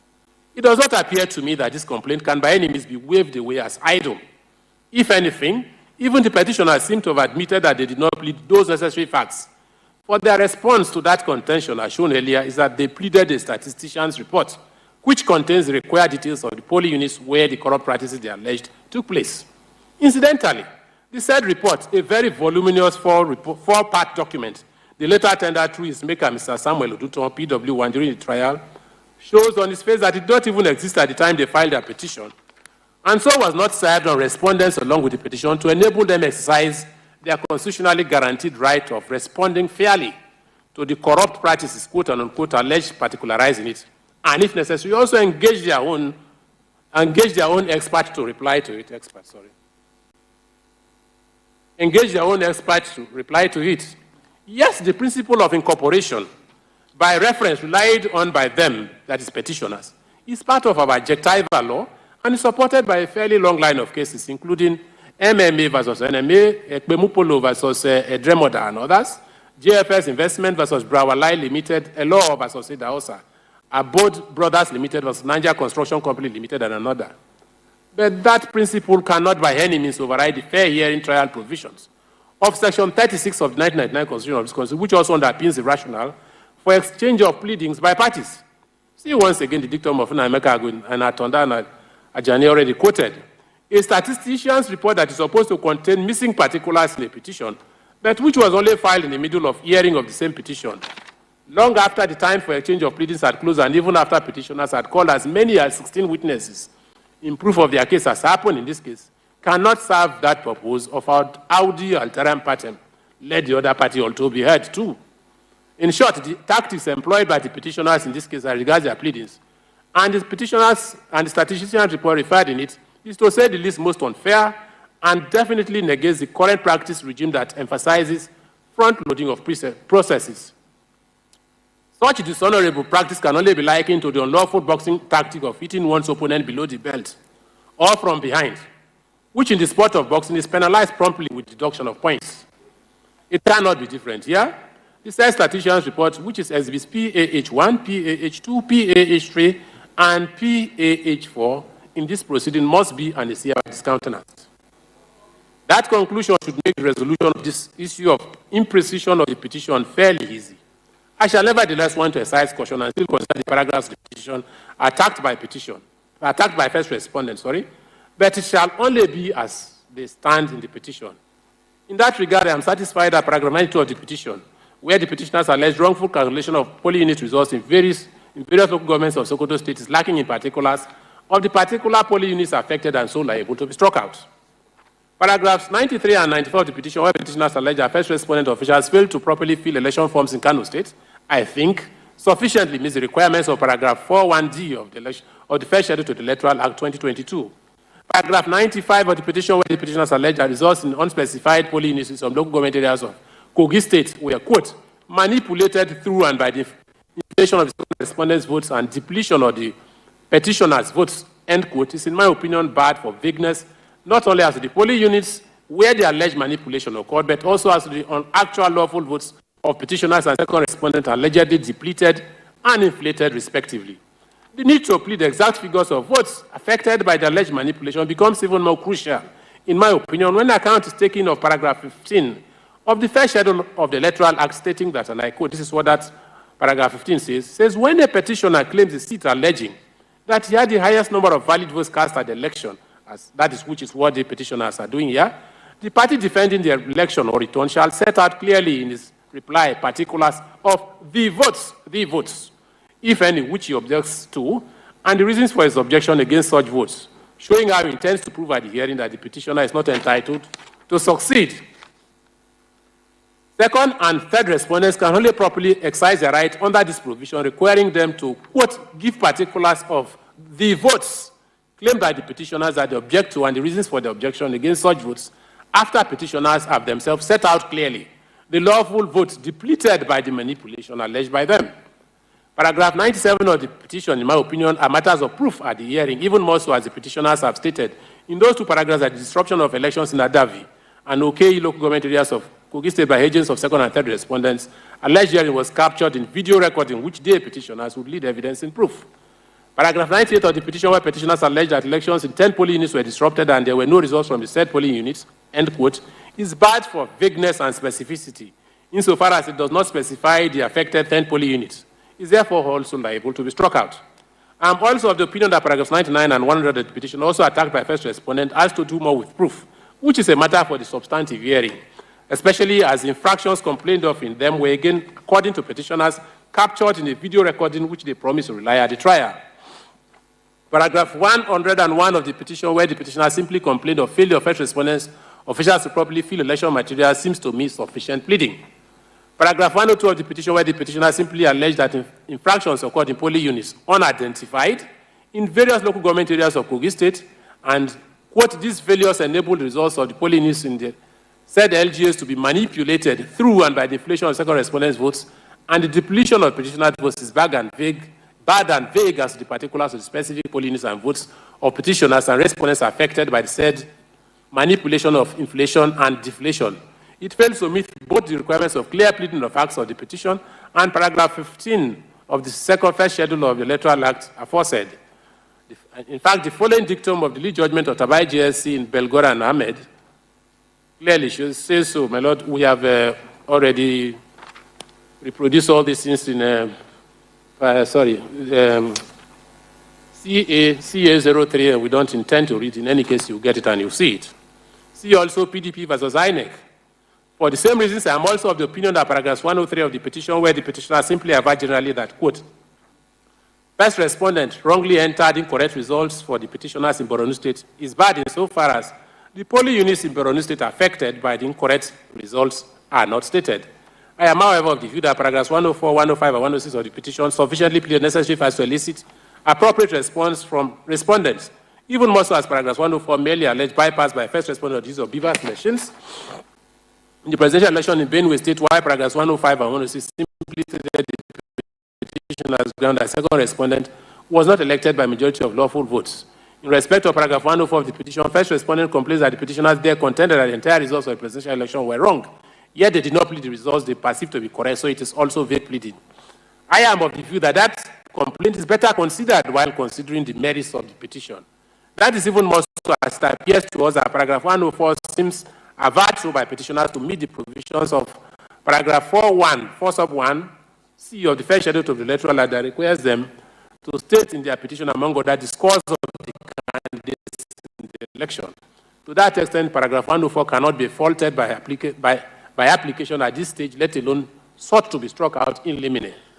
Paragraph 105, 109, 110, 11, 12, and 113 of the petition merely pleaded facts as to whether second respondent, who by first respondent's own showing did not poll up to 25 of the total votes of the Federal Capital Territory, was properly returned by first respondent having regards to the provisions of Section 134B of the 1999 Constitution of the Federal Republic of Nigeria and other relevant statutes. It is therefore in order. I am afraid paragraph 114 of the petition 115 and 116, and paragraph 4, where they said purported results from 6,418 polling units have and indicate zero accreditation, and paragraph 118, where they have that critically, paragraph 118 and 119 are all bad for lack of particulars of necessary facts. As for the statistician's report, again referenced by them for the said particulars, I hereby reconfirm my earlier finding and conclusion on it. Paragraph 120 of the petition is not challenged by first respondent, so I shall overlook it, at least for now. The petitioners in paragraph 121 of the petition allege that first respondents, presiding officers of polling units, failed to properly fill and countersign alterations in election forms, including forms E, C, 8B, and blah, blah, blah, but they did not mention the polling units, what local government and state said infractions took place. They simply reference the same statistician's report. Paragraph is bad for imprecision and so also liable to be struck out. Paragraph 122 to 125 of the petition are not challenged by respondents, so I shall skip them. In paragraph 126 of the petitioners complained that all over Nigeria, there were manifest cases of overvoting. The total of the affected polling units in the various states are set out in the statistician's report, pleaded and relied upon by the petitioners. This pleading is also, end quote, sorry. This pleading is also bad for vagueness. My earlier position on the statistician's report referenced by the petitioners is also reaffirmed.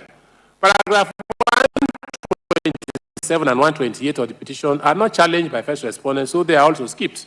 I do not share the view of first respondent that paragraphs 129, 130, that's INEC, that paragraphs 129, 130, 131, and 132 of the petition are bad for lack of imprecision. Petitioners in those paragraphs carefully pleaded the specific polling units and numbers of votes therein that they claim were affected by the cancellation of elections complained by them. I am, however, of the opinion that the second complaint of first respondent against paragraph 129 of the petition, that is also deserves to be struck out for petitioner's failure to join Honorable Adejo, chairman of Oloma Boro local government of Kogi State, accused by them of having led thugs at gunpoint to force electoral officers in named polling units in Oloma Boro local government to declare concluded elections in the said units cancelled, is well made. The petitioner's response that not only was no relief claimed by them against Honorable Adejo, he did not even participate, quote unquote, in the election, neither was he returned, so it's not a petition contemplated by Section 132 of the Electoral Act to be joined to an election petition. It's not a valid response. Section 133 of the Electoral Act only deals with the issue of which contestant of an election ought to be joined in an election petition by a co-contestant. It has nothing to do with the issue of joining of third parties against whom allegations of electoral infraction are made by practitioners, as in this case. Such petitions must be joined to the petition if the court is not to be exposed to the risk of infringing their fundamental right to fair hearing guaranteed by the Constitution. It is also of no moment that no relief was claimed against such persons in the petition. What is important is that allegations of electoral malpractice, which will require the court to make findings, including condemnation of the alleged conduct, where necessary, are made in the petition. Support for that position can be found in Wankwa and Yaradua, where Muntaka Kumasi JSC, after reproducing the provisions of the then newly enacted Section 1441, sub 2 of the Electoral Act, which is now Section 1332 of the Electoral Act 2022, and confirming that that provision had done away with the old regime of the Electoral Act that required petitioners to join all relevant electoral officers of INEC that conducted an impugned election. In addition to INEC, said, this is what his lordship said, he said, unless the conduct of a petitioner who is not an agent, or the conduct of a party who is not an agent of the commission is an issue, it will then be necessary to join such party as a necessary party to the petition in order to afford such party a fair hearing, end quote. As regards the consequence of failure to join such necessary parties on the petition itself, his lordship Kumasi again said as follows. However, where such a party is not made a party, it will not result into the old petition being struck out. But the particular allegation against such party is liable to be struck out, end quote. That is the fate of paragraph 129 of the petition, where allegations of electoral malpractice were made by the petitioners against Honorable Adejo, yet he was not cited in the petition. Incidentally, this is also one of the main reasons the Supreme Court gave in dismissing the appeal of the petitioners. In the Odo State governorship case of Eitai Ojegede and another versus INEC, where allegations were made by the petitioners in that case against the then National Caretaker Committee chairman of the present head respondent APC, Governor Mai Malabuni of Yobe State, yet he was not joined to the petition by the petitioners. Paragraph 129 of the petition must therefore suffer striking out.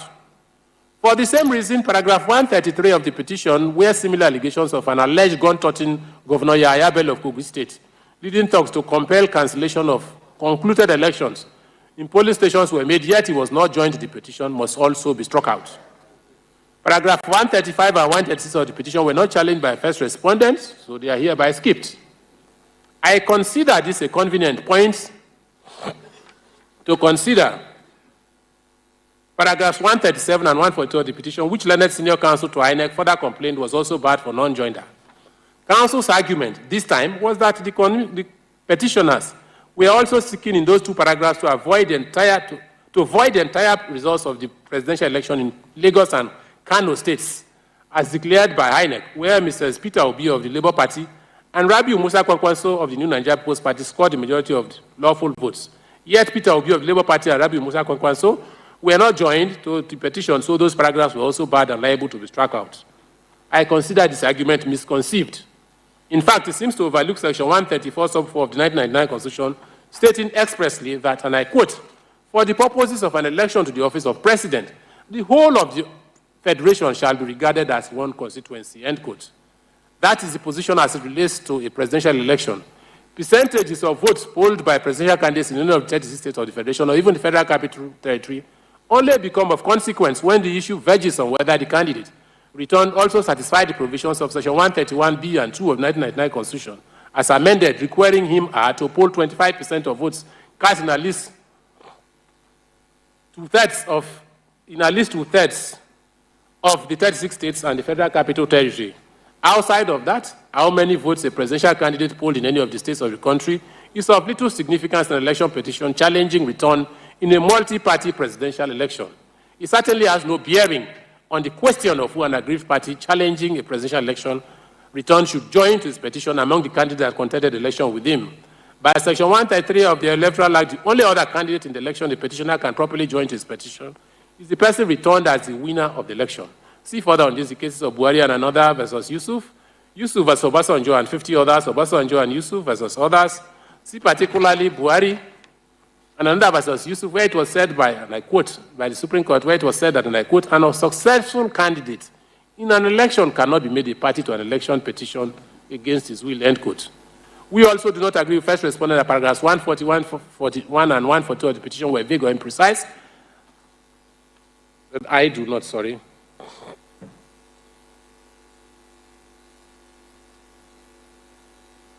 I am rather of the view that facts necessary to elicit an appropriate response from the respondents of the electoral infractions complained of by the petitioners have been pleaded in those paragraphs. I, however, agree with first respondent that paragraph 142 of the petition, where the petitioner simply complained that first respondent deliberately entered wrong results for 22 named states therein, paragraph 44, where they averred that there were discrepancies on very large scale at the various local governments, various levels of recording and collation of results, particularly between the polling units and the ward voting centers, without specifying the said polling units and ward collation centers, where this said, quote and unquote, large-scale discrepancies took place, and paragraph 144, where petitioners gave notice that they would rely on their same flawed statisticians' report, among other documents they did not front-load, are bad and liable to be struck out for vagueness. Paragraph 142 of the petition, where petitioners simply stated as ground 4 of their petition that the petitioners aver that second respondent was at the time of the election not qualified to contest the election, not having the constitutional threshold, quote and unquote, that is all they said, is also imprecise and vague as it gives no particulars of any of the several qualifying and disqualifying factors set out in sections 131 and 137 of the Constitution. The main purpose of pleadings, as further fortified by paragraph 4 sub 1b of the first schedule of the Electoral Act, we repeat, is to properly and clearly inform the adverse party of the case is coming to meet, so that he can respond appropriately to it. That is fair hearing. That requirement of the law does not permit parties to keep their cards face down, as petitioners did in paragraph 146 of their petition, when they simply aver generally that second respondent was not qualified to contest the 25th February presidential election, without revealing in what form he was not qualified or disqualified for the election. That paragraph of the petition falls far short of the requirements of paragraph 4.1b of the First Schedule of the Electoral Act, and so liable to be and must be struck out. Conclusion on issue 1 of first respondent, the sum total of all the foregoing is that while paragraphs 129 and 133 of the petition are liable to be struck out for non-joinder, to which Mrs. Adejo and Governor Yahaya Bello of Kogi State accused the petition of committing electoral malpractices, paragraphs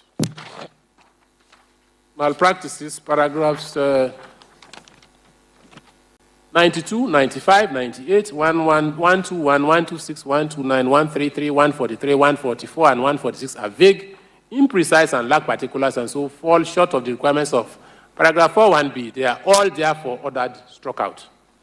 Paragraphs 93, 94, 96, 97, 99, 100, 101, 102, 104, 105, 108, 109, 100, 111, 112, 113, 114, 115, 16, 118, 19, 120, 122, 125, 130, 134, 138, 139, 140, on the other hand, are in order and properly pleaded.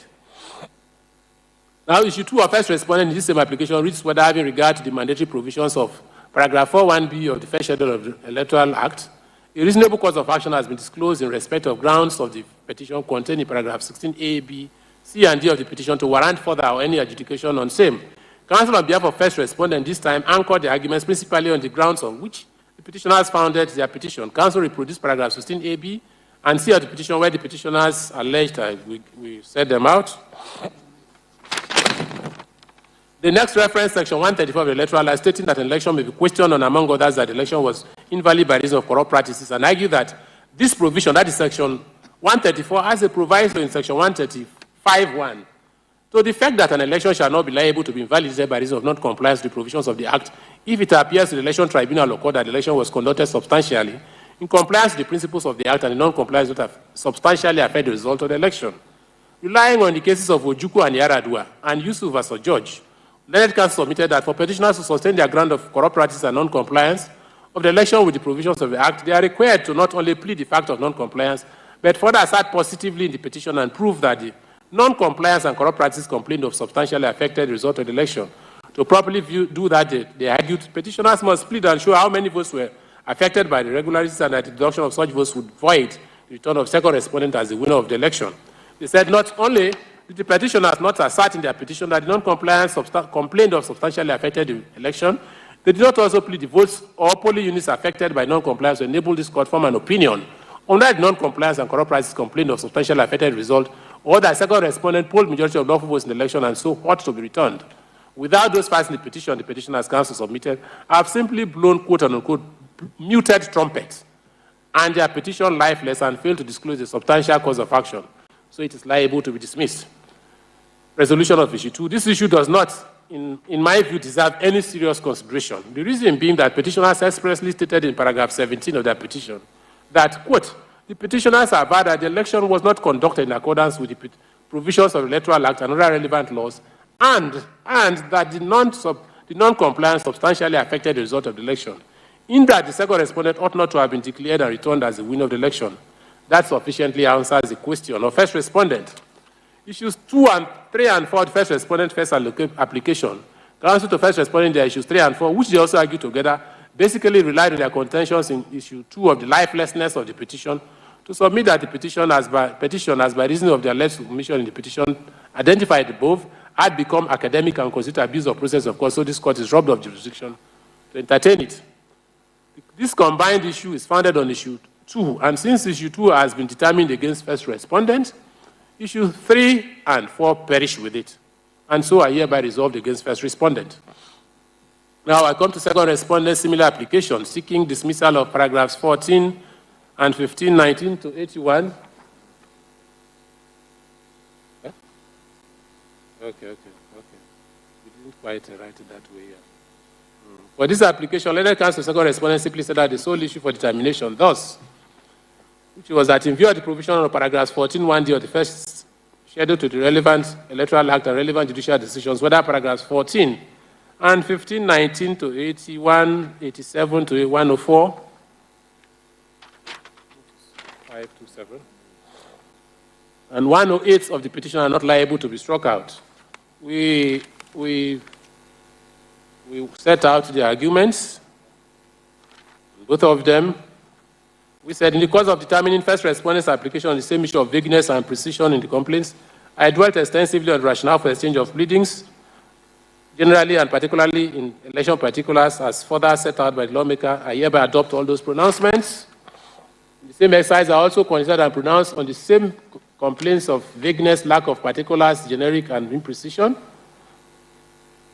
Of the complaints of the petitions, paragraphs 92 to 146 of the petition, also made by the second respondent here, I there determined, we said what we listened, and we said, I abide by those findings. I shall therefore simply focus on paragraphs 14 to 19 and 147 to 150, and the few paragraphs between paragraphs 92 to 146 of the petition omitted by the first respondent in the application, determining the complaints of second respondent, of whether petitioner's complaints in those paragraphs were vague, imprecise, and generic. I now start that exercise without prejudice to what I had said earlier, and which I hereby reconfirm on the invalidity of the statistician's report relied on by the petitioners for particulars of the averments in the petition.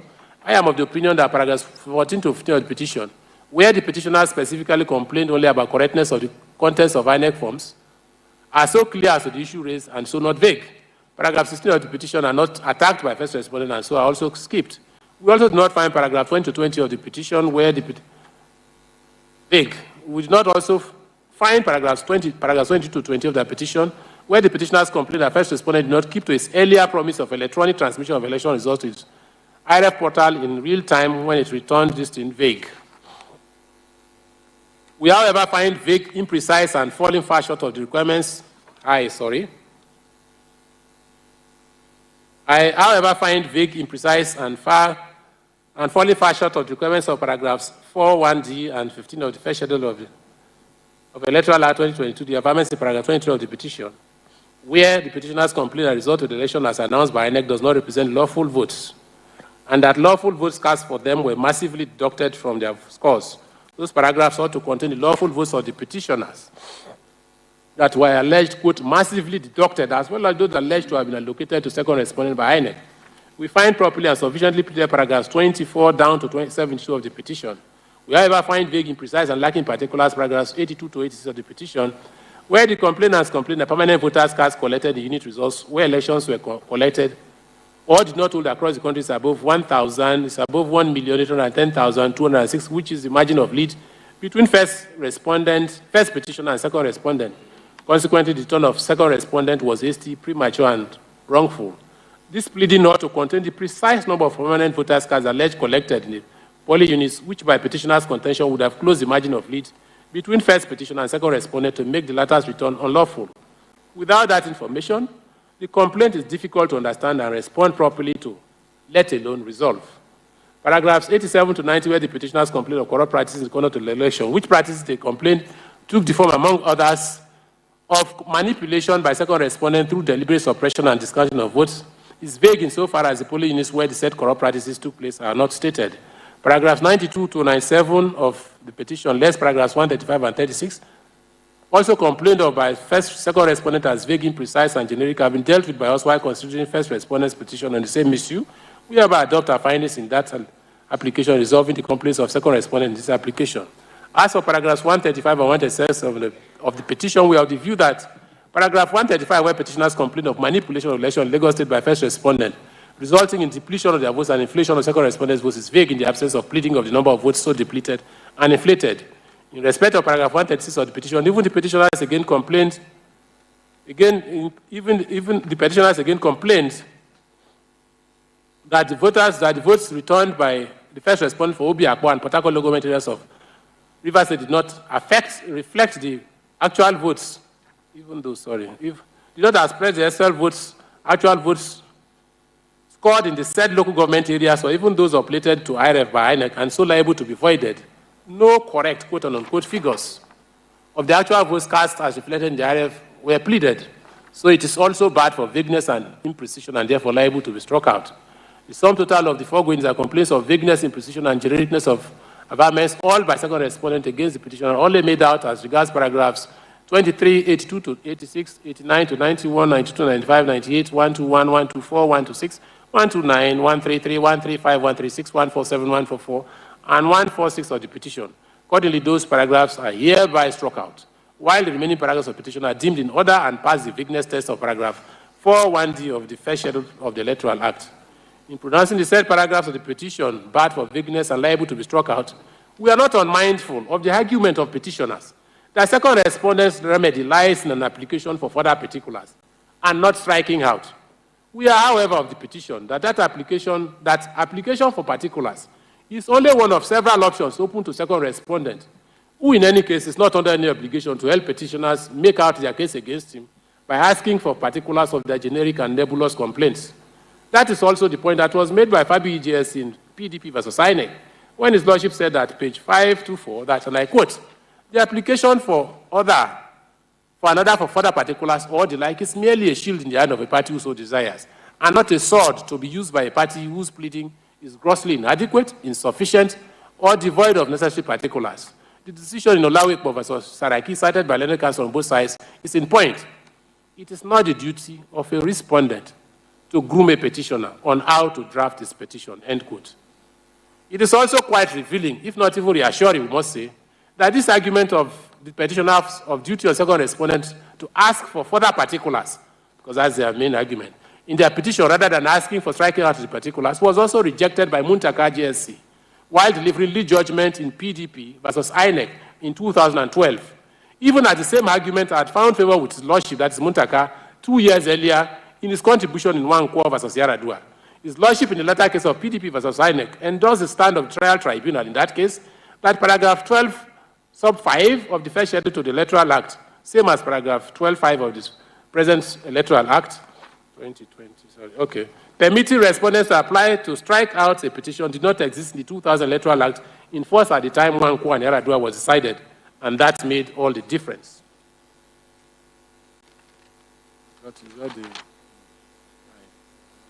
Regarding the further argument of second respondent, petitioners complained that first respondent did not observe his own promises to transmit election results to IRF portal in real time, was caught and made comatose by Section 134 of the Electoral Act stating Electoral Act. We think it is, I think it is neater and even safer to defy to the main argument for determination on its merits, especially since that contention is also one of the main complaints of the petitioners in the petition itself. That is what case law decides.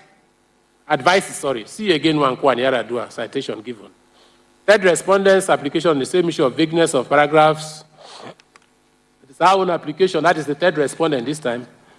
It is own application of 8th May, third respondent, like the first and second respondents, also paid us to strike out all of paragraph 17 to 146 of the petition on the same grounds of vagueness, imprecision, blah, blah, blah, and failure to join Mr. Adejo and Governor Yahaya Bello of Kogi State, against whom allegations of electoral infraction were made.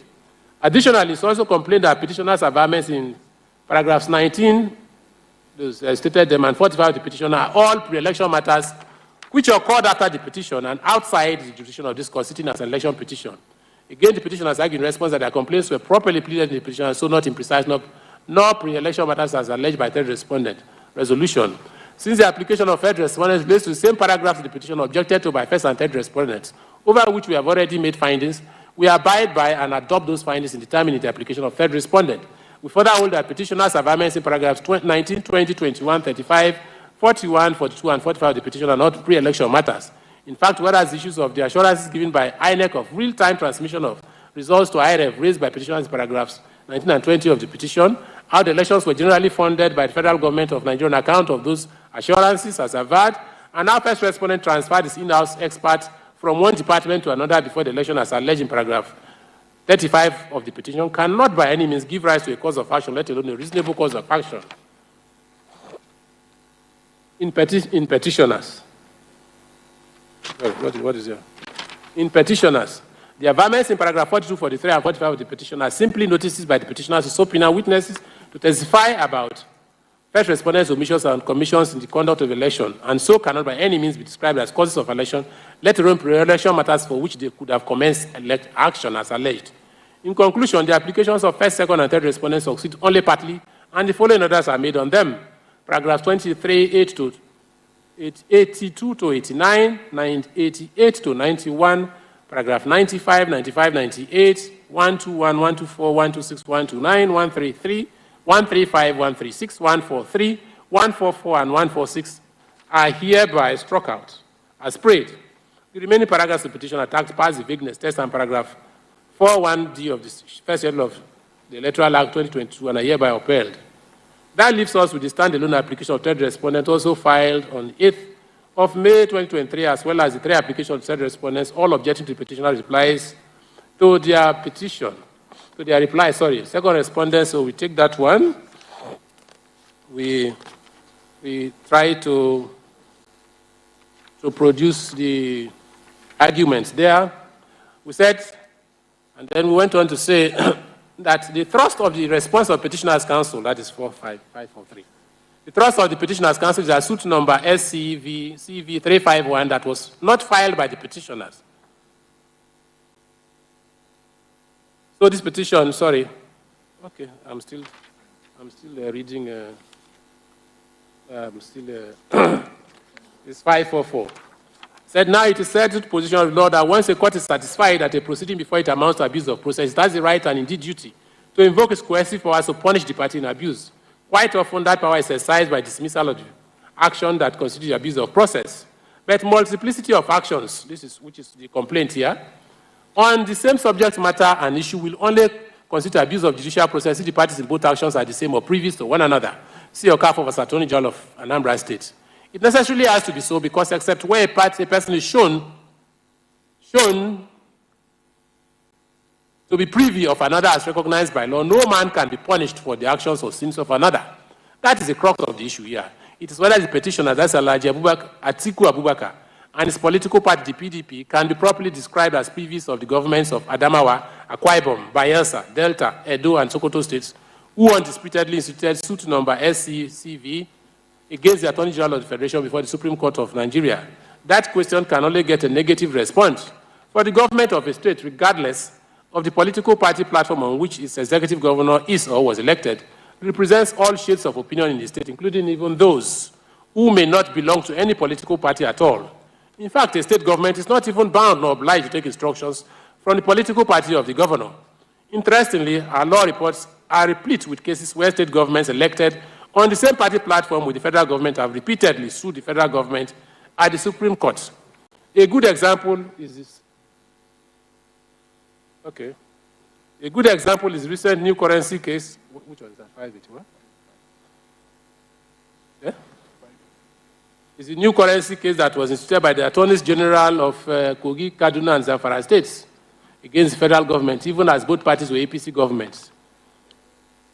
In that situation, one wonders where counsel would place this proposition of privity by affinity. There are other cases, we cited them, so we go on and on.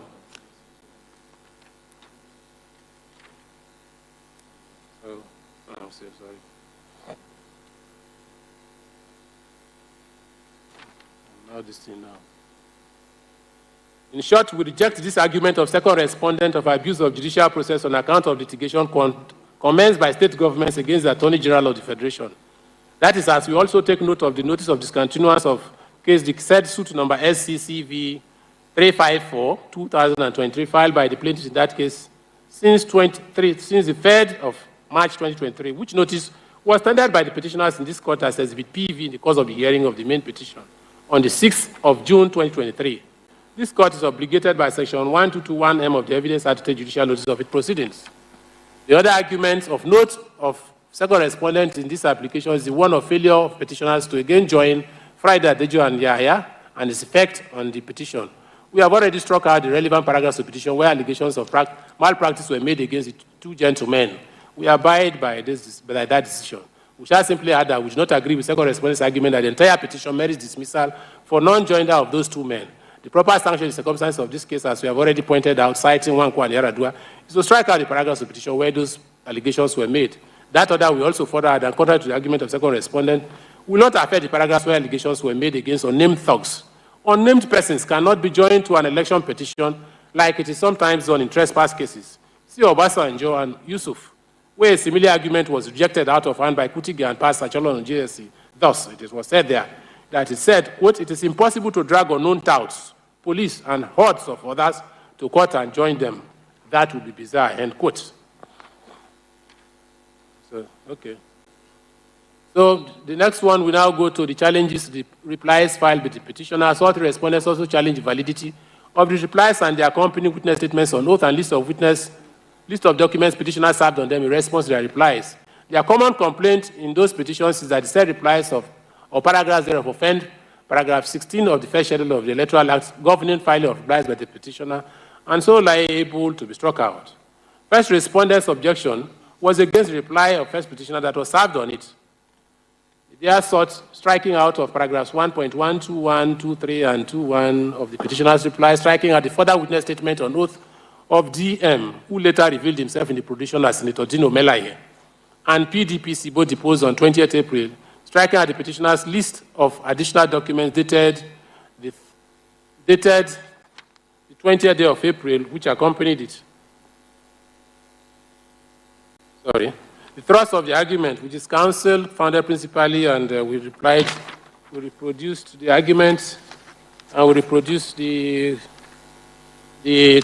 reply. To start with, I am not persuaded by the petitioner's argument that the new facts or issues raised by them in their impugned reply relate to non-qualification, which is one of the arguments, and not the conduct of the election by first respondent. So second respondent, who is supposed to be first respondent, that is INEC, who is supposed to be neutral in that matter, cannot be heard to be objecting to them. The issue raised by first respondent, that is INEC, actually relates to the competence of a major process before the court to which the reply filed by petitioners. It is an issue which counsel to first respondent as ministers in Temple of Justice, and even first respondent itself as a party to the petition, have a duty to bring to the attention of the court. That obligation even becomes more pronounced when it is realized that a substantial number of first respondents counsel are members of the inner bar who even have greater responsibilities to the court by virtue of their ranking. This preliminary objection, like the argument of the petitioners, is therefore rejected. 543. Coming now to the merits of the application, it is common ground that the provisions of the electoral act most relevant to the resolution is paragraph 16 of the first schedule. We reproduce it. This provision, with the employment of the word shall, forbids the addition of new facts, especially if such new facts may have the effect of tending to amend or even just adding to the contents of this petition. We cited cases, and I think we have spoken on it in 03. Incidentally, this paragraph also reflects in the case of this sin, only restates the well-settled position of adjective law that the claimant's claim or grievances are made in his statement of claim or petition as the case may be, and not in his reply to the statement of claim to that claim, statement of defense to that claim. That position also finds expression in Olubodu and Lawal. We cited what the Supreme Court said there, where it said a plaintiff must not in his reply make any allegation of fact or raise any ground of claim different from what is contained in his statement of claim. If a plaintiff does such a plea is irretrievably bad, and no evidence would be admissible in his proof, end quote. In fact, that settled position of law is that except in some well-defined situations, a reply to a statement of defense is not even permitted where no counterclaim is served. This is so because there is in law an implied joinder of issues on any fact raised in the statement of defense, and any averment contained herein is deemed denied, cases cited.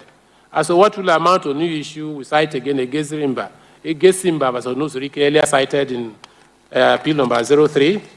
Guided by all these and paragraph 16(1)(a) of the first schedule, it does not by any means appear to me that the new facts of conviction, conviction/fine, forgery, and dual citizenship of second respondent introduced by petitioners into their reply.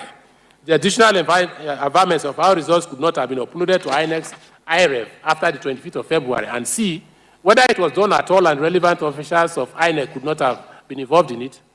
Not to talk of the repetitions reply of averments already made by petitioners in their petition can pass as reply filed pursuant to paragraph 16(1)(a) of the first schedule of the Electoral Act, particularly as relates to the further details as are quote and unquote, as petitioners labeled them in their reply, of non-qualification of second respondent contained in paragraph 2(1)(b) of their reply.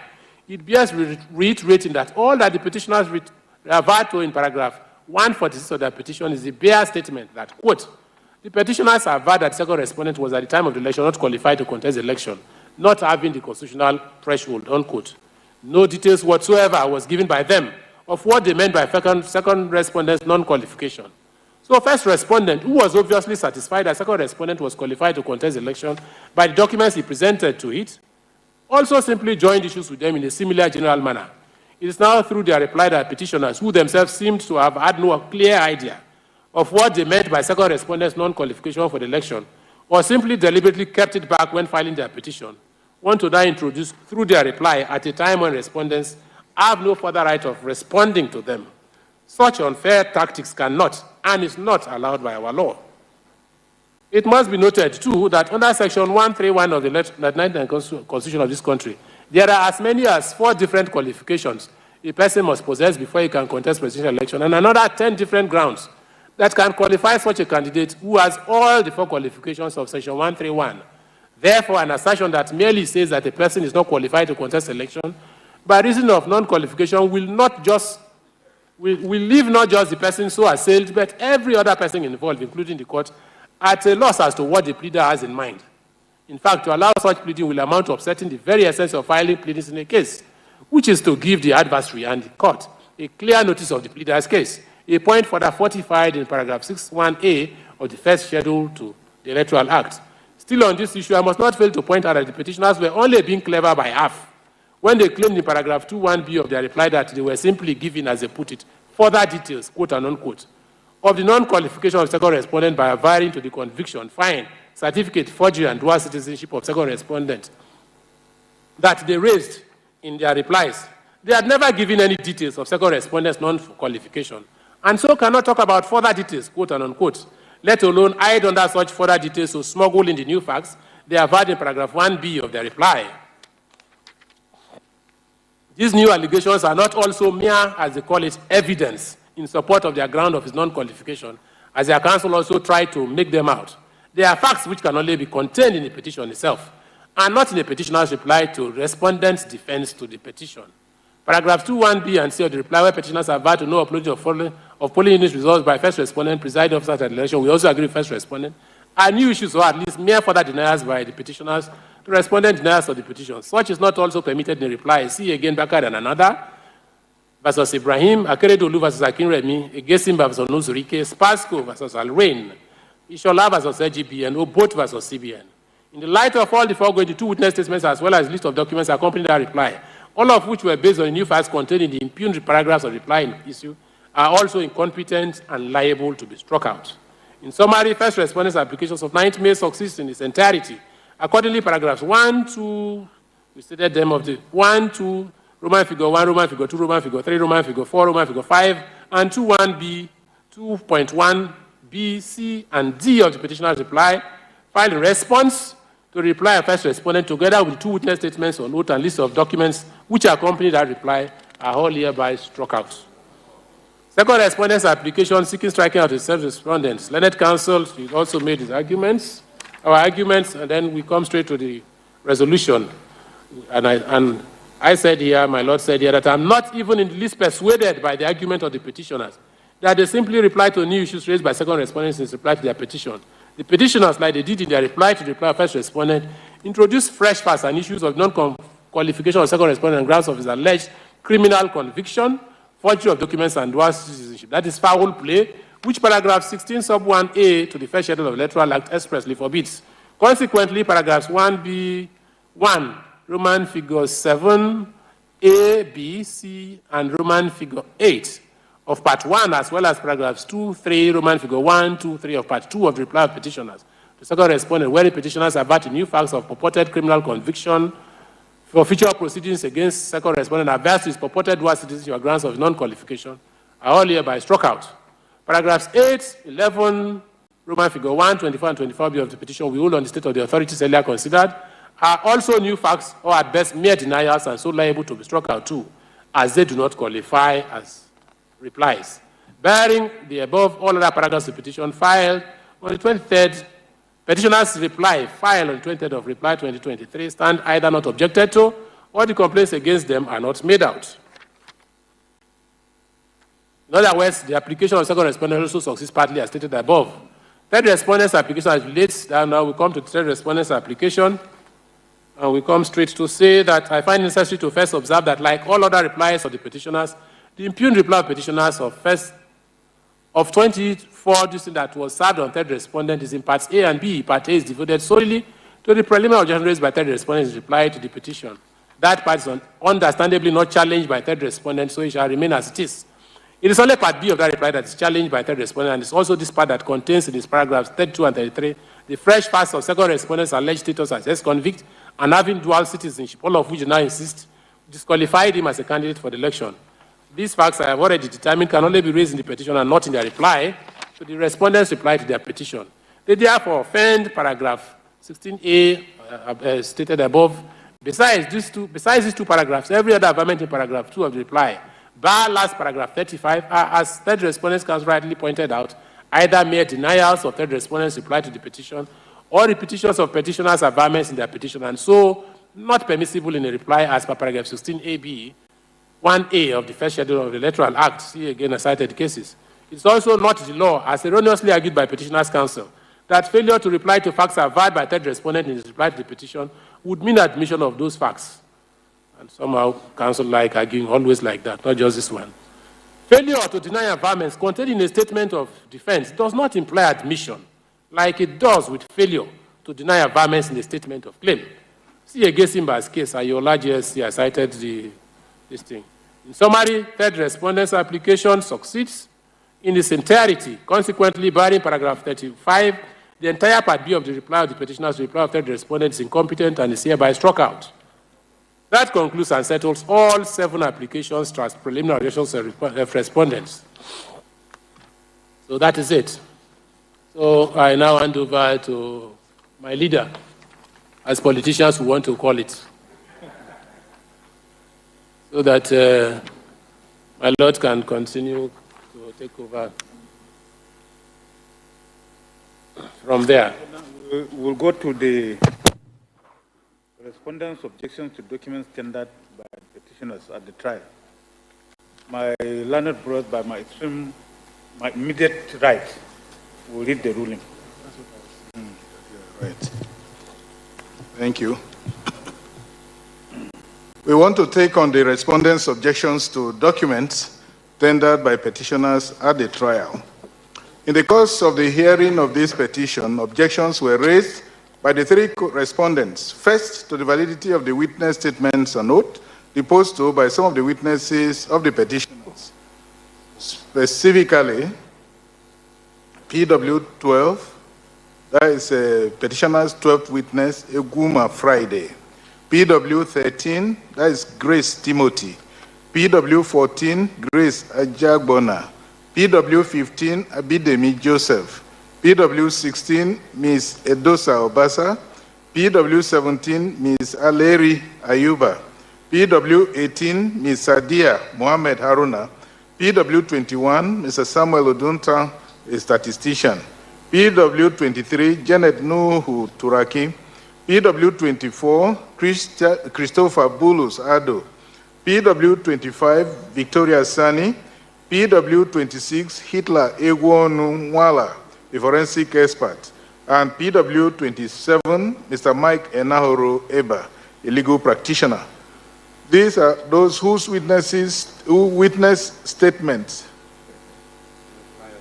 Yes, please. Witness statements were filed or deposed to long after petition was filed, and so did not accompany the petition as required by paragraph 45B of the first schedule to the Electoral Act 2022.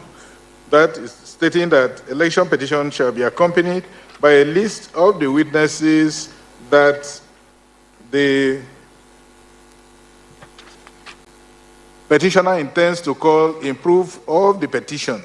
This objection was argued comprehensively by counsel to parties, and the ruling on it deferred by the court till final judgment. Objections, therefore, were also raised by the respondents to virtually all the documents tendered by the petitioners in proof of their petition. But unlike the earlier objection on witness statements, counsel only gave notice that they will give reasons for those objections in their final addresses. They have since fulfilled their promise by filing separate addresses on those objections. The petitioners, on their part, also objected to some of the documents tendered by the respondents in the course of their defense and gave notice that they will also give reasons for their objections in an address to be filed at the close of the evidence. They, however, seem to have had a change of mind and have not filed any written submissions as promised. I am therefore left with only the objections of the respondents.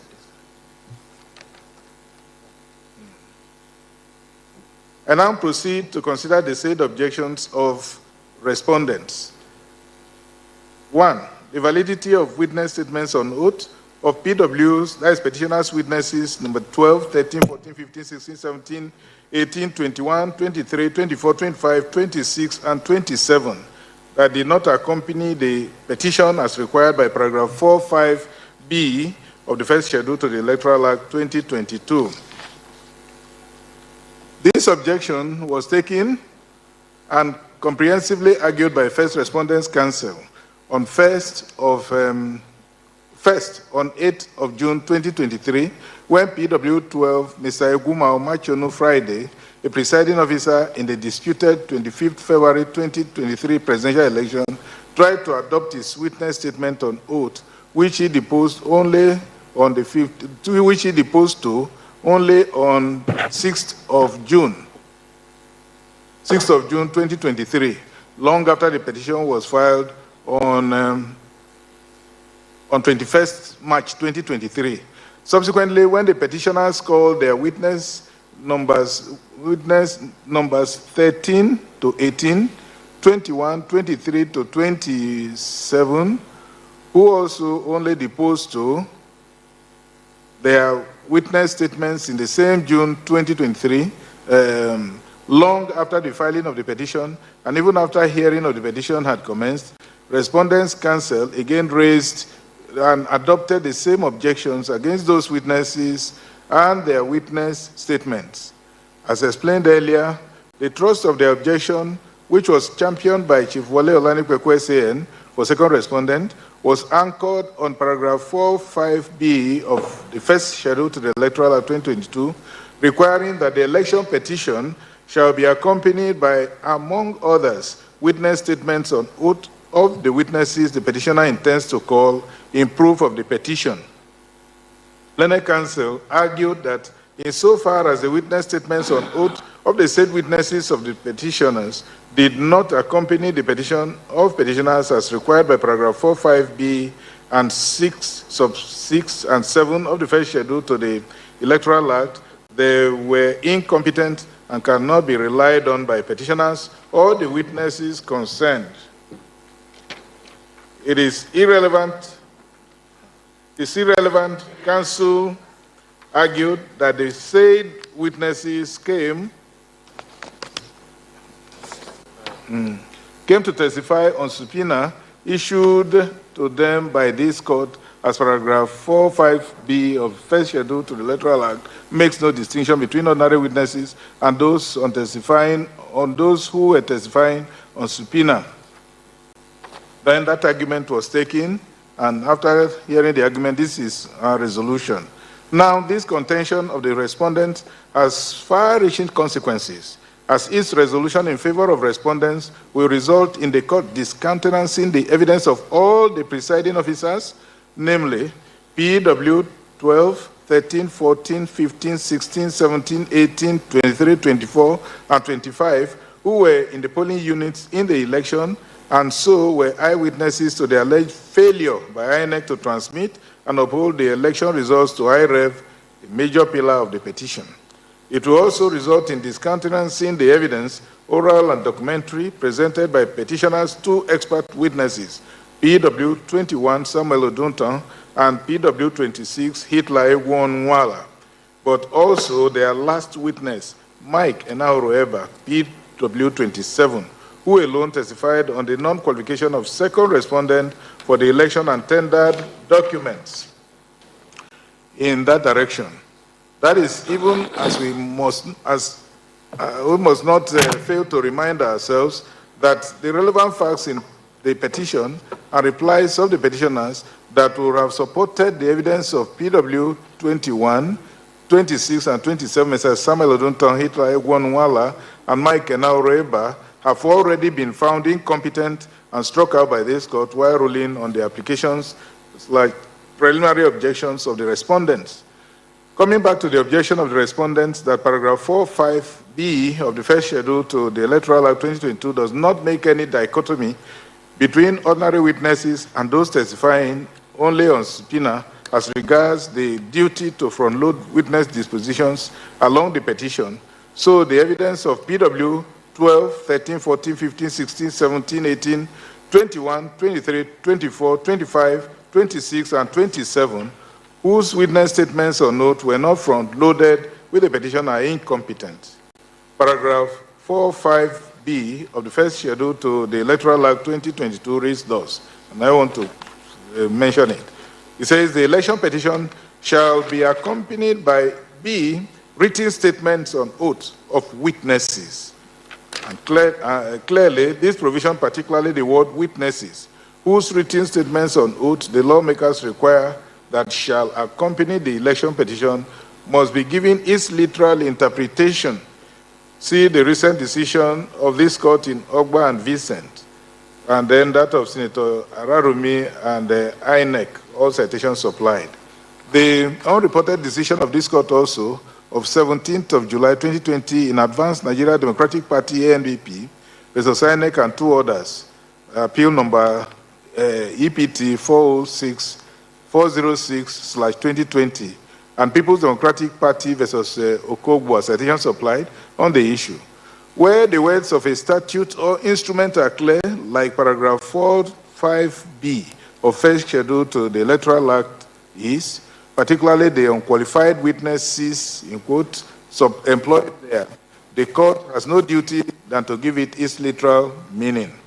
Now, in Advanced Nigeria Party, Democratic Party MP versus INEC, in appeal already cited, presided over by Justice Ige Nimpa and Agim, our colleagues, as Agim as he then was unanimous in his decision on the point in issue. Ige JCA, pronouncing the leading judgment, said, I am of firm view that if Section 145 of the Electoral Act 2010 and paragraph 54 of the first schedule to the Electoral Act 2010 are juxtaposed with Order 3 Rules 2 and 3 of the Federal High Court Civil Procedure Rules 2019, it is eminently clear that Order 3 Rules 2 and 3 of the Federal High Court Civil Procedure Rules is outrightly inapplicable to the situation the appellants find itself in this case. Paragraph 3 and 4 of the first schedule to the Electoral Act 2010 contain express and adequate provisions as to what the contents of a petition should be and the documents that must be front-loaded and accompany an election petition, including a list of witnesses that the petitioner intends to call in proof of the petition, and more importantly, written statements on oath of witnesses. Well, there is also, it says further, there is no dichotomy between witness statement mentioned in paragraph 4.5 of the first schedule to the Electoral Act in respect of witnesses' statement on oath of witnesses and witnesses' statement on oath of a subpoena witness. There is no distinction between ordinary witness and subpoena witnesses under paragraph 4.5 of first schedule to the Electoral Act.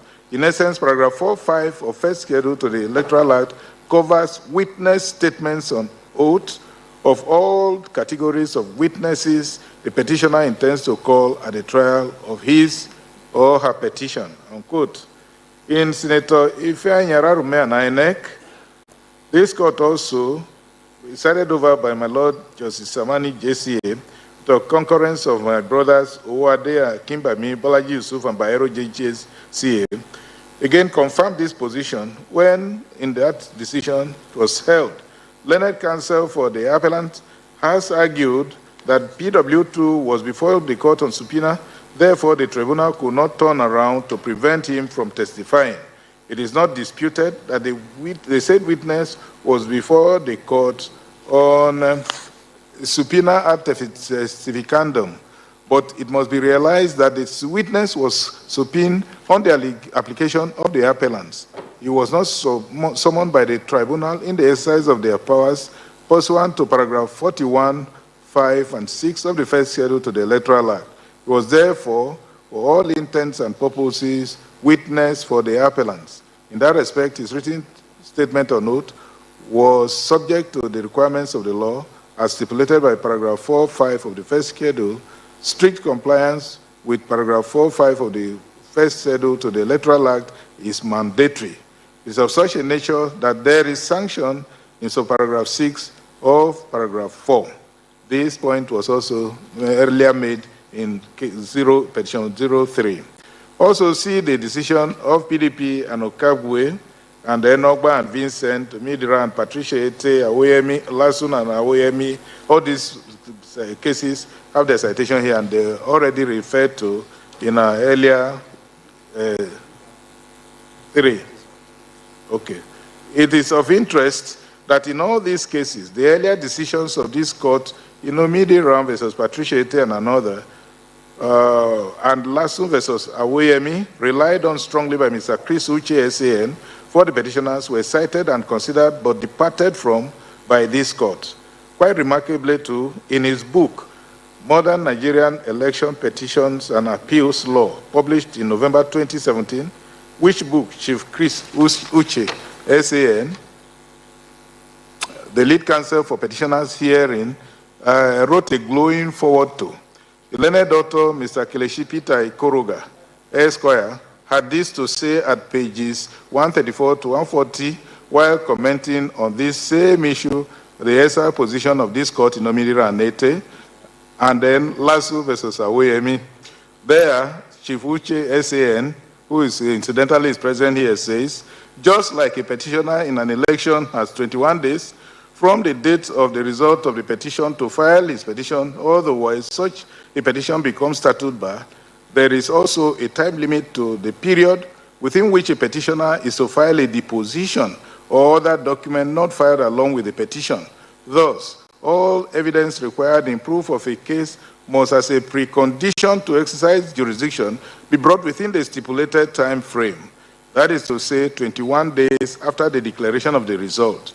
The Supreme Court has consistently, in the long line of cases, insisted on this strict and inelastic approach in enforcing the electoral laws. Thus, the efficacy of the decision of Omidiron versus Ete, see also Lasso and Awoyemi, citation supplied, wherein the Court of Appeal held that it would be appropriate to omit the justice of the case for a tribunal to order the filing of witness depositions by subpoenaed witnesses outside the stipulated time frame has been watered down, in that all evidence required in proof of the case must be brought within stipulated time frame. See the case of Ogba and Vincent, where the Court of Appeal, Agim JCA, as it then was in lead judgment, held.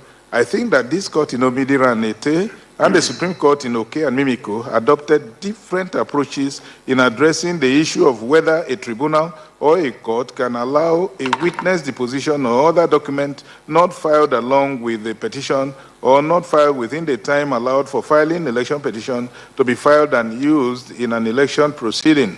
Omidiron's case did not strictly enforce the time limits prescribed in Section 141 of the Electoral Act 2006, the provisions in the first schedule thereto in prohibiting the introduction of additional facts in the proceedings after the period allowed for filing the petition and closure of pleadings, and paragraph 1.1 of Election Tribunal and Court Practice Direction 2006, and the content and form of the petition.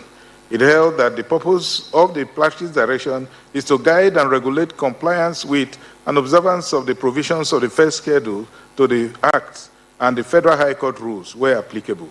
This elastic approach of the electoral laws by this court in that case is not in line with the current judicial approach of strict enforcement of electoral laws and the current approach of applying the election tribunal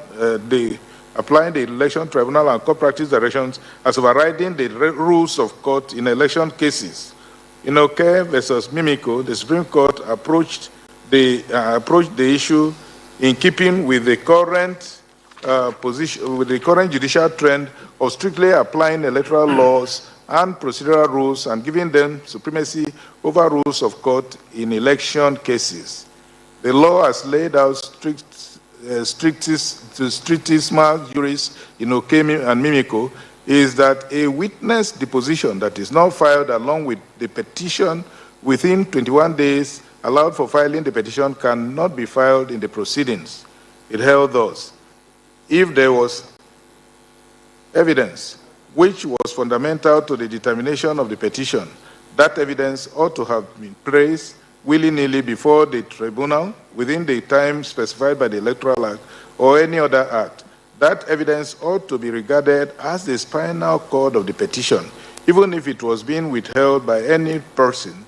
There are several ways to go about placing same before the tribunal. The Evidence Act is very clear on this, and the petitioner ought to have resorted to that procedure. Put this in italics, we have earlier mentioned it in 03. As earlier said, Chief Chris Uche, SAN, in his foreword to that book, glowingly endorsed this author's position and even recommended it to judges like us in these words: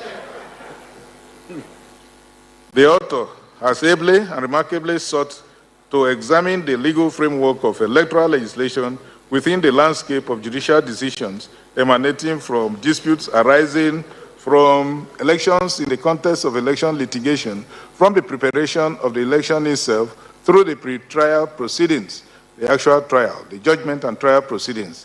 This book truly stands out in the midst of several other books in this field. As an avid participant